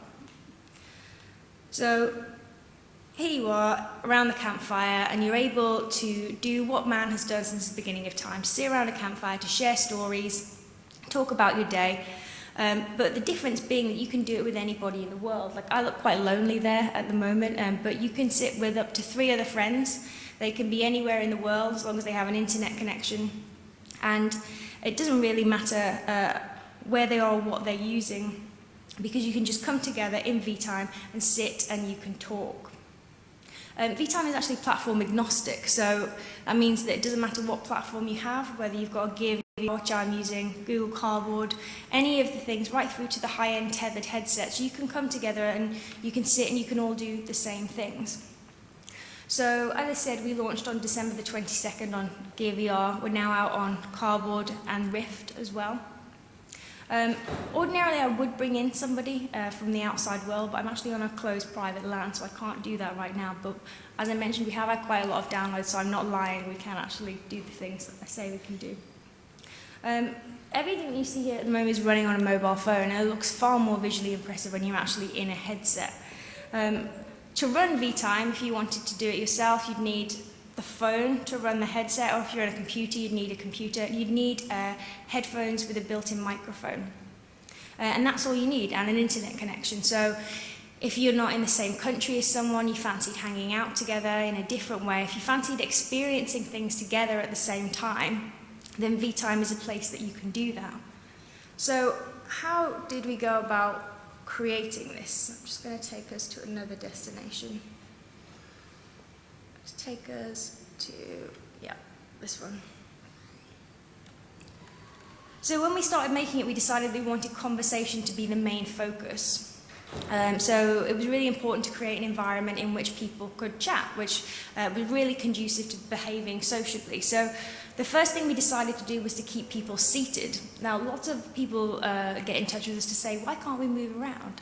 And there's a simple reason for that, in that if we're trying to have a chat and you walk over there with your back to me, that's not going to make the chat better. And this is all about chat. So for now, we're keeping everybody seated. The second thing is, when a lot of people try VR for the first time, the dissonance between the senses is created when you're on a roller coaster and your eyes can see you on a roller coaster, but your body thinks that you're sitting still. And sometimes it makes people feel very sick, and they feel sick for about 45 minutes afterwards. So we really wanted to get away from that.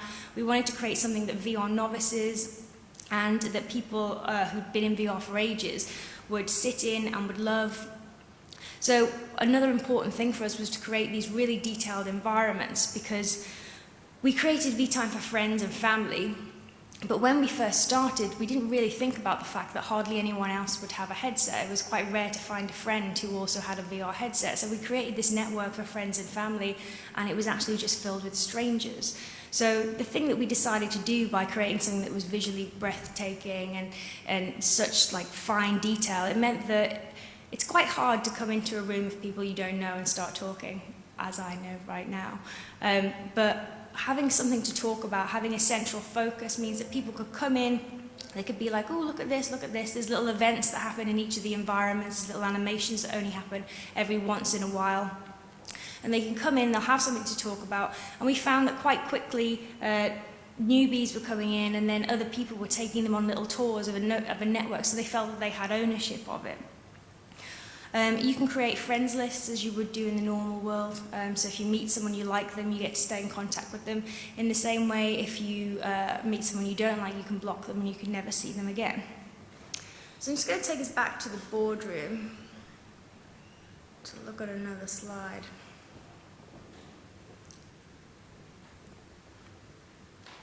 Okay, so some finer touches of what we do. So it's all about basically drawing people into an alternate reality and letting people do what they've done since the dawn of time. So we use a mixture of very broad brush strokes, that's creating the infrastructure and creating the destinations and things like that to give people a place to go. And then we use some fine brush strokes to create a thing called presence, which is really important. Apologies if you already know what presence is, but a lot of people don't. So it's going to take us to another destination. So the team at V-Time is a team of console veterans. They've all worked for Sony PlayStation. They've all developed a lot of the racing games. So creating these incredible 360 environments is something that they've been doing for a long time.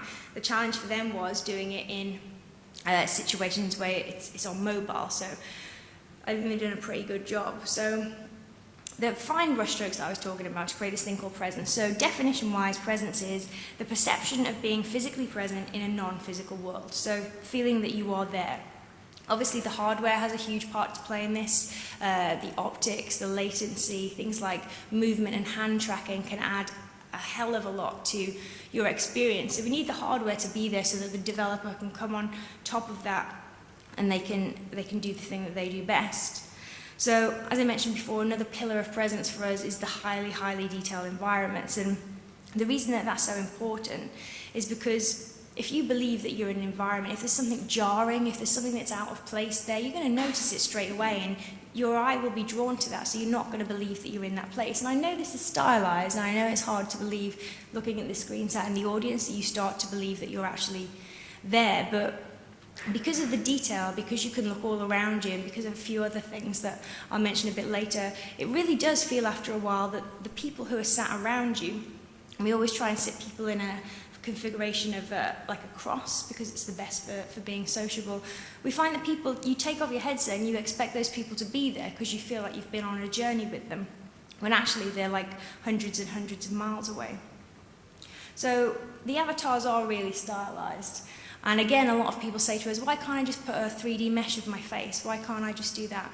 And it's because maybe the quality of picture that we take would be different from each other. So if we put them all into an environment, you end up with like a jigsaw that wasn't supposed to be together, and that's not going to create presence.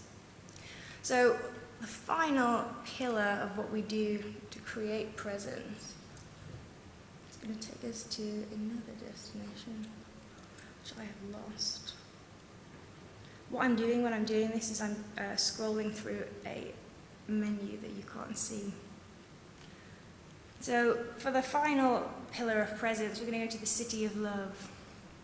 And it's unfortunate that you can't hear, because the bit that I'm talking about now is the soundscape. Sound is hugely important in virtual reality. We think it makes up about 50% of the experience. VTime has full spatial audio, meaning that if I'm talking to you and I turn my head away, kind of like with this microphone, it sounds very different from if I was facing you.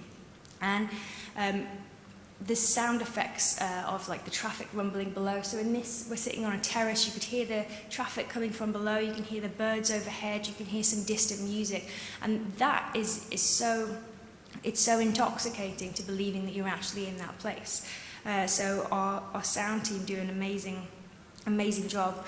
The other part of that is you need to be able to talk quite naturally, and if there's huge gaps between when you're actually talking and when the other person's hearing it, that doesn't make for very natural conversation. So we send relatively low data packets, smaller than that of Skype, and the latency, obviously depending on your network, isn't that huge, so you can have quite a naturalistic conversation. I mentioned before about the hardware. I'm on a mobile device, meaning that I don't have hand and movement tracking. I do have rotational tracking, so that you can see my avatar's head is moving and I can see a different thing there. If I nod my head, you can see it too, because everything that happens in real time. And that, again, is hugely important, because you're coming to this place, you want everything to happen at exactly the same time for everybody. It's taking us somewhere different. The next thing that I'm going to show you, most people don't really notice until they've been in the environment for about 20 minutes. I need to see myself on the screen. I'm not actually talking that much, but you can notice when I am talking that my breath is condensing as it's coming out of my mouth. And we use little tricks like that in lots of the environments. You actually start to feel pretty cold after you've been there for quite some time. And that really helps with believing that you are in the actual place that we're taking you to. Another thing is like when the avatars look at each other, your eyes meet. So it doesn't matter where the person in the world is, you're having a chat and you feel that person looking at you, you really feel like they're interested in what you're saying. You really feel like you've made a connection. So I'm just going to take us back to the boardroom again for another slide. A second. So about the difference between the social networks, what we're trying to do, the sociable networks and the social networks. So let's pull up this table. So social networks is you on your own, you and a computer.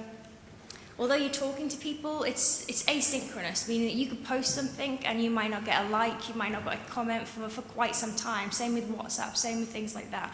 You're not going to necessarily have immediate gratification from the things that you post. With something like VTime, it's a one-on-one conversation. It's like meeting somebody in real life. So it's different because it's all about the conversation. You can chat with family and friends. This is about talking, so it's kind of like bringing back the lost art of the conversation. Instead of, talking in emojis and stuff, you're actually having to have real conversations. And we find that with things like trolling, is a lot more difficult to hurt people's feelings when you can actually hear the pain in their voice, or, you can feed back on somebody's emotions. Sometimes things get misconstrued when you write them on the internet, but it's a lot harder to do that when you're actually talking and someone can hear your emotion. So it allows users to share personal and third-party content. We allow that too. You can share pictures. Pretty soon you'll be able to share videos and things. But yeah, it's about the wider experience that you're experiencing together. So a window into another user's world, we're obviously talking about things like Skype and FaceTime there. And there are obviously times that I would rather use FaceTime or Skype than VTime. My sister just had a baby and I saw the baby for the first time on Skype. I don't want to see a virtual reality baby, I want to see the real deal. But there are plenty of other times that instead of having to look into the little window where something else is happening in the background and the dog is barking, that instead of that we come into this world together and there's only us. And the last one there was kind of what I was talking about before, that digital narcissism, that idea of the curated self. That's not there because there is no, although you can lie, it's harder to do that in the moment, it's harder to think that quickly. So it's more about you. So instead of being about, this is how great my world is, it's about feeling like this is how great our world is. So I'm just going to put up another quote. So Palmer Luckey was one of the founders of Oculus. He's the person who created the first prototype for Oculus. And obviously he was bought by Facebook. So he had this to say about Mark's quote, essentially. He said, hanging around the virtual campfire isn't what people do on Facebook today. Facebook is largely asynchronous. Even the company's real-time messenger and WhatsApp tools are still asynchronous. That's very different from virtual reality, where you'll be in an environment together synchronously. And we love that because, again, it's what we're trying to do. It's about creating these shared environments that you can be in together and you can spend time with family and friends. So another great thing that you can do with virtual reality is completely change the vibe of a conversation. I'm really glad that you don't have headsets on, because this is the destination that gets the most reaction when we're demoing it live. So if you imagine you're sat there, you've got the headset on, you've got noise-cancelling headphones, and your legs are dangling off the edge of the stool, that's where this kind of destination really comes into its own. So let's say that you wanted to tell a horror story, it was Halloween. Sitting in a room such as this isn't going to have as much as an effect of being able to create an environment that really replicates the mood that you're trying to evoke. So we find that conversations here, about 30% of people like reward us with a little scream as soon as they come into this environment, because obviously you have to say first, if you're scared of heights, please don't look down. And then there's 5% of people who take off their headset immediately because they don't like heights. That's obviously not what we want to happen, but it just really goes to show the power of playing with people's emotions and playing with people's perceptions. But you can use that for good by giving them the tools to mold conversations, to mold events into what they want to happen, to change the feeling of the people in the audience. Okay, so I was told that I would have a video to show you guys, but that is not in this build I was given, so I'm just going to put a picture up of my dog instead. Here he comes. So now that you understand the basics about VTime, we quite soon after launch we gave people the ability to share pictures. As I mentioned, video is coming. So this looks terrible because it's very dark. It's obviously really lit by the light from the video. We'll just go somewhere different.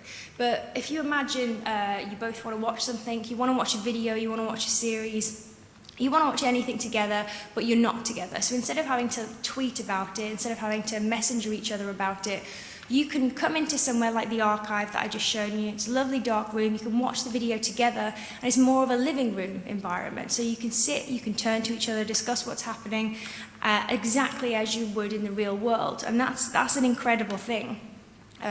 When we're prototyping things in the studio, being able to do that really adds something, because sometimes you just don't want to watch things on your own. Another thing that we're doing is giving users full control over how their avatar looks. I was very lucky being one of the few girls who works for VTime. I mean, the girl avatar face is actually based on my face. But for other people who don't look exactly the same as me, that's it's not been so lucky for them. So in the next few weeks, our users will be able to modify everything from their eye shape to the nose and create a more them avatar, which we think will really add a lot to how much people feel that they relate to the avatar, how much they're able to express themselves. A big thing as well is we're going to give people the opportunity to let people spectate on their session. So in terms of book reading, like audio plays, things like that, things which you'd like a larger audience or like a panel discussion, you will be able to broadcast your session to the wider world so that more people can get involved with the things that you're doing in virtual reality, but with the same intimacy that you have come to expect from VTime. So in conclusion, what we're trying to do is not replace Skype, we're not trying to replace Facebook, we just think that there's some things about them which don't really lend themselves to being that social. So we're trying to take the digital experience that you have when you're in between seeing somebody, and we're trying to make it more human through virtual reality.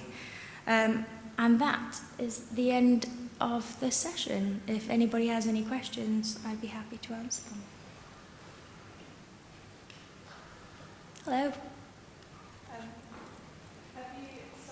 suppose, would you agree that it's about making it more sociable? Because, oh, thank you.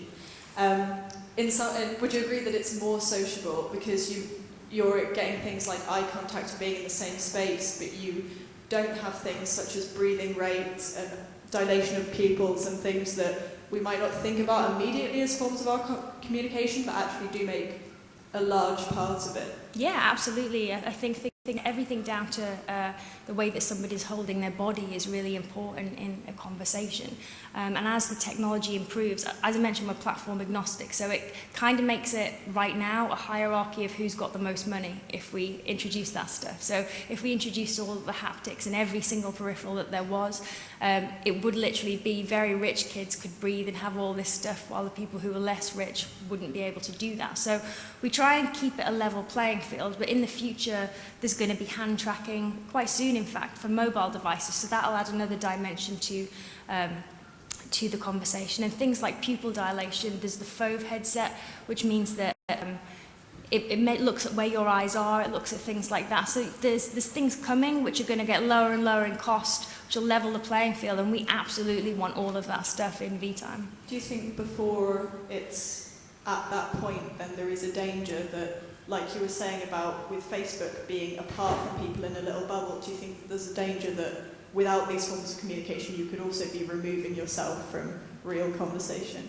I mean, I think there's a danger of that with anything, but we get a lot of letters from people who suffer from social anxiety and things, who write to us and basically say, I've been unable to communicate with people in the real world. So they come into V-Time and essentially it's like practicing real world communication. So we've had so many letters like that, and I'd hate to say that we didn't design it with that in mind, so it's really gratifying when people come back and say this is what it's being used for, it's being used for good.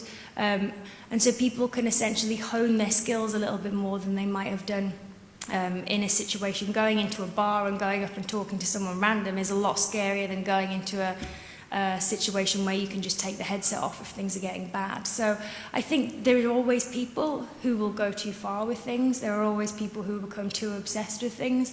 But I think on the whole, at the moment, for definite, we would just have like a healthy crowd who like to see their friends of an evening. If they're staying in, they like to have chats with people. Hello. I'm interested in how you've sort of acquired your users. Has it been because you're sort of like one of the first to create a VR social network, or has it been a case of people are trying it and then they're telling their friends and families it's more of a viral thing, or has it been any other kind of It's been like a combination of all of them. A lot of people saw the high-end tethered headsets as the ones that they needed to go for, but that's not the way that we thought of things. We thought everybody's got a phone in the back pocket, we're going to go for mobile first. So it was really important to us that we got out before Christmas.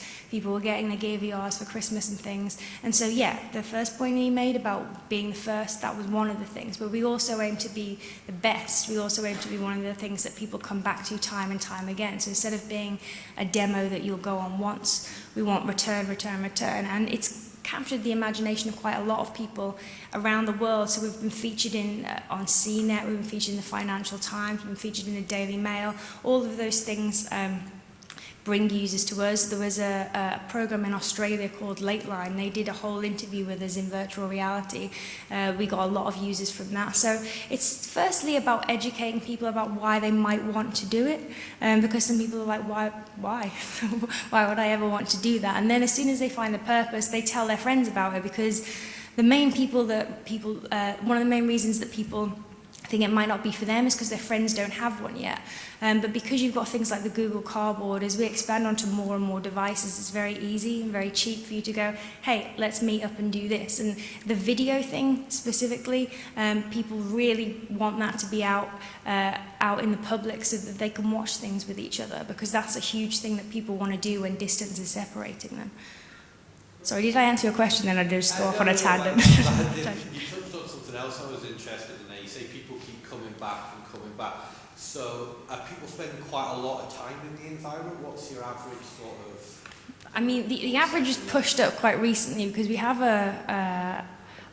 like a fan group on Facebook called the V-Time Social Community, and that's an organic thing which happened on its own. And they decided to have who can spend the most time in V-Time competition recently, and I think it was 33 hours, which is staggering, really.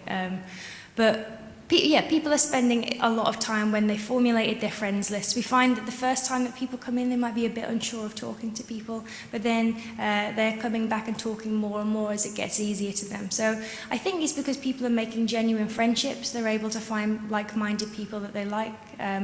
It's just like in the real world, really. You're looking for that connection, and when you've got that, it's something that you do on a regular basis. Hi. Hello. I just wanted to pick up on that thing you were saying about going in and talking to people that you might not have met before. How Yes. does it work? And also, because presumably you can use this to just kind of talk privately to people you do already know. Yes. You know, we're watching a film together and that kind of thing. So how do those kind of two different things work? Do you go in and kind of pick an option? Well, what you can't see is the menu system. So the reason I kept looking up is there's a little ball that makes the menu system expand, and everybody has one of these, so you can leave the conversation whenever you want. And there's a connection screen. Anybody in the world who wants to be found, who has random switched on, can be there.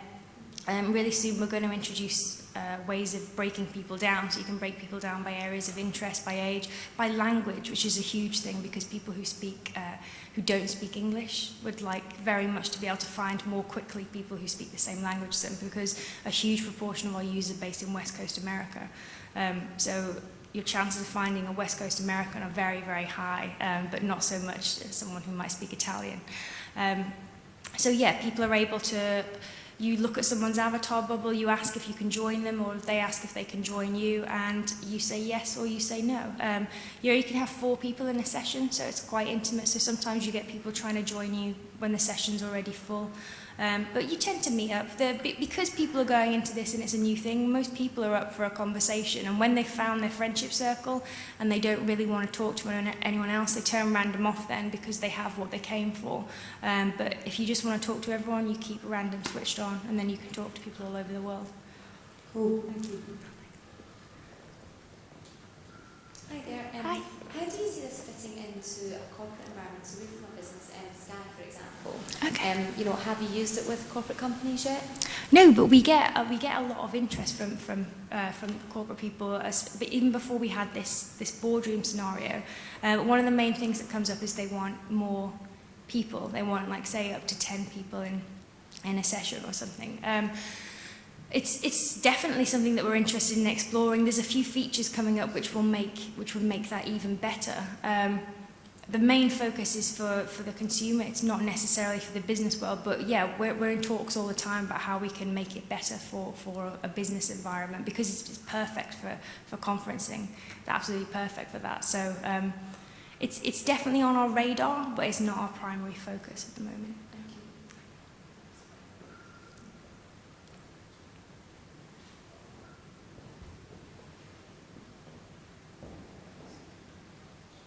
Hi.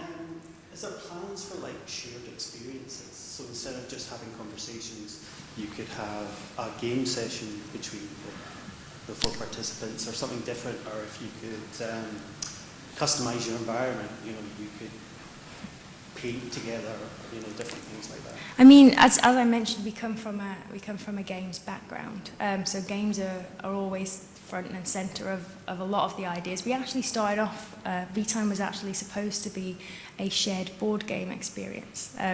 So you could come together and 4 of you would sit together and you'd play board games. But it evolved really quickly and this idea was really popular.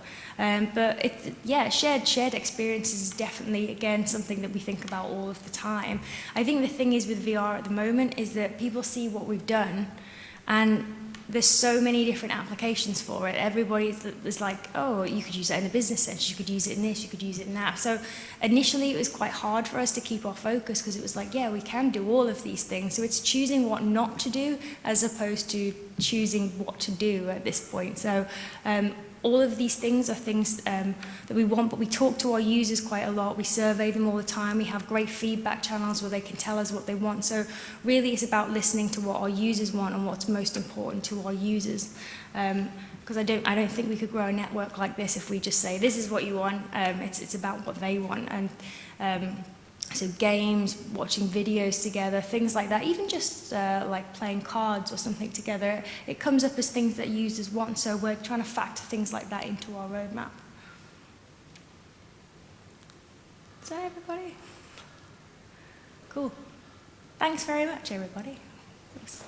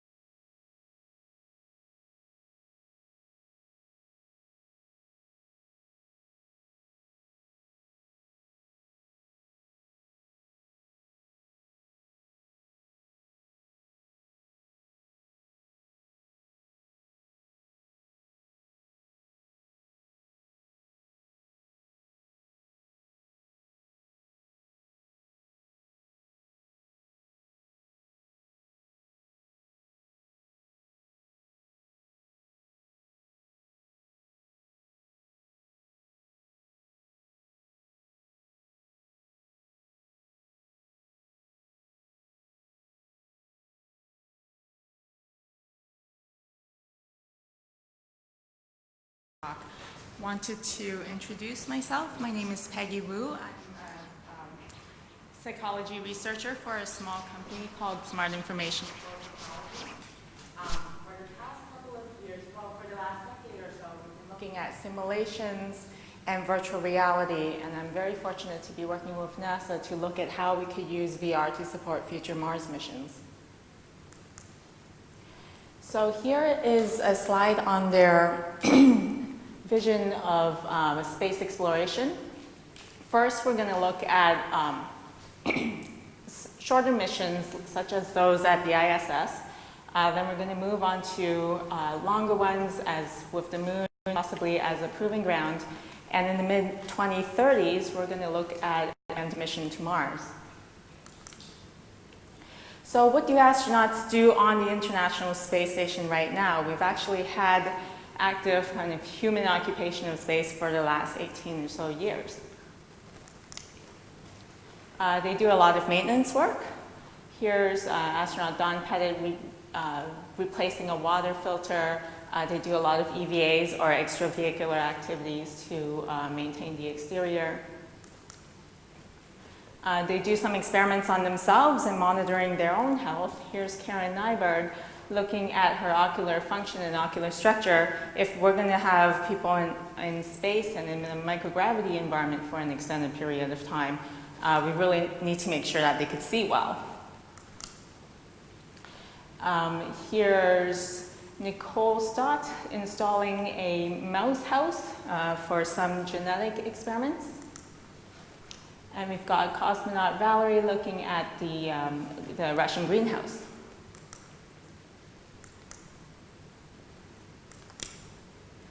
And of course, they do a lot of photography. They work with scientists on Earth to look at climate and the atmosphere.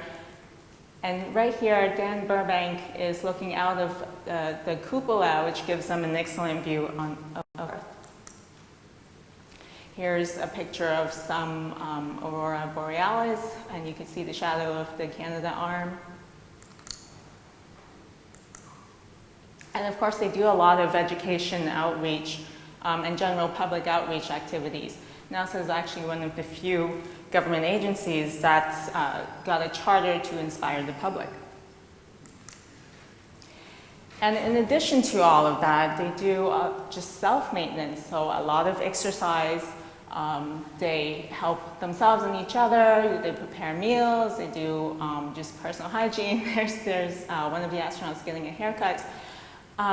And even while they're in space, they're still parents and siblings and daughters and sons, and they have to maintain their social relationships with the people that are important to them on Earth.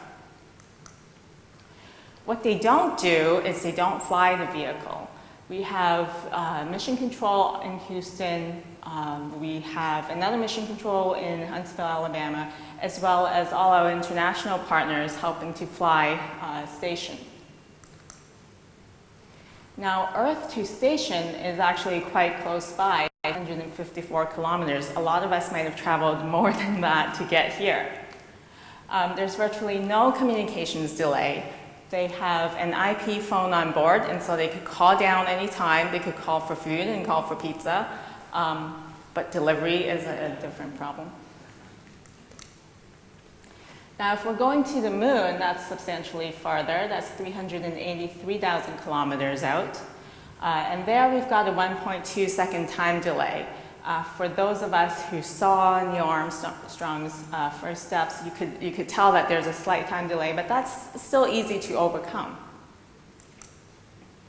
To a near-Earth asteroid, such as 951, we've got almost 2 million kilometers away, and now this is 6.5 light seconds one way. And so you could still kind of communicate, but that definitely presents some challenges. Going to Mars, now this picture is not to scale, by the way. You wouldn't even be able to see Earth if you were at Mars. At the closest, we are at about 3 light minutes away. And at its furthest, which is most of the time, we're at 44 light minutes away one way, which means that if you pick up the phone, it's going to be at least 48 seconds before you hear a response. Currently, the design reference mission, what NASA has in mind, is that it will take us 6 months to get there. We'll be on the planet's surface for another 18 months until the planets literally rotate back to a low energy window, and then it'll be another 6 months back. So the paradigm of communications will be very different. They are going to have a lot more autonomy. The astronauts are going to need to know what to do in an emergency situation if they can't get a response within 48 minutes or so. And that means that they have to do a lot of the training. All of that information is going to have to be preloaded. So what is that mission going to look like? For the first 3 weeks, we're going to use the Orion, and that's going to take us about 64 kilometers beyond the moon. And here's a picture of the interior of the mock-up that's at JSC right now. Now, with all the equipment and most of the chairs and no astronauts kind of stripped out, it kind of looks like a fairly spacious environment. And they're in there for 6 months. Here's a picture to give you a sense of the scale. But when they're in there and everything is packed and they've got their supplies and each other, up to 6 crew members, it gets kind of cozy. And so after those 3 weeks, they're going to arrive at the Mars transfer vehicle, and that will take them the rest of the way about 6 months out.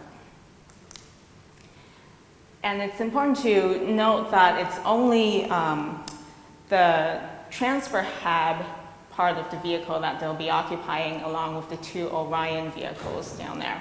So it's not the entire vehicle. Oh, and the transfer hab area is approximately 11.7 meters by a diameter of about 10 meters.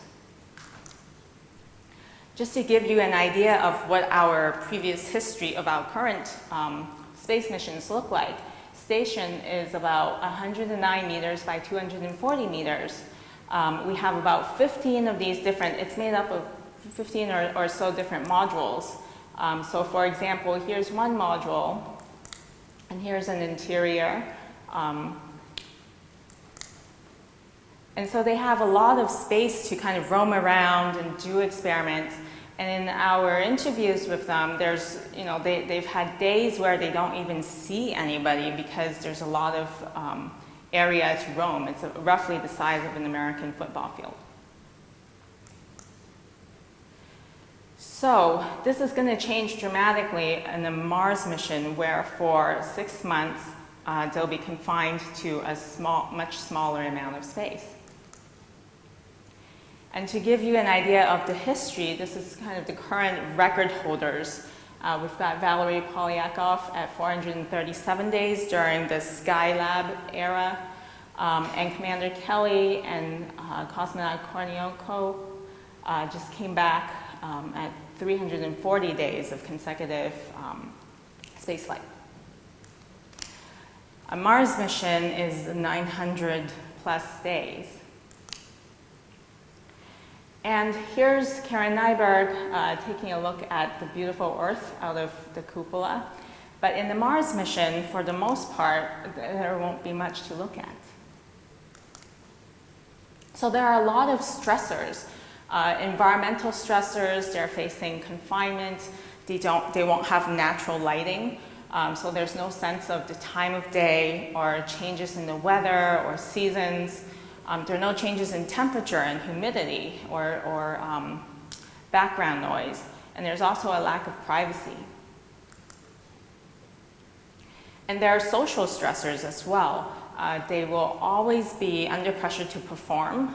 In fact, each individual is needed, although there will be redundancies in place, but certainly everyone will have external and internal kind of motivations to perform extremely well. There will be high workloads. At some point, there will be a no abort or no rescue scenario.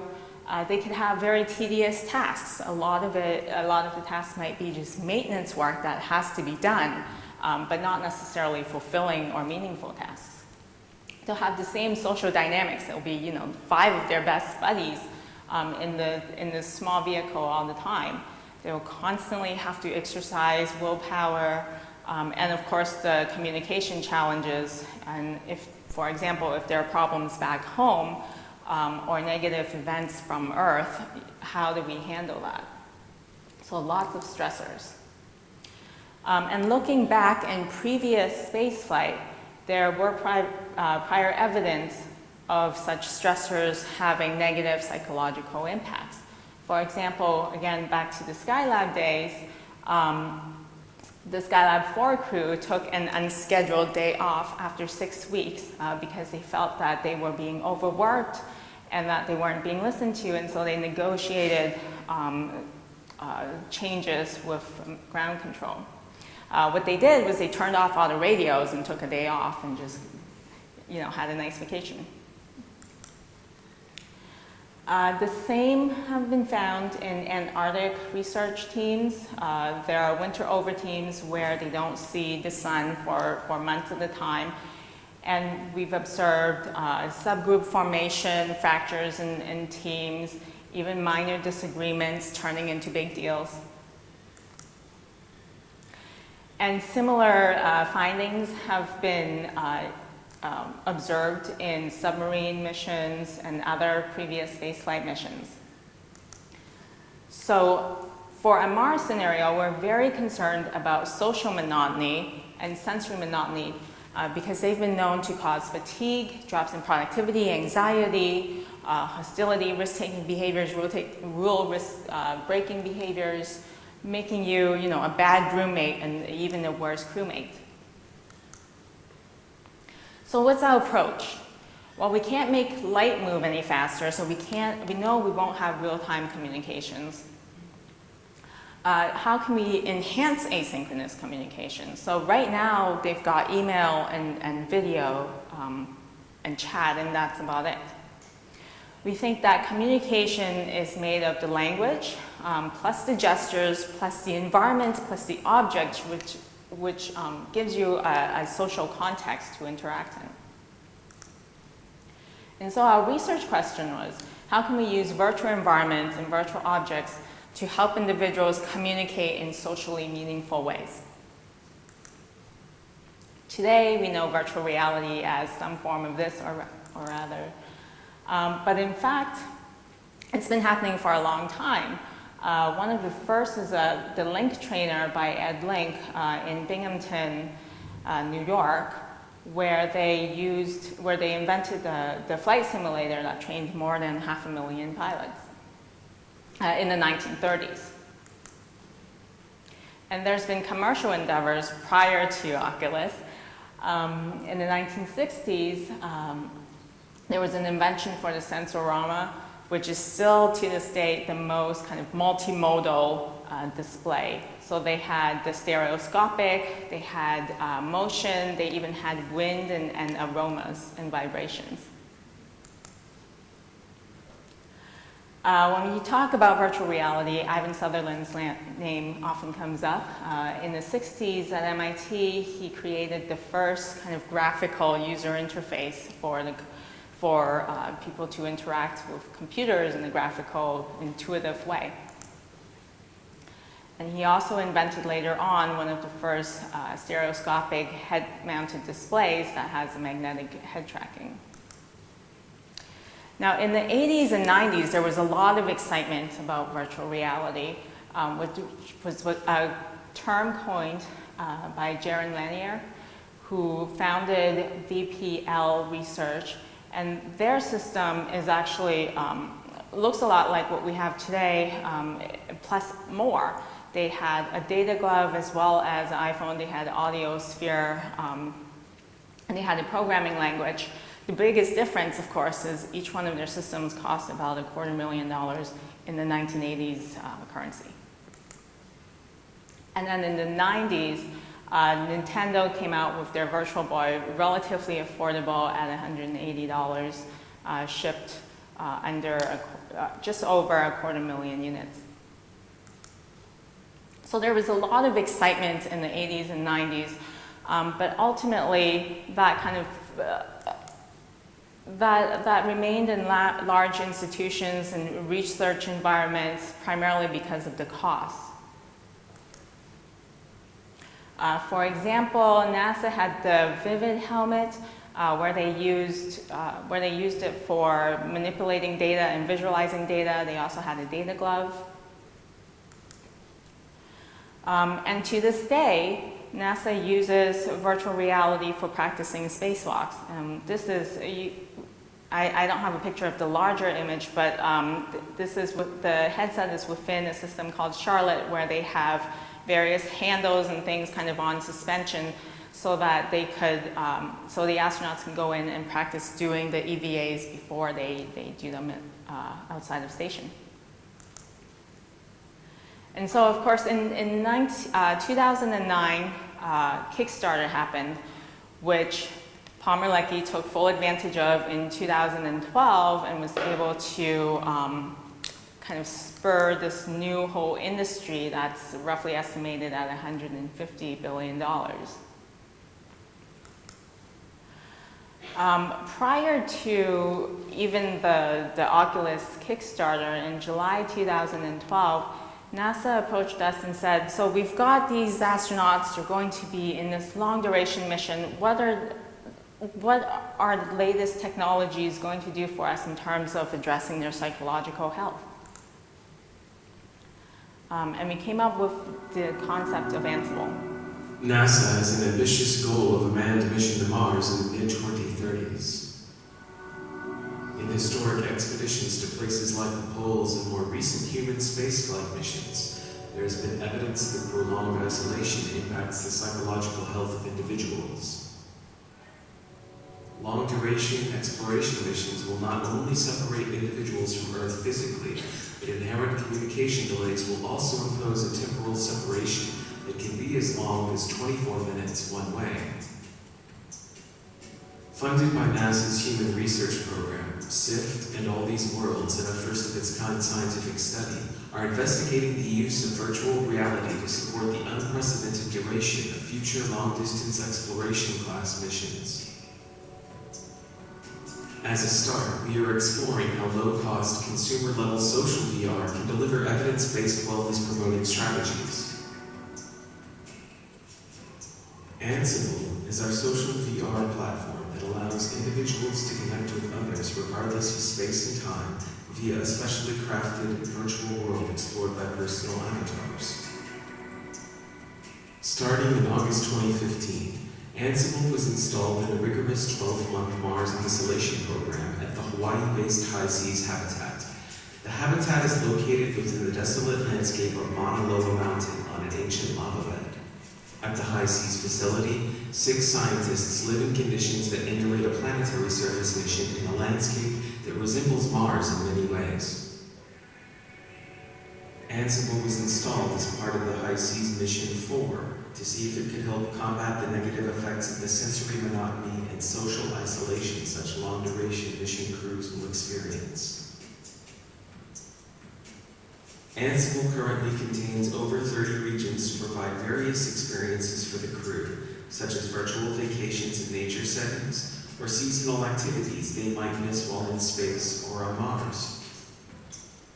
Our system does not require professional content development, and users themselves can generate content without programming expertise for themselves or their friends and families back on Earth to enjoy.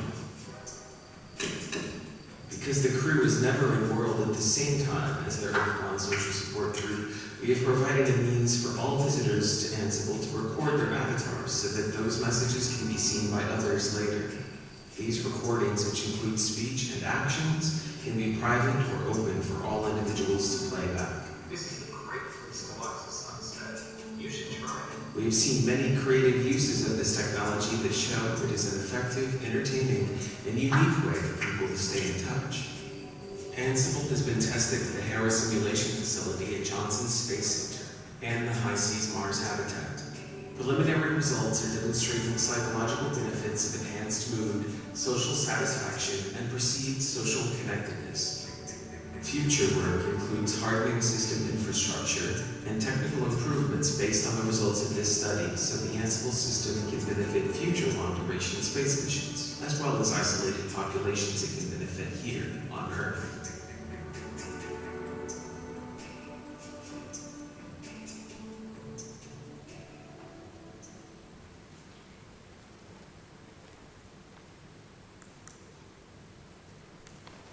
So we looked at existing technologies. How many of you are familiar with Second Life? So we took the open source version, Open Simulator, and we built a world around that technology, and we extended it to include some of the asynchronous communications.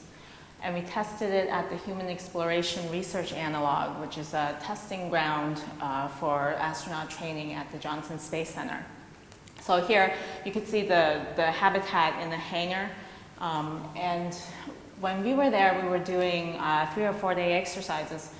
But they also have now up to 30-day exercises where they have a crew go in and basically simulate planet surface exploration missions. And so we tested that with astronauts and got their feedback. It was great to see them just doing a variety of activities. For example, one of the astronauts that we worked with ended up going in the world and just flew straight up for 5 minutes because you could fly in the virtual world. So we incorporated a lot of their feedback.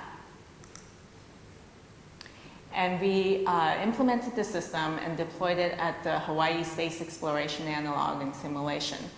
Now, it turns out this is a road, so this is a part of Hawaii where you don't want to go on holiday. We're on an active volcano. There's hardly any life around. There's no plants, and it's very far away from human civilization. It's actually quite treacherous to drive up. And so this is a road that's about 20 minutes or so away from the habitat. And here's a picture of Mars from rover.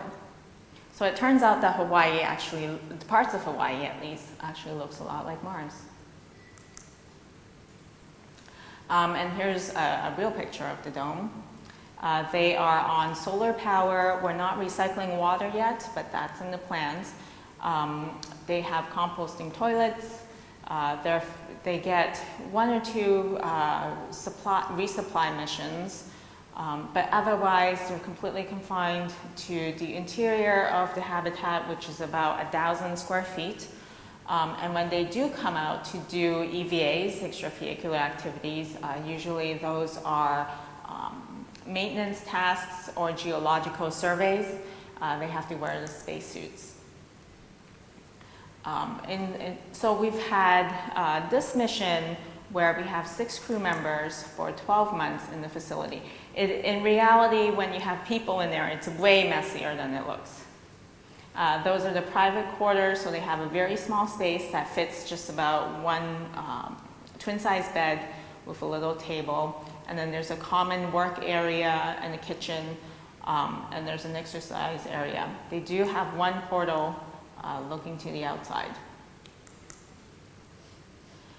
And we're doing activities that are similar to what they would be doing on station. So they're carrying out science experiments, some educational outreach. They're doing a lot of maintenance tasks. And to build Ansible, we scoured the literature over 80 or so pieces of literature about activities that can improve psychological health.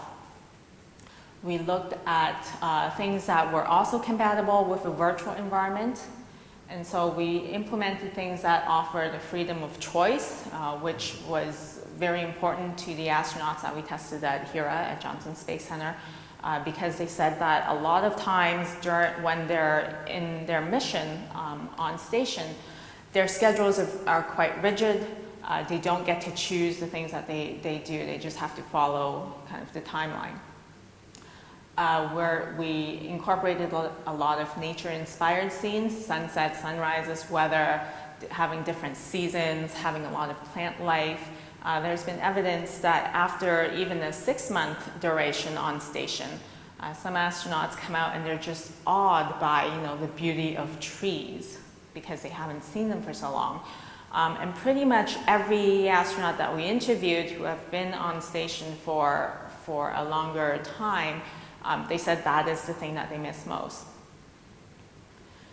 Creative expression was really important. A lot of these astronauts are also musicians and artists.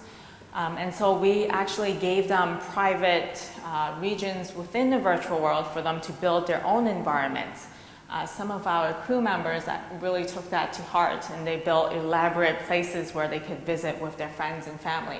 I should point out that within the virtual world, the crew member at high seas can log in, but they do have a time delay, so they don't have real-time internet, which means that any emails that go out or any even internet searches are 20 minutes delayed. So they don't, so if they wanted to search anything, they have to call down to ground support for them to do the searches for them. And so within our virtual environment, their recordings are stored, and then the next time that the data gets synchronized, we have a cohort of friends and family on Earth that can receive them and then respond to their recordings in the virtual world.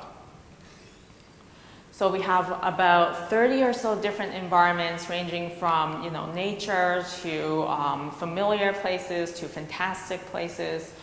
And there, individuals can deliver virtual care packages, and they could receive surprise messages from their friends and family as well as deliver them. So our purpose here is really to focus on how can we improve the social connection between the astronauts and their family and friends. And so if you were at the last talk, there's a lot of talk about being around the campfire. Apparently, that's important in a lot of virtual worlds, and we have a campfire in ours too. So here they could record messages, have different poses. All of this kind of adds to the richness of the interaction. We have different nature environments, so they're free to roam. Any of those blue discs that you see are messages that either friends or the scientists in the habitat themselves have created. Again, nature scenes, you could change the weather so that you can experience sunset or sunrise or visit kind of different seasons. You can visit different vacation spaces. We have, an ancient Mayan ruin, kind of big city experiences, all kinds of things. Here's the winter activity. So here they can make snow angels, they could upload pictures of their family and friends, they could go skiing, they could go skating. And here we reached out to a local Los Angeles-based artist who does performance art, so she was kind enough to upload her exhibit and give us an exhibit that the astronaut or the test subjects, the crew members, can go and visit along with their family and friends, and they could leave messages and comments to her. Her work is about the new kind of digital media age and how that changes our own perception of self.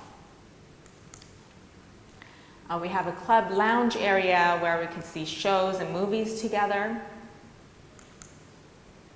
And we had a Thanksgiving family gathering event. So each one of those discs is a recording. And so the crew members at first logged in and talked about what they were thankful for. And then the family members also logged in and made little recordings. So when you're clicking all of the discs together, it looks like they're all having dinner together and discussing what they're thankful for. There are also familiar scenes, like a hometown kind of scenario where they could sit in front of their house that they could decorate themselves and listen to the different soundscapes. So we have seagulls, we have an ice cream truck that comes around, we have kids playing in the background, wind chimes, things like that. The one mistake that we did make is we had the path of the ice cream truck, but we didn't actually have the 3D asset of the ice cream truck coming. And so one of the comments that we got was, where's the ice cream truck? We kept hearing it and didn't see it. And so that crew member entered in August of 2015, and they're now in there for roughly a year. They're going to be exiting actually at the end of the month. And so we haven't collected all of the data yet, but we did a data analysis on the first half. And what we did was we took the survey, we took the whatever data we collected and compared it with the crew beforehand. So previous to this 12-month crew, we had an 8-month crew who was in there and communicating with their friends and family without the virtual environment, just with email. And the differences, although these are preliminary, were significant. We found that this group reported that they perceived a closer social connection with their friends and family. They even reported feelings of greater connection to humanity. They were more satisfied with their social relationships, and they reported reducing stress. One of the things I don't have on here is they reported a difference in the perception of time. The previous crew reported that time moved very slowly, which is often associated with a lot of monotony, whereas this crew reported that they perceived time as moving a little faster than that crew. A lot of the future work, so this work was based on, this is a very preliminary prototype based on technology that's fairly old, that dates back to Second Life. So one of the kind of future tasks that we need to do is to upgrade all the infrastructure. But we also need more content creation tools. You know, that's one of the things that's plaguing VR as a massively distributed platform right now. People can't create things easily. You have to have, you know, some kind of 3D modeling skills. We want to be able to allow even family and friends and grandmas to be able to create tools and use objects and environments as part of their communications. We need much more intuitive interfaces, and we want to extend the idea of using objects and environments to connect to other isolated populations on Earth. Mars astronauts are a great bunch, but there's not too many of them, right? We want to be able to reach out to other populations that are isolated, such as those who are hospital bound, for example. And that's the end of my talk.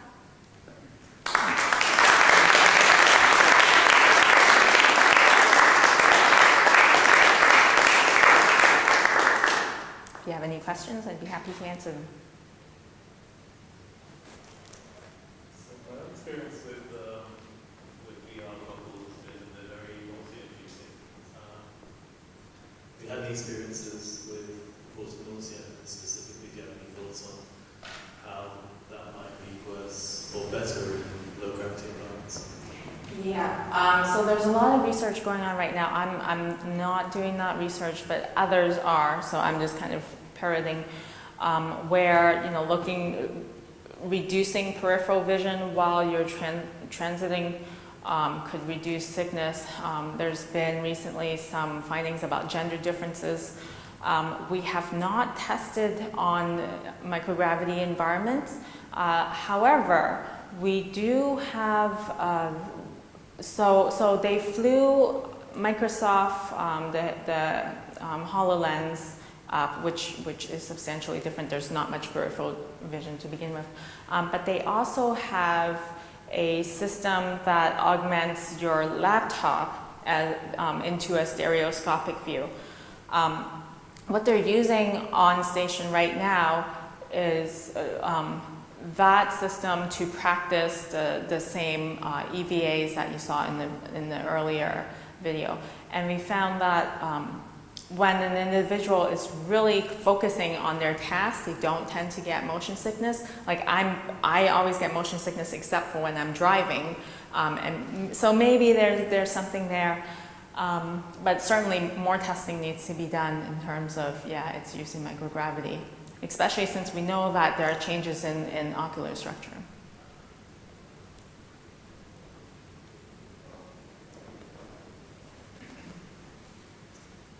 Hi. How can you predict what technology is going to be like in 20 years' time when we're looking at launching that in more efficient? Yeah, no, there are so many exciting things going on. I mean, as I mentioned, we started this before Oculus started, and even just the 2 years, now, everybody practically has the capability to VR on their phone. We're really looking at the underlying science and figure out whether it makes sense to do this. Because even though there's a lot of, the $150 billion industry, there's a lot of money in the technological development, there's not a lot of money in kind of the basic science of, does this make sense? Are there harmful effects? So our focus was, can this be an improvement over other forms of communication, and what improvements are they? In terms of the technology, we're certainly keeping an eye on the various different, third-party, commercially off-the-shelf types of things available. For example, there are 3D volumetric recording where it's completely photorealistic. I mean, there's a lot of data associated with it, which is what we'd have to tackle in terms of sending it anywhere far away. But I would imagine that in even 10 years' time, all of that is going to improve so much more that we'll be able to leverage a lot of that instead of try to predict what's there now. Do you think, though, that maybe if we go more photorealistic, that then is different implications? If that reality becomes too real, people will be unable to distinguish between reality and... Well, I think we can always kind of fall back on our basic biological needs. You're not going to eat, in virtual reality. So I think there's kind of a Mother Nature built-in safety net there. There's, the question of the uncanny valley kind of always comes up. As we move closer and closer in kind of the visuals, is that even going to improve? And what we found is that even with the relatively crude visuals that we have now, people do, in a very empirical way, feel much closer. They connect to it. They anthropomorphize. Actually, one of the things that I didn't mention is we have a character in there that's a complete AI-driven virtual character. And we had that in there because we realized that we weren't going to be able to train the crew members because they'll be in the habitat, and we didn't want to train them with a 20-minute delay on even how to use the system. And so we had an AI-driven character that was conversational and telling them, these are the buttons to push, and this is what these are the commands to use if you want to do these types of tasks. And they readily anthropomorphized it, full knowing that it's, completely fake. So I think that it's not so much the visuals that are important, but the social expectations that you would bring to such an interaction. We have email conversations with our friends and family, and those are just as genuine, even though, obviously your friends and family don't look anything like an email. So I don't think it's the visuals so much as the social context that you bring into an interaction.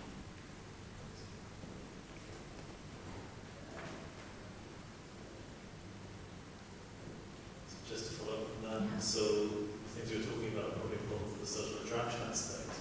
And from that point of view, because of the uncanny valley, it might actually be counterproductive to improve the visual quality of human agents too much. But what about the environments? If the well-being effects of, say, being in a natural environment or simulating a natural environment, the examples you had here are sort of 2 or 3 generations behind what's currently in use in the gaming world, for example. Mm-hmm. Would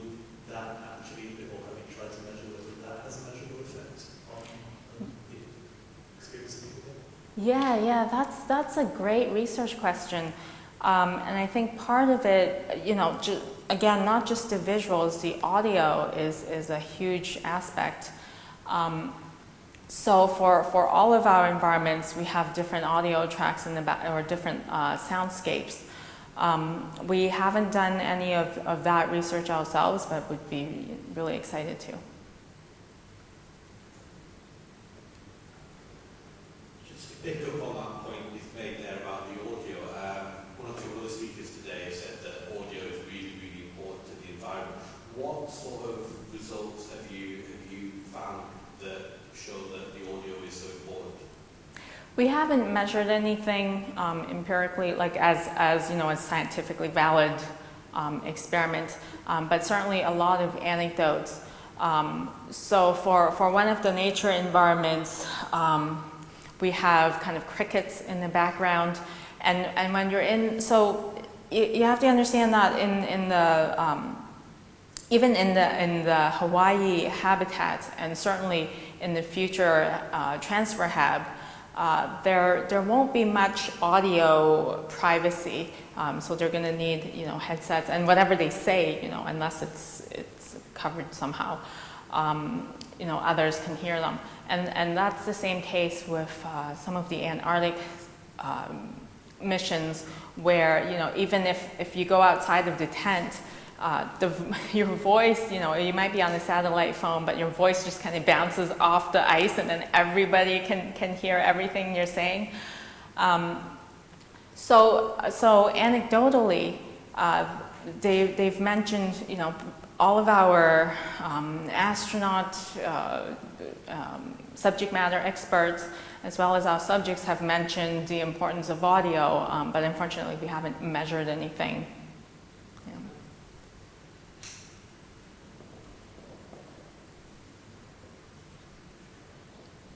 I feel like this has sort of been touched on by a couple of other people, but with particularly the environments becoming better quality with better technology, do you think that there could be a danger of a sort of red dwarf better than life situation where it actually demotivates people because the virtual reality scenario is more enjoyable than their day-to-day tasks that they have to go back to? So there's some literature on people, and I think the previous speaker alluded to this. There's some literature on people who don't get the same amount of, or rather they don't get satisfaction from their real lives, finding that satisfaction in their virtual lives. So certainly this is kind of the case here, where our thesis is that they're not going to be able to get the satisfaction of genuine social interactions when they're completely isolated. Whether it might take over, your real life, I think I'll defer back to the idea that, we're biological beings, you're going to have certain needs that won't be satisfied within the virtual world. I think that, there's going to be a bell curve for everyone, right? There's going to be some who tend to have those tendencies of, maybe a more addictive kind of person, the personality that lends themselves to being, more engaged in that environment and less in the real environment. So I think there's going to be that spectrum. I think there's some work now, particularly in like some Asian cultures, where there's a lot more like internet addiction. So I think certainly that is something to look at in terms of the possible harms that it can cause. But it's certainly not something that should stop us, I think, from progressing, because it could benefit a lot of other populations that are isolated and they can't help it. So.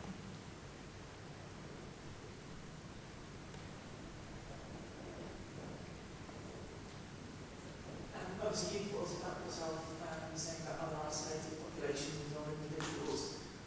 Obviously, it's a very different thing when it's on Earth, because you're going to be able to have real-time interactions. I mean, I presume that's one of the hardest things for the astronauts when they're in these isolated environments. It's that huge delay. Do you see kind of a direct correlation sort of between their satisfaction, the less the delay is? You know, if you're having a real-time conversation with someone in this VR environment, I presume that that feels like it scores much higher on the social interaction. Right. So for this experiment, we didn't ramp up the amount of delay, and so we only have the data from you know, in a delayed scenario. But anecdotally, the astronauts on station right now, because they have that real-time communications, they use it for a lot of things, you know, for operations, for working with their colleagues on Earth, but also for kind of discretionary crew events. So they might have you know, friends and family, you know, connect with them through a video link or something for special occasions.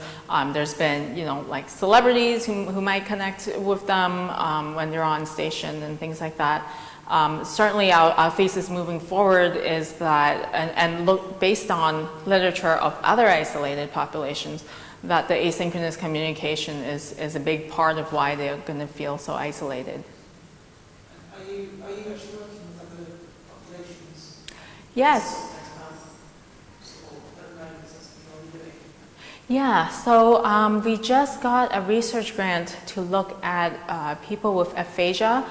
For those of you who are not familiar, aphasia is often attributed to stroke or brain damage, where an individual is completely cognitively intact, but verbally they can't find the words.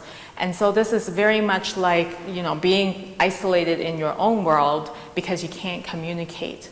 And so for that project, we're looking at whether we can, again, use environments and objects as a way to increase their modalities for communication.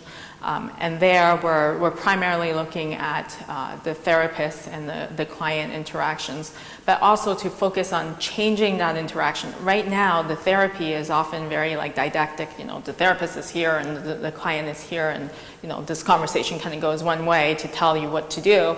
But we're looking at kind of giving and empowering the client to have more capabilities, even though they're lacking in verbal language, so that it can be more of a different social dynamic. So it could really be a peer kind of collaboration to get their treatment.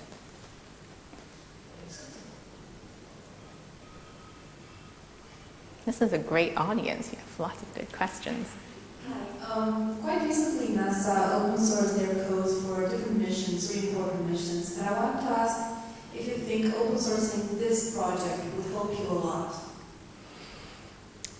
Well, this is based on open source code. I think absolutely so if you know the history of Second Life, you know, Second Life is not open source, but there's also the concept of having this freely available for anyone to use.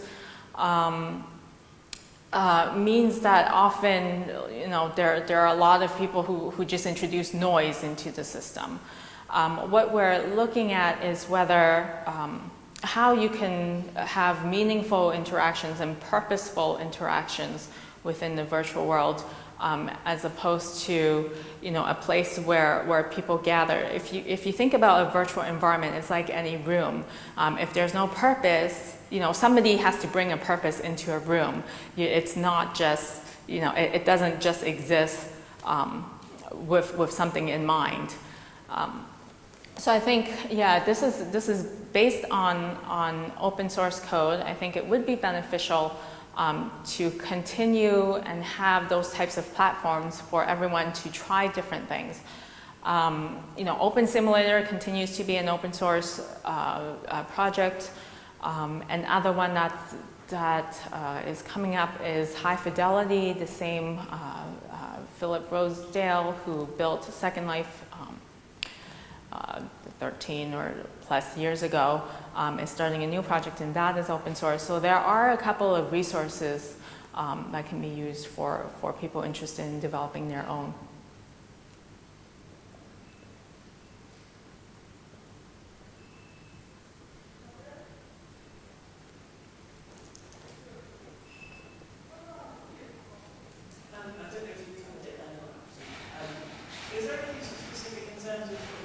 romantic relationships when people have these sort of isolations. I presume that probably more than anything is very tricky. Right, right. Things like that. So is that something that's come up? Right, so there's certainly been, so NASA, you know, there's not a lot of information about that through NASA channels because it's just not really talked about in that culture.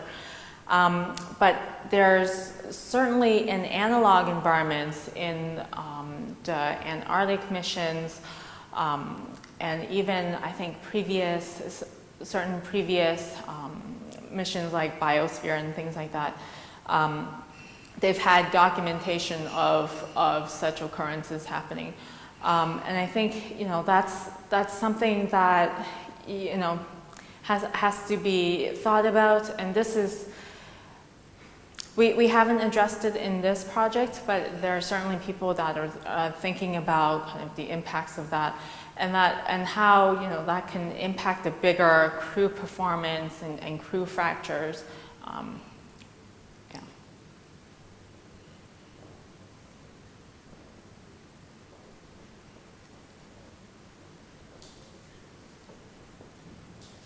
This potentially ties into the previous question. I'm not sure. What about other modalities except for vision and audition? Right now, this is just visual and audio. Although, I think there's a documentary on Second Life, and certainly anecdotally, people have carried out romantic relationships in a virtual environment.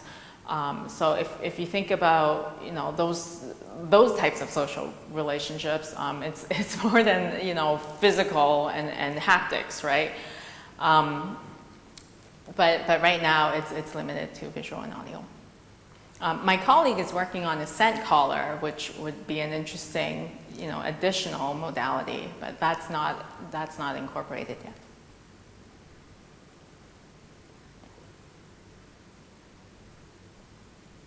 Okay, great. Well, thank you very much.